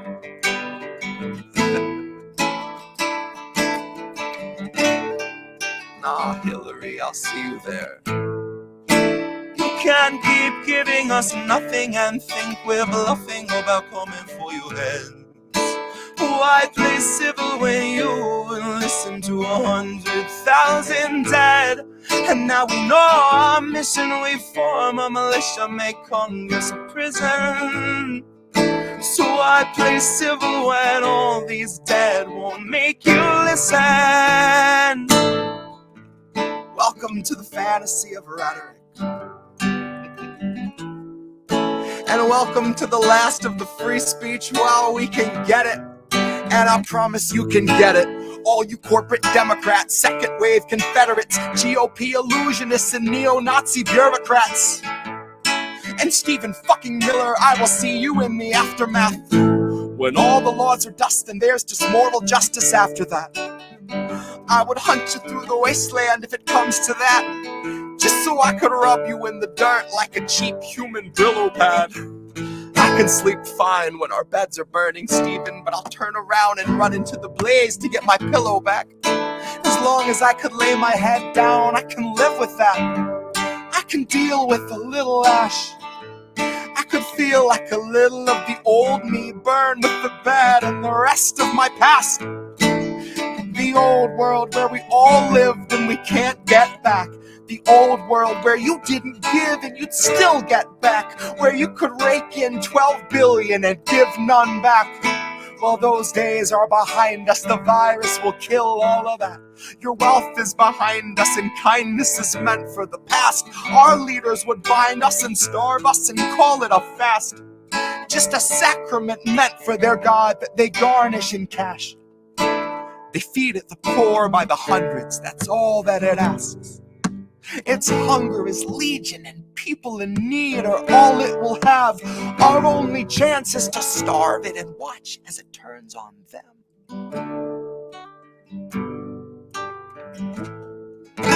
You can keep giving us nothing and think we're bluffing about coming for your heads. Can keep giving us nothing and think we're bluffing about coming for your heads.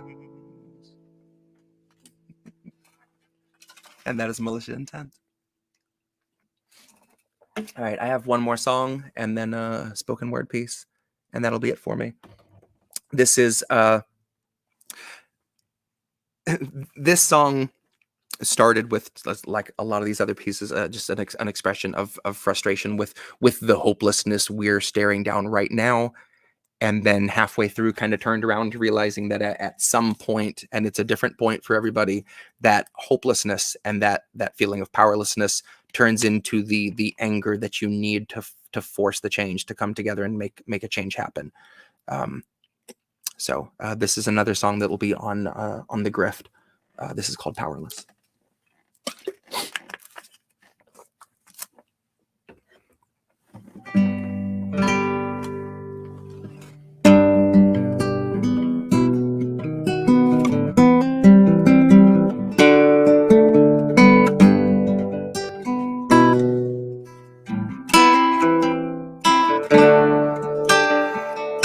They'll gladly pay you by the hour for a minute or so, so you can sign off on the towers where they'll piss on your home. And if you feel like you're just powerless to answer them no, it's 'cause you are.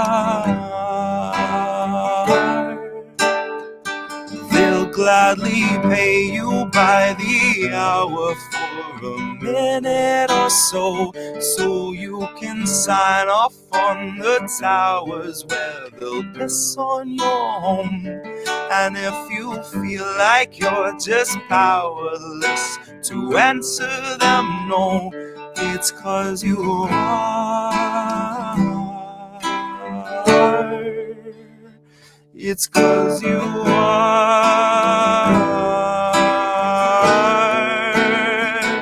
They'll gladly stagnate. A living wage, snap the chains and bury it. Labor slaves in rusty cages dragged behind a chariot, led by Mr. Racial Jungle, Joseph R. Iscariot, fighting over scraps as they barrage us all with variants and BuzzFeed clickbait, straight until we're paralyzed, trying to distract us from the concentration camps that Joe had swore he'd close but only chose to amplify. 50-something kids in cages made for 5 to occupy.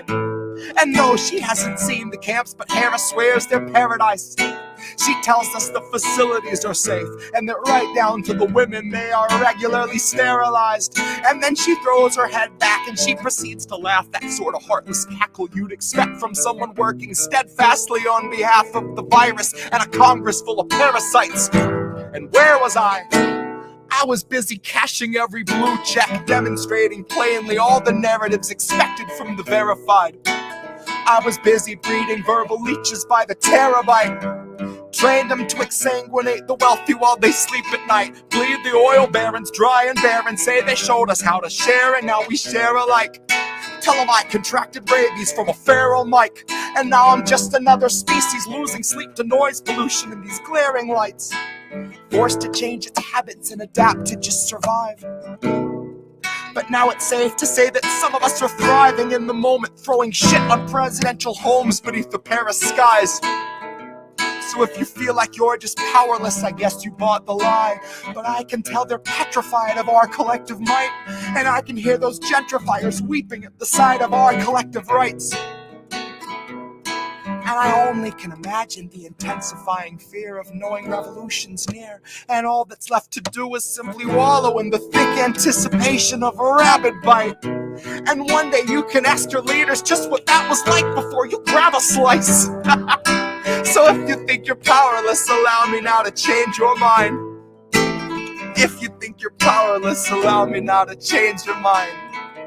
See, they'll pay you hourly, tax them each part, and build a shining tower out of loopholes and cards, and tell you that you're powerless to keep you in the dark because you aren't. Because we aren't. You see, they'll pay you hourly, tax them each apart, and make you build a shining tower out of loopholes and cards, where they'll tell you that you're powerless to keep you in the dark because you aren't. Because we aren't. And that's powerless.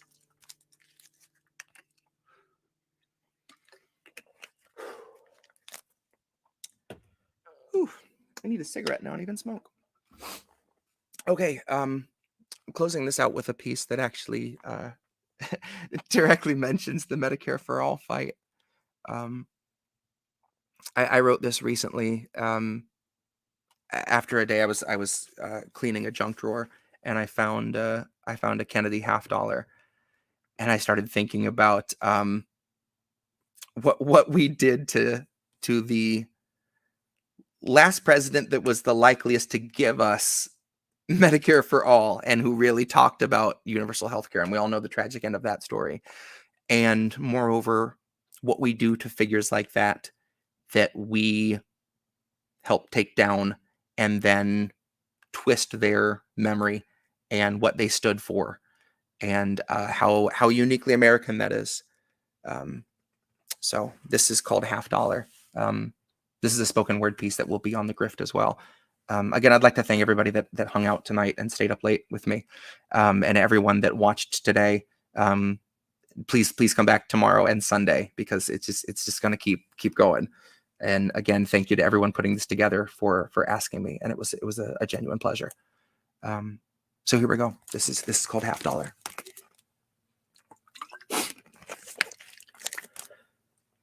I found $50 in a dresser drawer.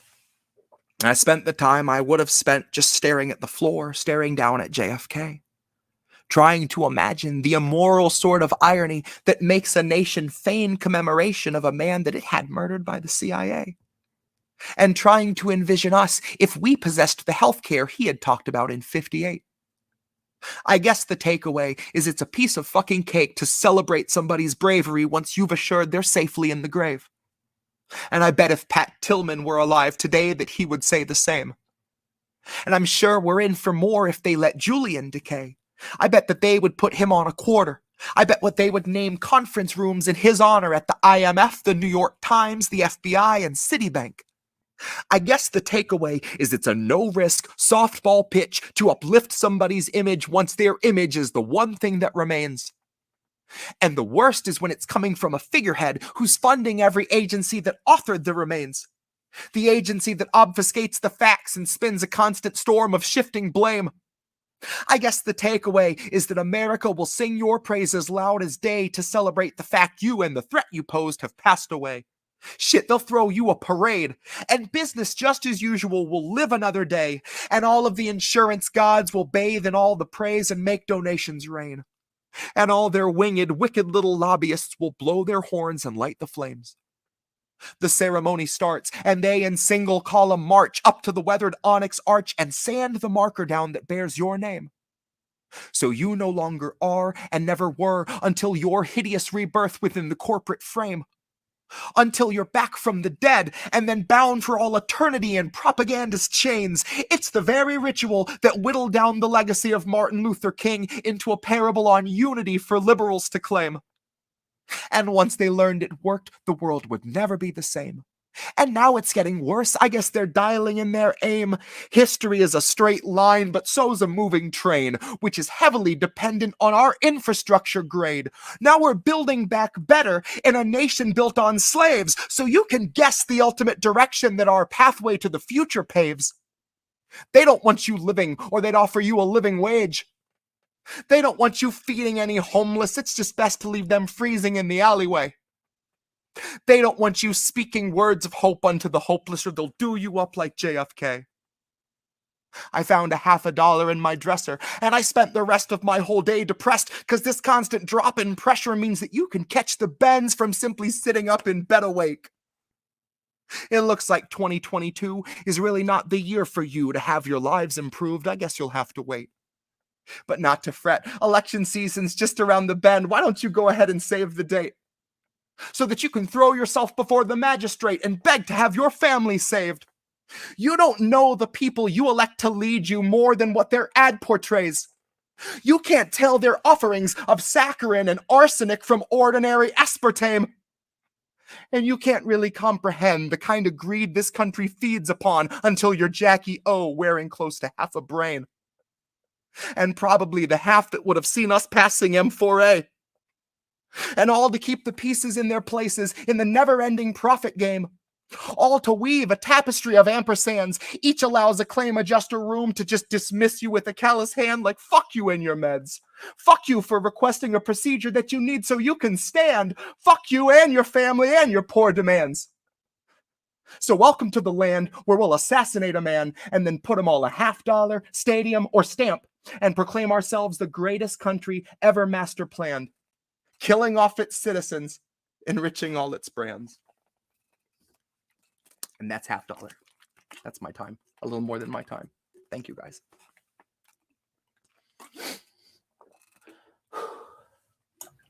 Sorry, didn't know I was muted.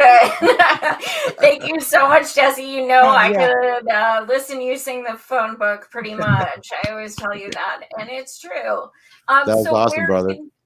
What's that? That was awesome. Thank you. Seriously. Really appreciate it, buddy.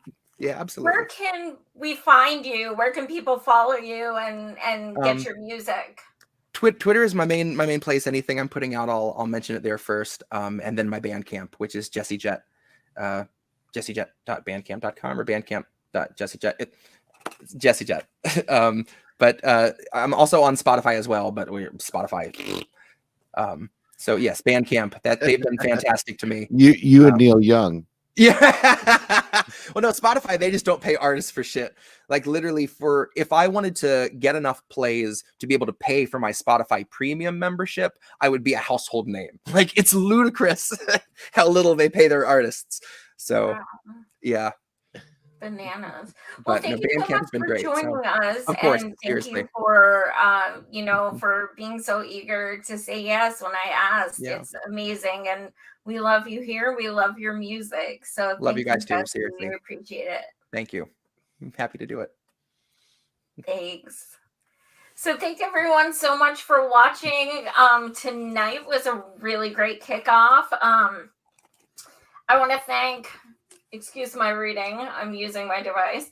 I want to thank the first panel, Luke, you did freaking amazing. Also, Claudia, Karen, Andy, and let's see, Dr. Ted, Anna, Steffi. Thank you to Uncle Larry Sanders for giving me that exclusive. Thank you to Cavernacle for your cameo. Thank you to Andy right there and right there. For doing all of the tech shit that I cannot do, and so many of us cannot do either. So thank you. It takes so many volunteers to do this 3-day event. So please keep in mind, it's not just those of us who are on camera. There are a group of organizers who you never see on the background. Shout out to our green room crew holding it down. Yeah, for sure. There's a green room where, oh, okay, no, wait, I can't, that's inappropriate. I've been good all day. So tomorrow and Sunday, we have more panels.